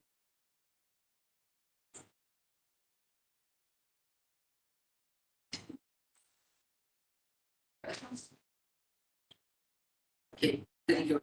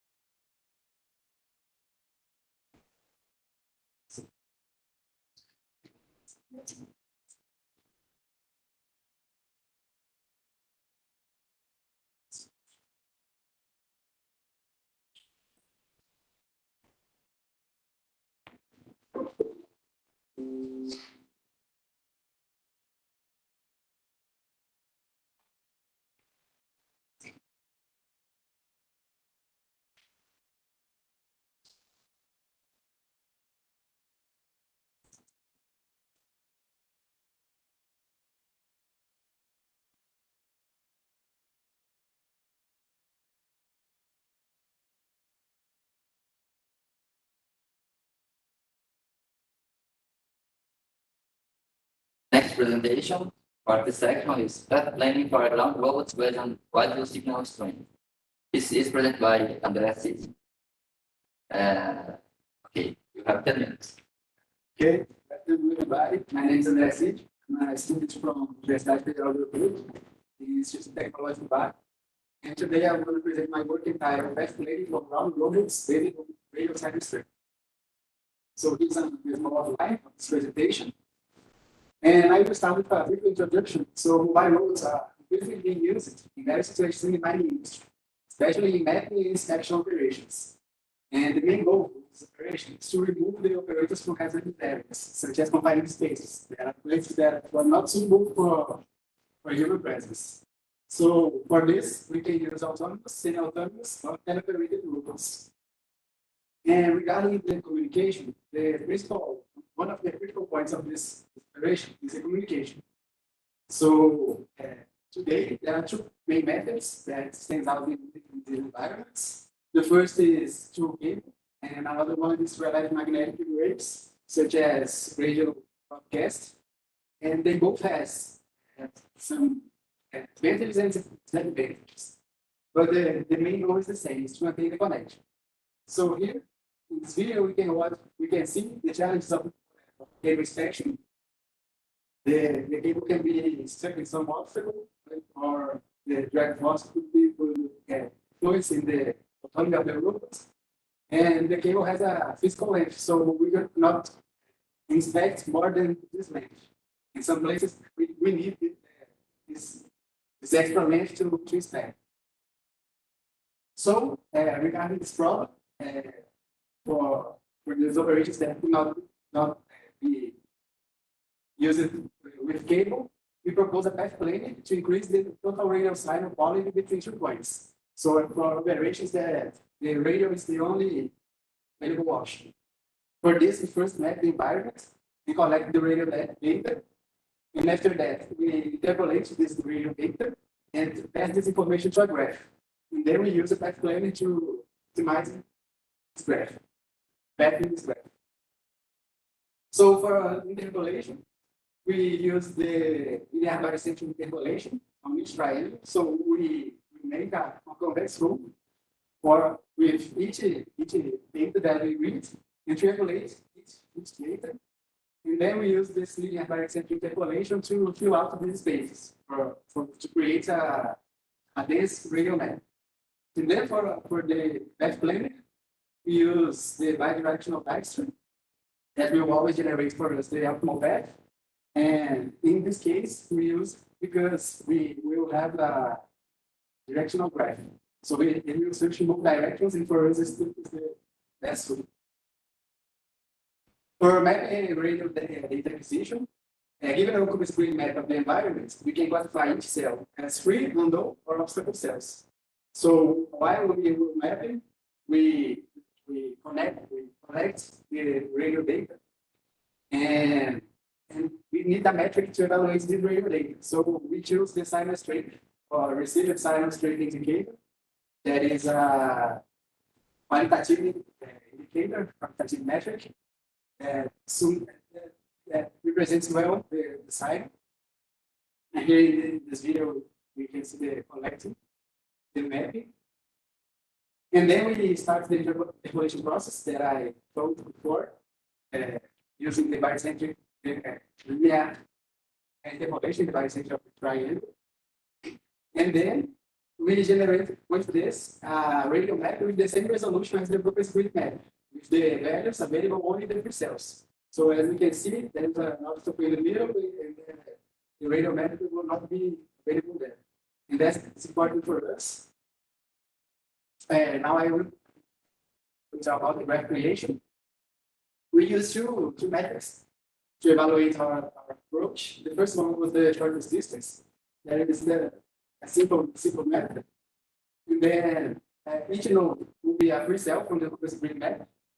And the weight to travel from one node to another will be the map resolution for horizontal vertical nodes.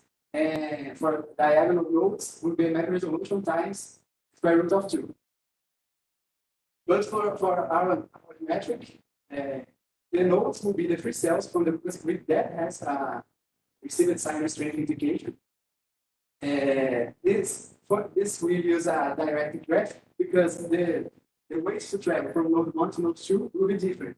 Because the weight now will be the difference between the max received strength side and the silo from the node to be traveled.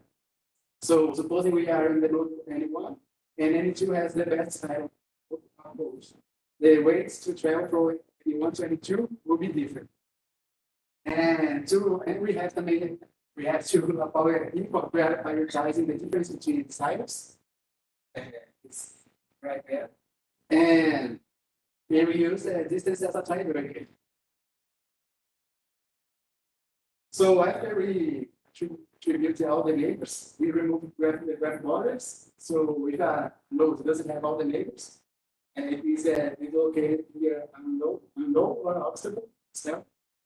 And we will remove all these layers depending on the robot's dimension. So as a result, we have this occupancy grid map.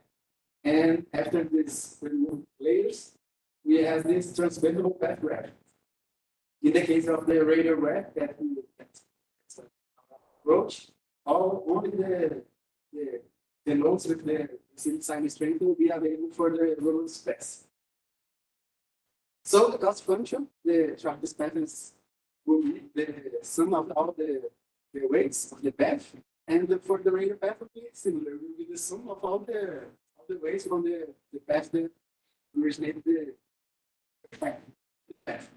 And the best path will be the minimum cost or the minimum value of this equation, this cost equation. So for experimental results, we made this experiment with Spelling robot. It's a robot designed for inspect confined spaces. It was equipped with a real sense T265 camera for visual odometry, 16-channel Velodyne, with one channel for the 2D map, Luminosity rockets 900 with exceeded strain signal data between 0 to 100, and both pair of antennas ranging from 900 to 960. So here is the result of our first attempt to map. We use simultaneous mapping and localization of radio mapping, and we generate this map. And while we are mapping, we are collecting the data. For this, we start the calculation process, and we maintain this saved map to use it with our planners. So here we can see when we use, at first we compare the shortest path and the radio signal quality path with the power equals 1. And we can see that both paths doesn't have much difference. They were all very similar. But when we change the path to the power for 2, the path starts to deviate from an area with low signal. So here it passes only a little bit, but here it chooses to other direction to improve the communication. Here are some data of these results. So as we can see, the minimal radio signal was 87 here, as 80 for the path of B equals 1. So there was already an improvement. And paths to test our planet. And again, we can see the radio path planet passing through an area with good communication, while the shortest distance passes through this area with low signal.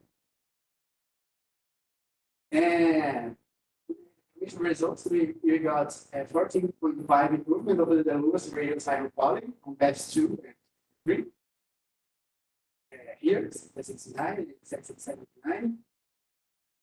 And an increase of 11.1% and 8.9% over the average signal quality expected, both for F2 and F3. We also wanted to test this planner in the real robots. And we used adapted Monte Carlo localization system, AMCL, with control by artificial vector fields, the linearization proposed by Resent, and using the F3 as reference. So here's a small video of the robots performing one of the paths. And as a result, we got the minimum value of the radio signal quality for as 75, and while the shortest path got the 68. Got an increment of 10.3% concerning the value of 68. And for conclusion, we propose a path planner that considers the location to improve the radio signal for the robot pass. It prevented the robot from passing through signal locations and consequently decreased the risk of communication loss with the base. And practical tests also demonstrate the efficiency of the planner in increasing the radio signal connection between 2 points. And for future work, we will test on locations with no radio signal at all. So we will remove the nodes that don't have a good quality, with good radio quality. And the main goal is to use a radio signal prediction algorithm so that we will be to collect all the radio data while we are mapping. We will just have the initial map And we have all the predictions for use for exploration and organization with multiple robots. And all the reviews. Thanks.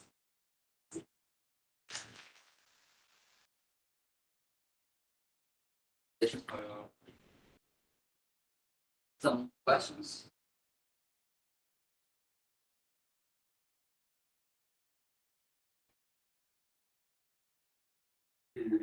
First of all, congratulations for your work. I don't know if it was smart, but how you decide when you have lower level signal strength and the distance, how you can decide between them? One of the points for this is the power B. So when we increase the power, the difference between the max and the next node will be larger. So if increasing this B, we will prioritize more the signals. So as we can see here,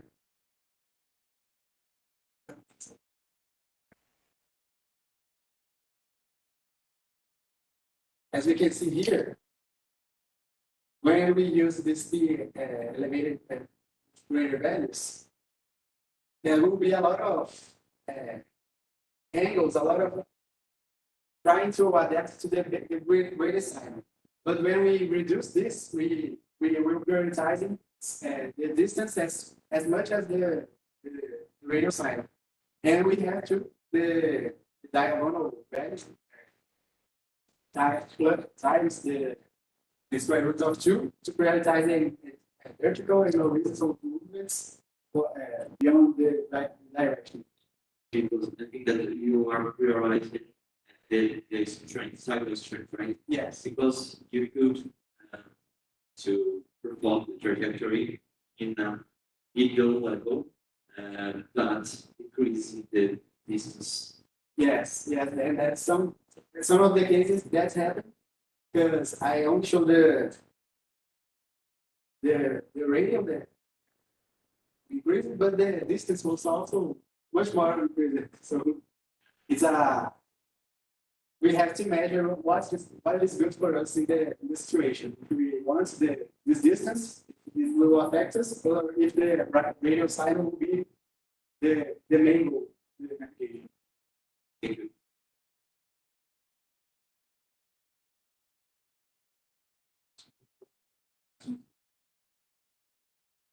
Andre, thank you for your presentation. Congratulations. Great presentation. I don't think I'm not sure if I lost something, but isn't your method too confident on the RSSI signal, or is it something? Yes, it's almost almost a certain. We consider that it's the most important thing on this metric. And so one of the future works will be to take this receiver signal strength and see where this receiver signal strength tends to transform the operation almost invariant. So we will analyze this receiver signal strength to see the range we can act with the robot in real situations. So here we will talk almost quantitative. But after this, we use this range to tell, oh, but here we cannot use this robot for operation because there would be a great latency or great package loss. So this is for the future too. Thanks. I have a question. It does depend on this work, but the logitry is only based on the health sensei, the real sensitivity. In this case, yes, because our robot we use a lot of another inspections. So in each inspection, we need some special sensors. And when I will use test the robot will already with the sensors, and I just adapted to use with my approach.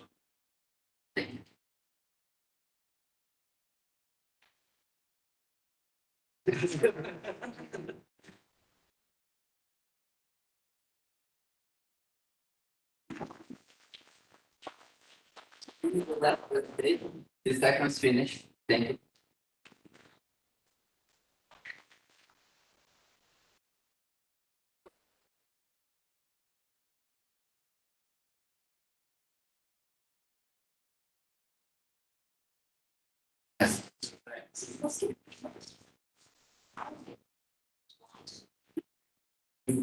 Eu já vou jogar para essas apresentações, eu não sei se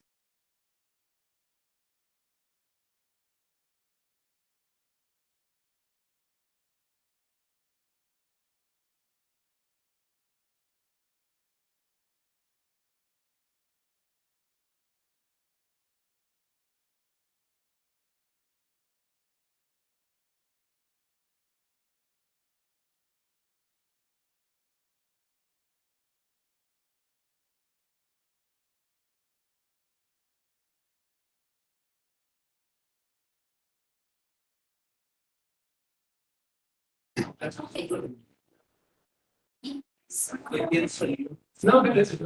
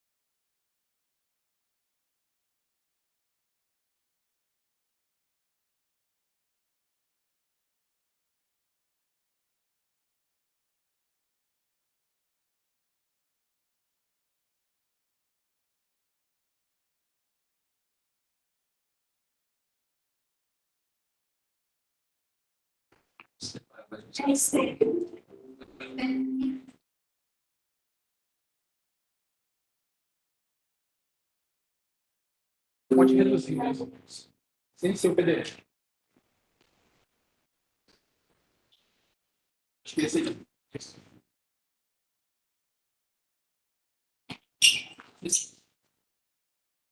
Então, você já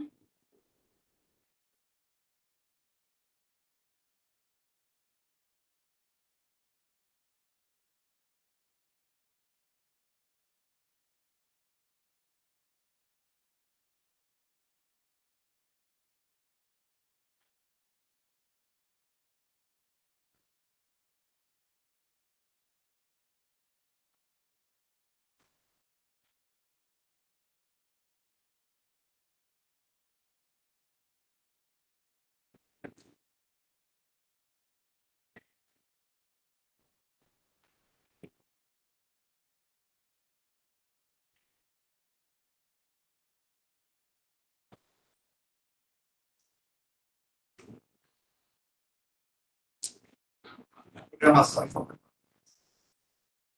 Sim. são mais simples. Sim. Essa sessão agora tem sido, mas presencial é só o Lars. Os outros mandaram, dois mandaram vídeo Felipe tem na e sala. dois estão na sala. Dois ou um.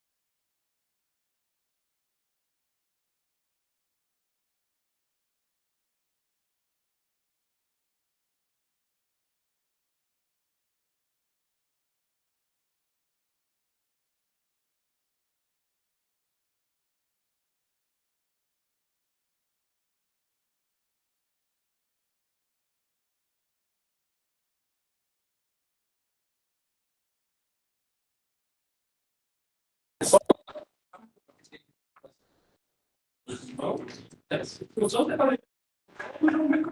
Não, pode passar. Não, isso está muito certo. Ok. Está funcionando? Não. Agora. Tu sabe.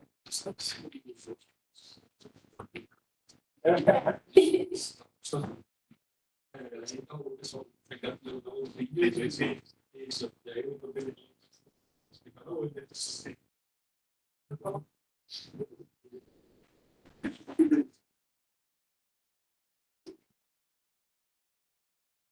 Good afternoon.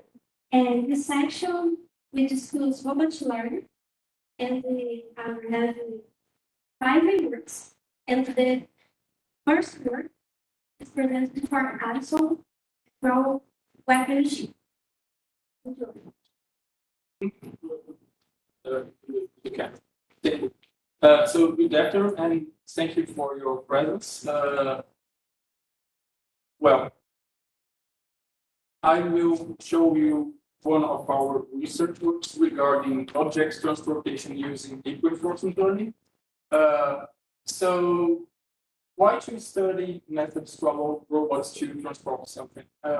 Search and rescue is a very common application in biorobotics, and we can use this kind of robots to help humans to basically, for example, to relocate robots that may be preventing a rescue team to find victims.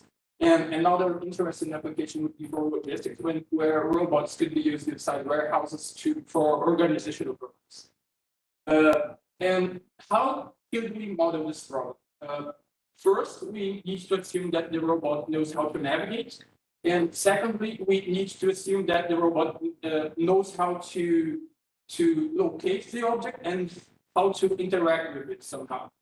And the problem here relates to in finding an action selection policy that, when applied into the robot, will help it to guide this object through several target locations. When the object reaches the last one, we consider the problem to be solved.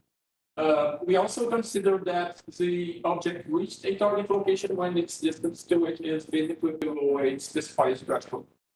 There are several ways to handle this problem, from the pushing to caging strategy, and I can mention all these others here. But in this research, we will focus on the pushing one, where the robot basically needs to apply forces on the surface of the object so it can guide it slowly through the environment until reaching the specified target location. So this research was mostly inspired in this work published by Z in 2021 in the Robotics and Automation Writers, where their objective was basically to guide those set of other agents here into this final goal location. And to do that, they get this local view of the environment and train a deep reinforcement learning model to basically learn two things.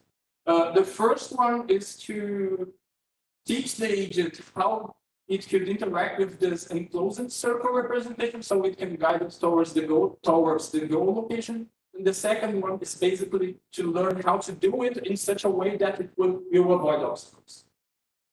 They obtained an average success rate of approximately 70% and also took 20 hours to train this model.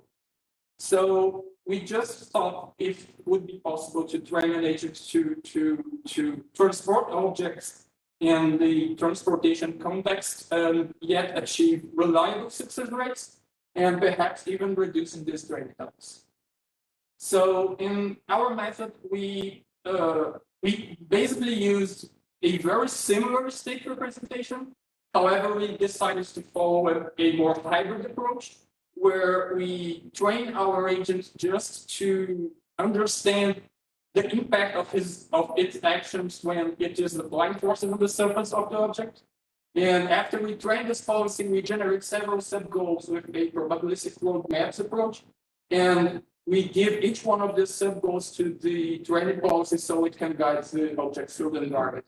Here, as this animation at the bottom right, you can see the final product of this integration into a differential driver.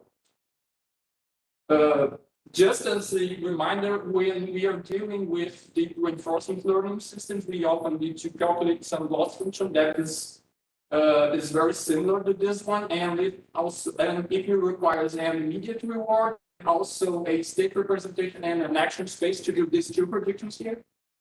So our utility function or reward function is basically composed of these two normalized dot products, where the blue one tells the agent if it is pushing the object into the right direction, and the red one basically tells if the trajectory the agent is following is such that when it reaches its final configuration, it will be able to push the object properly.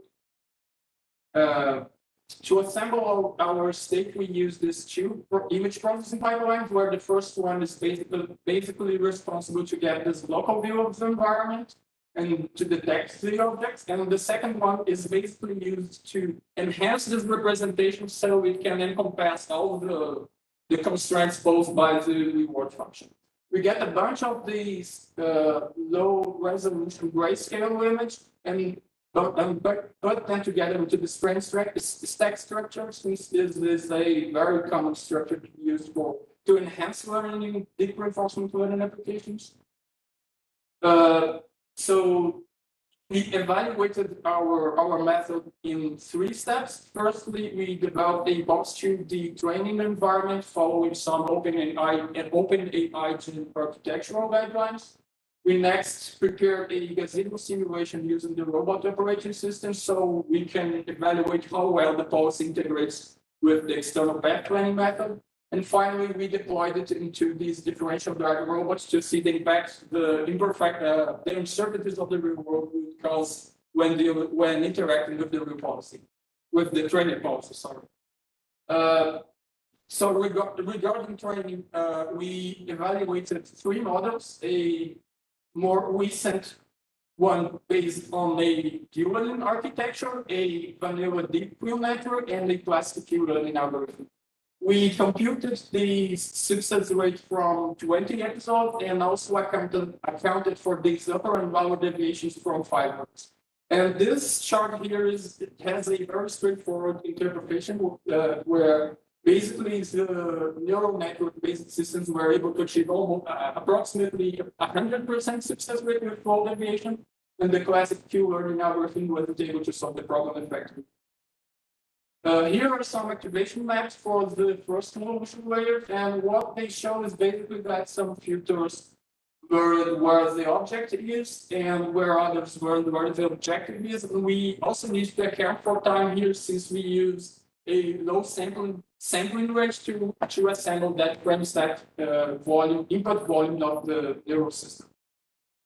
Regarding the integration with the external path planning method, this animation here at the right shows one instance of the simulation we prepared, and it was used to generate this chart here on the left. And what it shows to us is basically that when sub-goals are very close to each other, and the red line here, we can achieve almost 100% success rate. Considering that we are guiding the object through narrow passages. In other words, we have obstacles very close to each other in this case.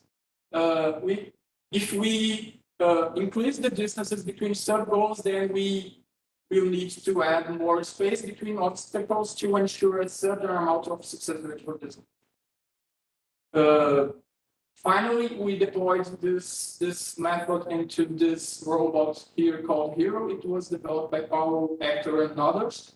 And for this setup here, we used ROS in a centralized controlling architecture in the local network, and also we solved the local localization here with a top camera. Here are some more takes for this experiment, and what they show is basically that even in the presence of uncertainty, the policy seems that it was able to account for those and correct its trajectory to guide this cardboard box towards the other side of the data. So conclusions.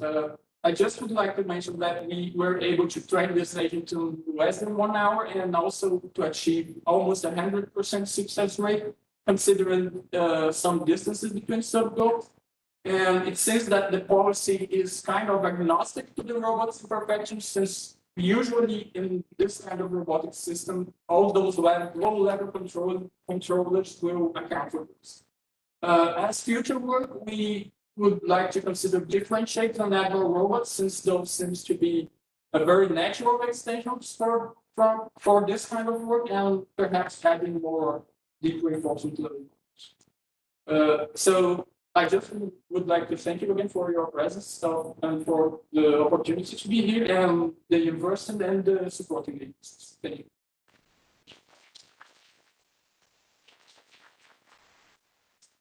May I have some questions for your work? Any questions? Hello,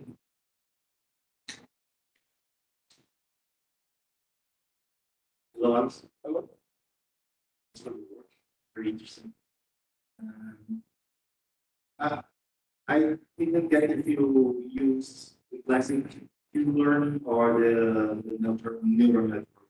For deployment? Yeah, we need final solution. In the final solution, we integrated the dual model, the best one. The Q-learning was basically unable to train with this setup. Okay, and then since you are using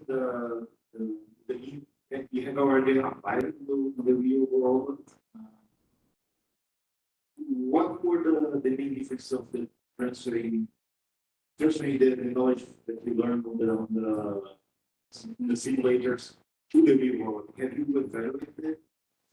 I haven't evaluated those in a scientific method, but how can I say that? I would like to say that it was very difficult to do those, but since it is a hybrid approach, and this seems to be a characteristic of this kind of approach, all those low-level controls account for the imperfections of it. Okay, I understood. Okay, thank you.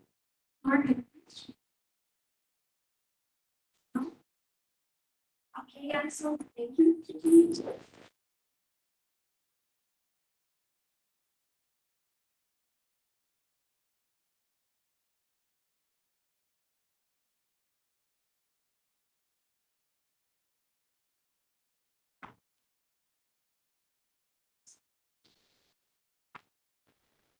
The next work, application of reinforcement learning to the orientation and position control of a 6 degrees of freedom robots manipulator, presented by Felipe Campos, Instituto Tecnológico do Vale.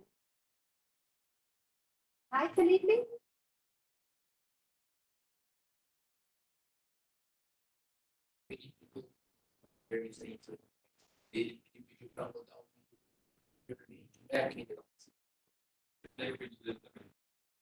Okay.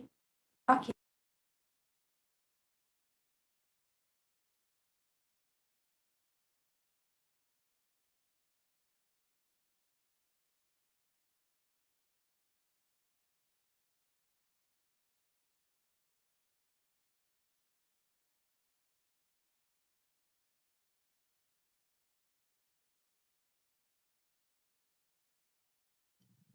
Hi everyone, my name is Felipe Rigueira Campos, a master student at Universidade Federal de Ouro Preto in partnership with Instituto Tecnológico Vale.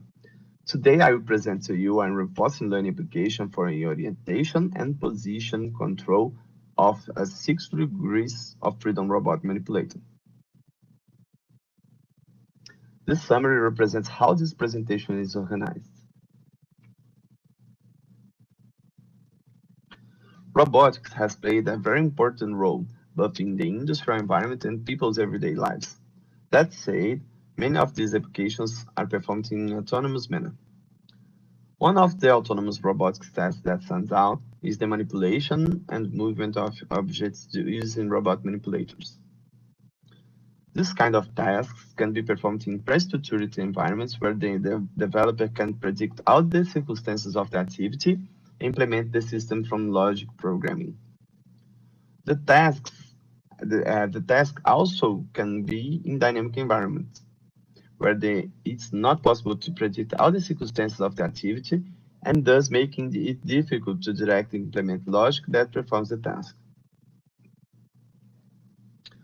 To solve problems in dynamic environments, machine learning can be used to replace this direct implementation of logic with techniques that teach the robots to perform the task. And one of these techniques is reinforcement learning, where the agent learns to perform the task through interaction with the environment. The reinforcement learning agents used in this application were deep determination policy gradient and proximal policy optimization. The environment of our reinforcement system, where the agent interacts in order to learn how to execute the task, is represented by a scene from the Coppelia scene software, which is composed of a robot arm of 6 degrees of freedom and a red ball that returns the position and orientation value to be hit by the robot. The state space is composed of the variables that represent all the states that will be used for agent learning. The state space implemented for learning is composed of the joint states, joint velocities, target orientation, and target position. The action space, which is composed of all the actions that can be performed by the reinforcement learning agent in the environment, is composed of the velocities of the 6 joints of the robot manipulator. To implement the reward functions, the orientation of the effector and target and the position of the effector and the target were taken into account. The reward function for orientation control is composed of the negative orientation error added to a task reward, where the agent receives plus 500 if it completes the tasks correctly, and minus 1,000 if the robot collides. The same was done for the reward function for position control. It is composed of the sum of the negative position error between the effector and the target added to a task completion function. The reward of orientation and position control in the same task is the sum of the rewards of the two tasks separately. Now, we will talk about the reinforcement learning agents used. The first one, the deep determination policy gradient, is the reinforcement learning agent consisting of two neural networks called actor and critic that are responsible for learning the policy and the valuation function of the algorithm. The actor performs the learning by updating the policy while the critic updates the value function. In the DDPG, the update happens by applying an upward or downward gradient that increases or decreases the probability of performing that particular action. It's because of this that the DPG can be used in problems which are continuous space. The second one, proximal policy optimization, is an agent also composed of actor and critic neural networks. It is also an algorithm that applies upward or downward gradients to update the policy. Its difference is that there is a constraint on this update that permits to keep the agent learning more stable.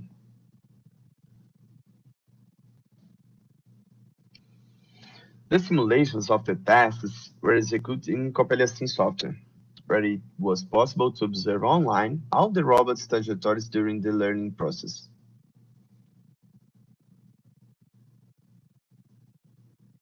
It can be seen in the orientation control results that the DPG converged much faster than the PPO, but both were able to perform the task correctly. The DPG took 80,000 steps to converge, and the PPO took 1 million steps to converge. These images illustrate the behavior of the robot after learning orientation control with each agent. In position control, the DPG was no longer able to perform the task and the PPO converge after 2 million steps, as you can see in the episode duration behavior. This can be confirmed in the reward behavior of the course of the learning, where the agent averaged 500 rewards points per episode after 2 million steps. These images illustrate the behavior of the robot after learning position control with each agent. As you can see, the DPG couldn't execute the position control task. In orientation and position control, in the same task, only the PPO agent is used to perform the two tasks together. After 16 million steps, the agent converged and was able to execute the task of controlling the position and orientation of the effector. The same can be observed in the reward behavior, where the agent averaged 500 rewards points per episode after 16 million steps. These images illustrate the behavior of the robot after learning orientation and position control with the PPO agent. So, we conclude that the DPG converges faster on simpler activities, but can become unstable in learning if the complexity of the task increases. PPO can perform more complex tasks than the DPG, but tends to be slower to ensure stability. These were the main references used for this presentation, and these are our acknowledgement. Thank you.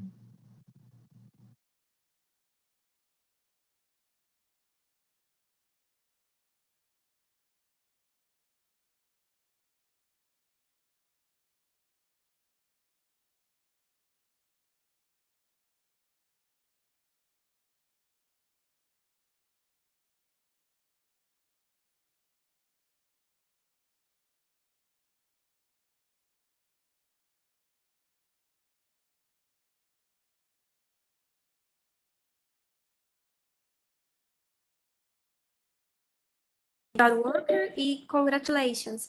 Don't have any questions. Okay? Thank you e congrats. So the next work also to a video, and next Professor Ricardo Rodrigo will be answer the questions. Okay?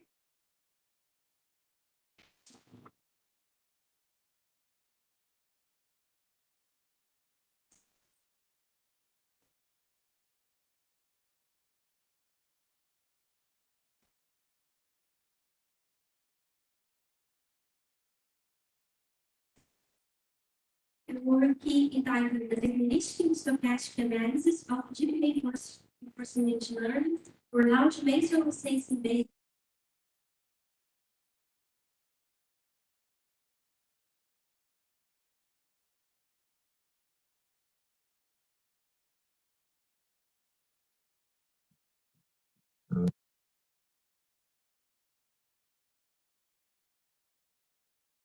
So, hello everybody, my name is Fabio Brando. I'm going to present the work Deterministic and Stochastic Analysis of Deep Reinforcement Learning for Low-Dimensional Sensing-Based Navigation of Mobile Robots.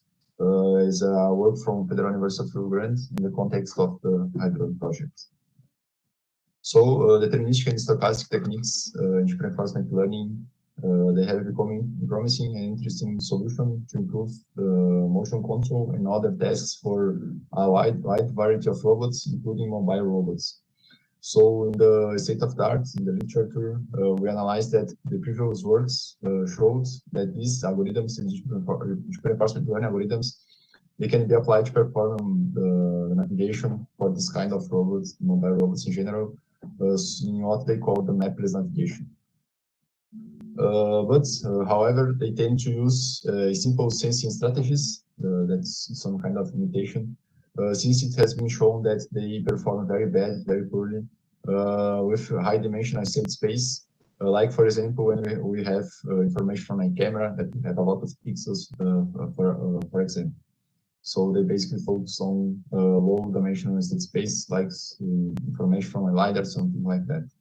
So in this work, we show a comparative analysis of two deep reinforcement learning techniques, a deterministic one based on the DPG, and a stochastic one based on the sector critic, the SEC algorithm, when performing specifically the tasks of navigation in mobile robots, specifically for an aerial robot.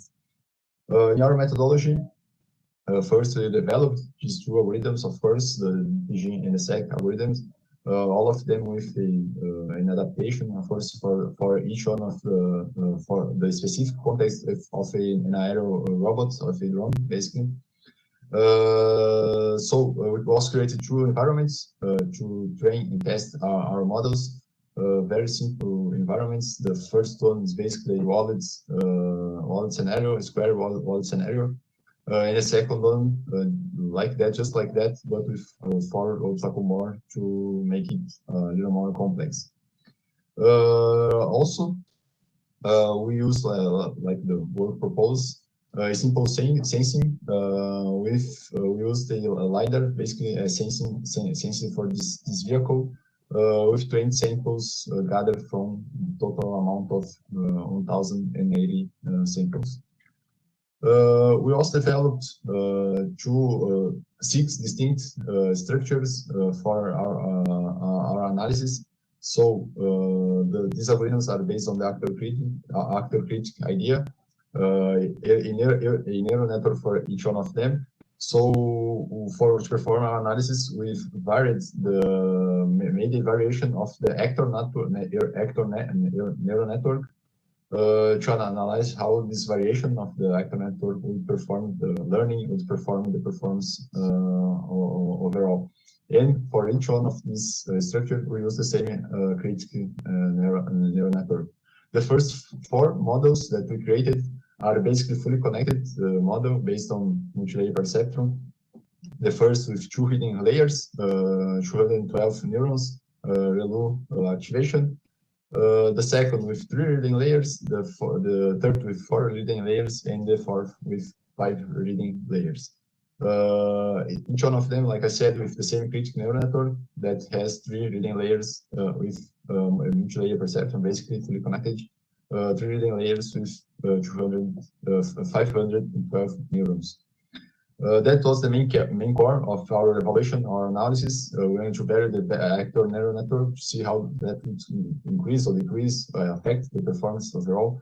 But we also try to bring to our analysis two more distinct neural network architectures. The first one based on recurrent neural networks, basically created in LSTM structure with 32 cells. And use it as our 50 structure, 50 model of our agents. And we also developed a model based on convolutional neural networks to also bring this analysis with a even more complex structure based on convenience. So the evaluation for each scenario that we created, we performed evaluation of each model and for each algorithm, of course. We collect a lot of information. We try to collect as much information as we could to perform this extensive analysis.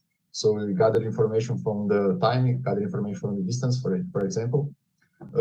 This evaluation was done in two-fold manner, basically in two ways, with 2 distinct tasks. The first one is a very simple goal-oriented navigation. So we asked the robot to go from starting points to a target point. That was the first task. And also the second task, we asked the robot to perform something like a path following task, something like that. So we gave them a sequence of waypoints for them to perform the navigation. These 2 tasks for each agent and for each approach Uh, for each approach and each environment, each scenario, we perform 100 trials, 100 tests, and collect this information and also collect the success rate, basically the total success that the agent had in the scenario. Down below, we can see the rewards that we gathered throughout the 1,000 episodes that we trained.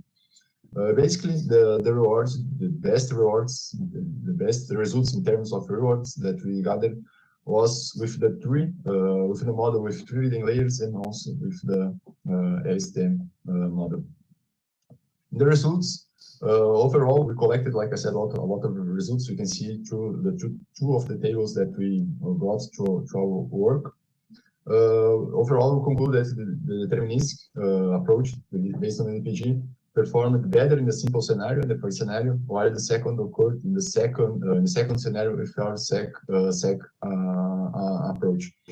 Down below, we can see the two tables. In the left, we can see for the first test, goal-oriented navigation, and on the right, the waypoint goal navigation.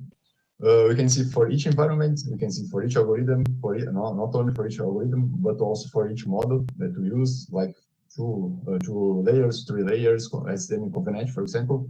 We can also see the rates, the success rates between for the 100 trials that we evaluated. We can also see the average time with some variation of the time as well. To perform this test, and specifically in the second task, we also collected the percentage of distance that the agent managed to perform since the second task is a path following task, we collect the total amount of percentage that the agent managed to perform the test. So, like I said, overall, the deterministic approach performed better in the first, while the second, the stochastic approach performed slightly better. In conclusion, here you can see in the right a figure showing the average time throughout the 6 distinct models that we proposed, we analyzed. Basically, you can see that the DPG has a more variation throughout the distinct approaches, while the SEC is much more stable.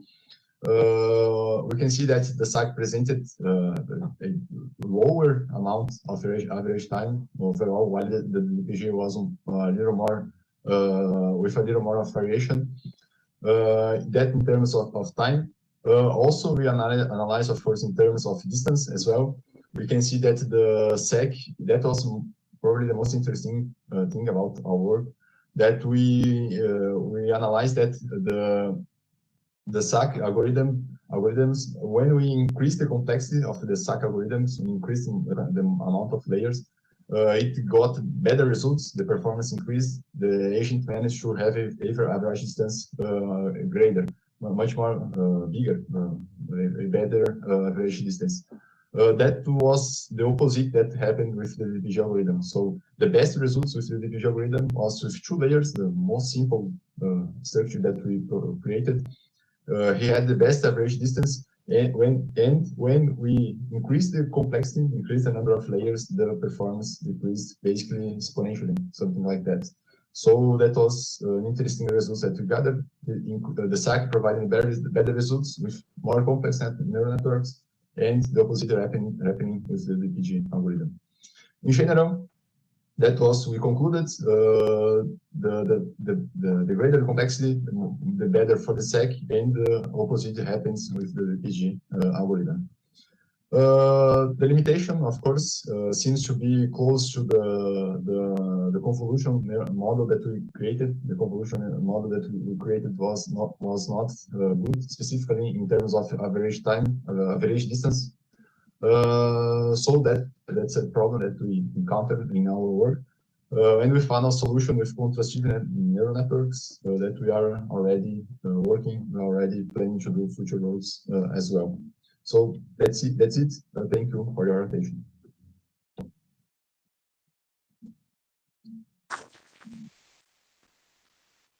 So the professors Pedro and Rodrigo are here, and they will answer the questions. Do you have any questions? Someone? No? Thank you, Professor, and congratulations for your work. And now we have other video by saving our.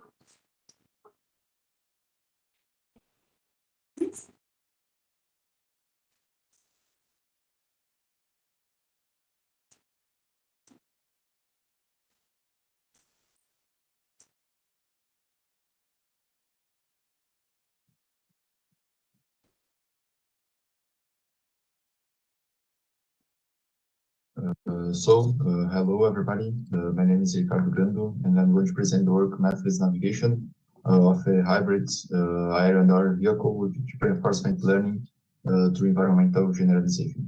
So it's a work of Federal University of Rio Grande in the context of Hydron, the project Hydron.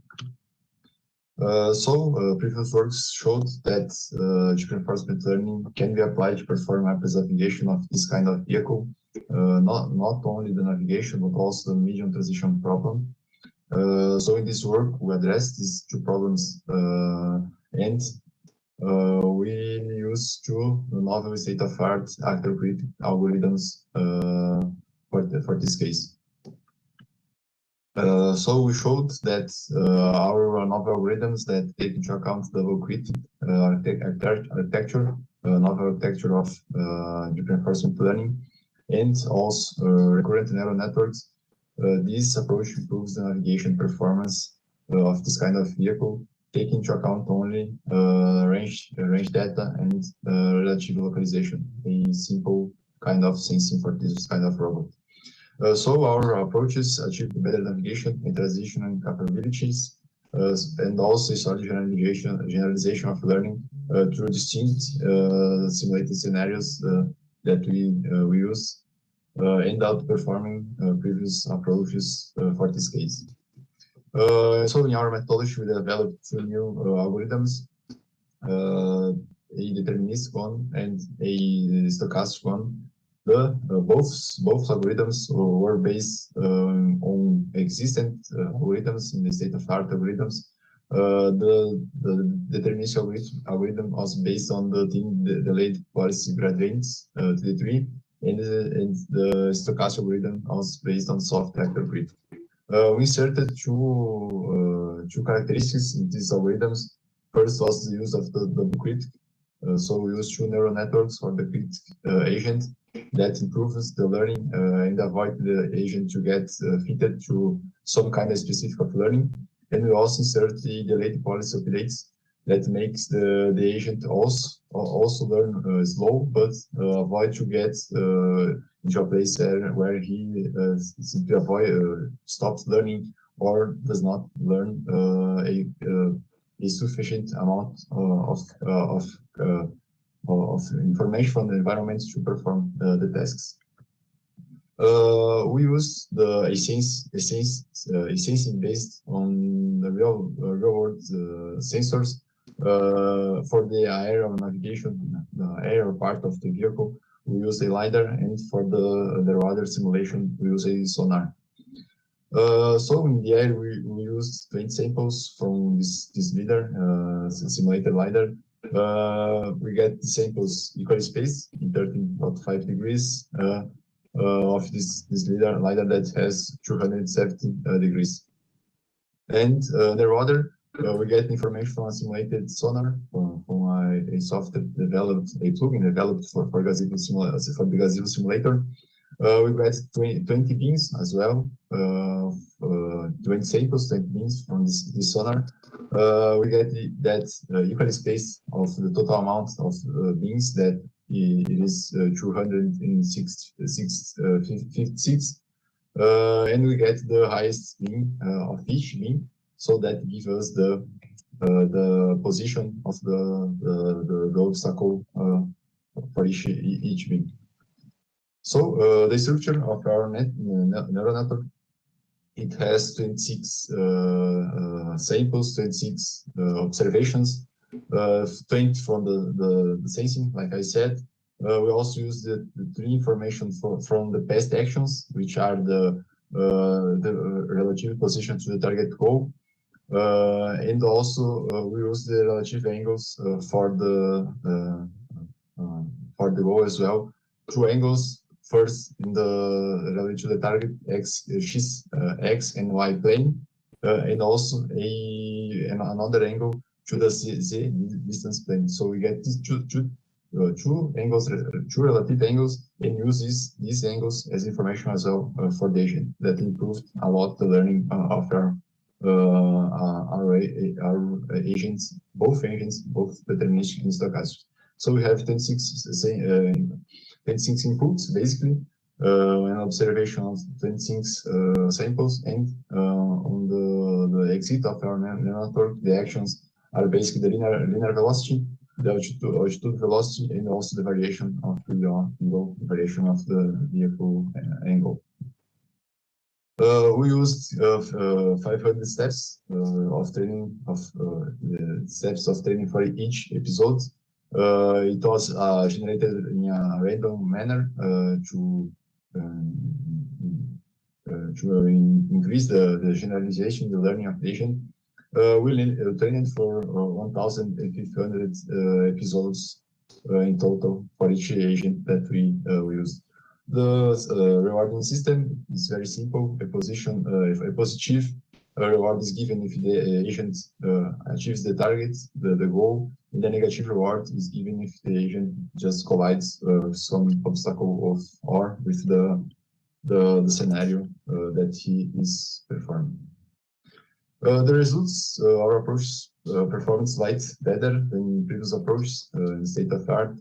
Mainly in the second, more complex environments. So the first environment was a simple environment with just 4 obstacles. In the second environment, we used much more obstacles in a random manner to make it more complex for the agents. We tested with 100 trials of navigation for each one of the approaches that we developed, and also for each one of the approaches that we used compared to. So overall, our agents performed slightly better, especially in the second scenario with better navigation and a better capacity to avoid collisions. Here we can see a few samples from the navigation used in the first scenario that has just a few obstacles, like driving hazards, for example. The main contribution of our work is on the generalization, is on the idea of generalization that we did in the second environment. So we did another test, another evaluation. Basically, we trained, we get our models that we trained in first environment and tested on second environment. So these models didn't know anything about the second environment, so they were tested, evaluated in the second environment. That's was one of the ways that we evaluated. We also get these agents trained in the first environment and trained for a few more 100 episodes in the second environment. So we had an agent that was trained in both environments, and then we evaluated in the second environment. And also we did a third final evaluation that was just evaluating the models in the second environment and tested in the same environment. Overall, we can see that the agents that was trained in the first environment performed much better than we expected in the second environment, even though they didn't have any information about this environment. And when we just trained for a couple more episodes in the second environment, we got very good results, especially our stochastic approach that achieved the performance of 83 trials of success in a total of 100 trials. So it was a good performance. Here you can see very fast our robots navigating in the third scenario, which is a more complex scenario like you can see. So he's navigating in the center of the scenario to a target goal in the underwater. In the right here, you can see the information from the sonar, visualization of sonar. That was a sample of navigation from air to water, and also did a navigation from water to air as well. So conclusion in future works, our approaches were capable to present a consistent performance, especially in the air-to-water navigation. They learned they showed the ability to learn the tags, the tests, and the environmental difficulties, not only the scenario. So we can conclude that our double-click approaches with this kind of RNN in a LSTM network presented a better ability to learn through distinct scenarios. It's also important to mention that these approaches were extensively evaluated in realistic simulation, including control issues and disturbance like the wind, for example. So that's it. Thank you for your attention.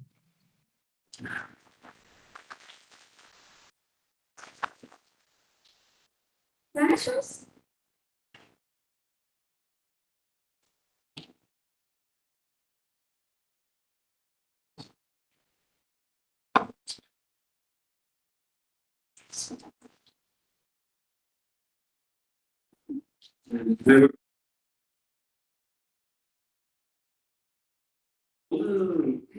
All the work, the project was developed inside with virtual environments.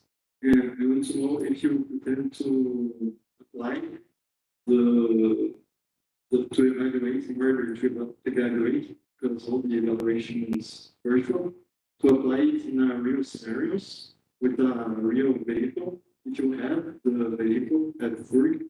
And also, what will be the challenges in replicate this complex environment in the real scenario?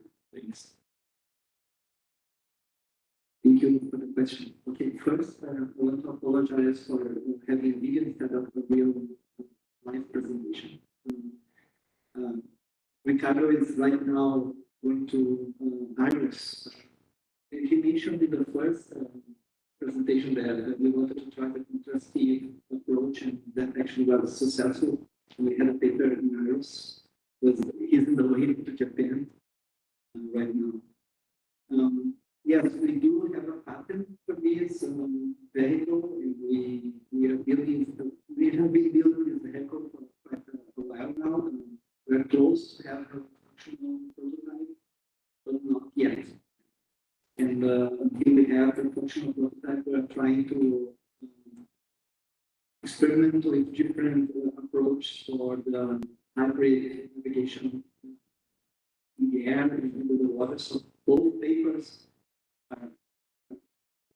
they reflect this, trying different network approach, trying to see what kind of intelligence can generalize from one environment to the other, and see if there's any way to somehow deal with this difficult task that is two media so different with viscosity, types of sensors that you use, and it seems that it's possible. So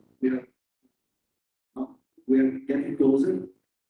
So these words they show that we can use sonar and also lidar range in the most recent work with Iris, we use an app in camera image. So it seems very promising. People go to tests. We have a tank now with 250,000 liters of water to test the vehicle. So we're very excited to start testing and see what happens. I don't know if I answered your question. Okay, any questions? Any more? No? Thank you. So, thank you, Professor. One,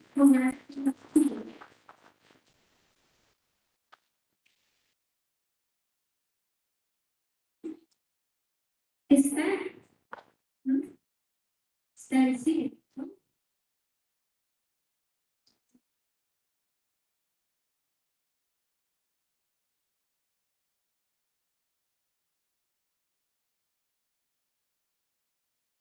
And this was the last.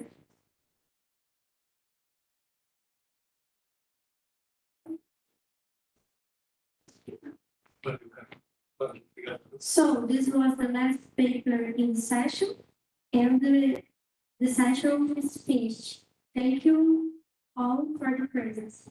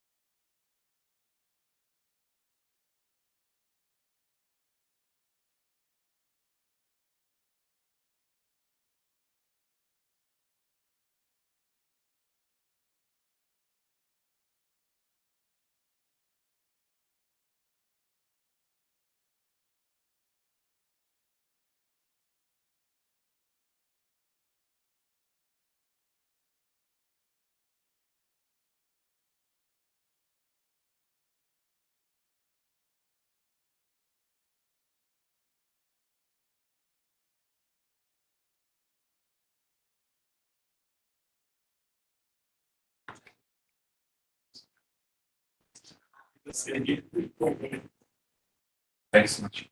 Yeah, thanks so much for giving me an opportunity to participate in the conference. So actually, I'm here for RoboCup competitions in small size soccer, but we should present something. So thanks so much for giving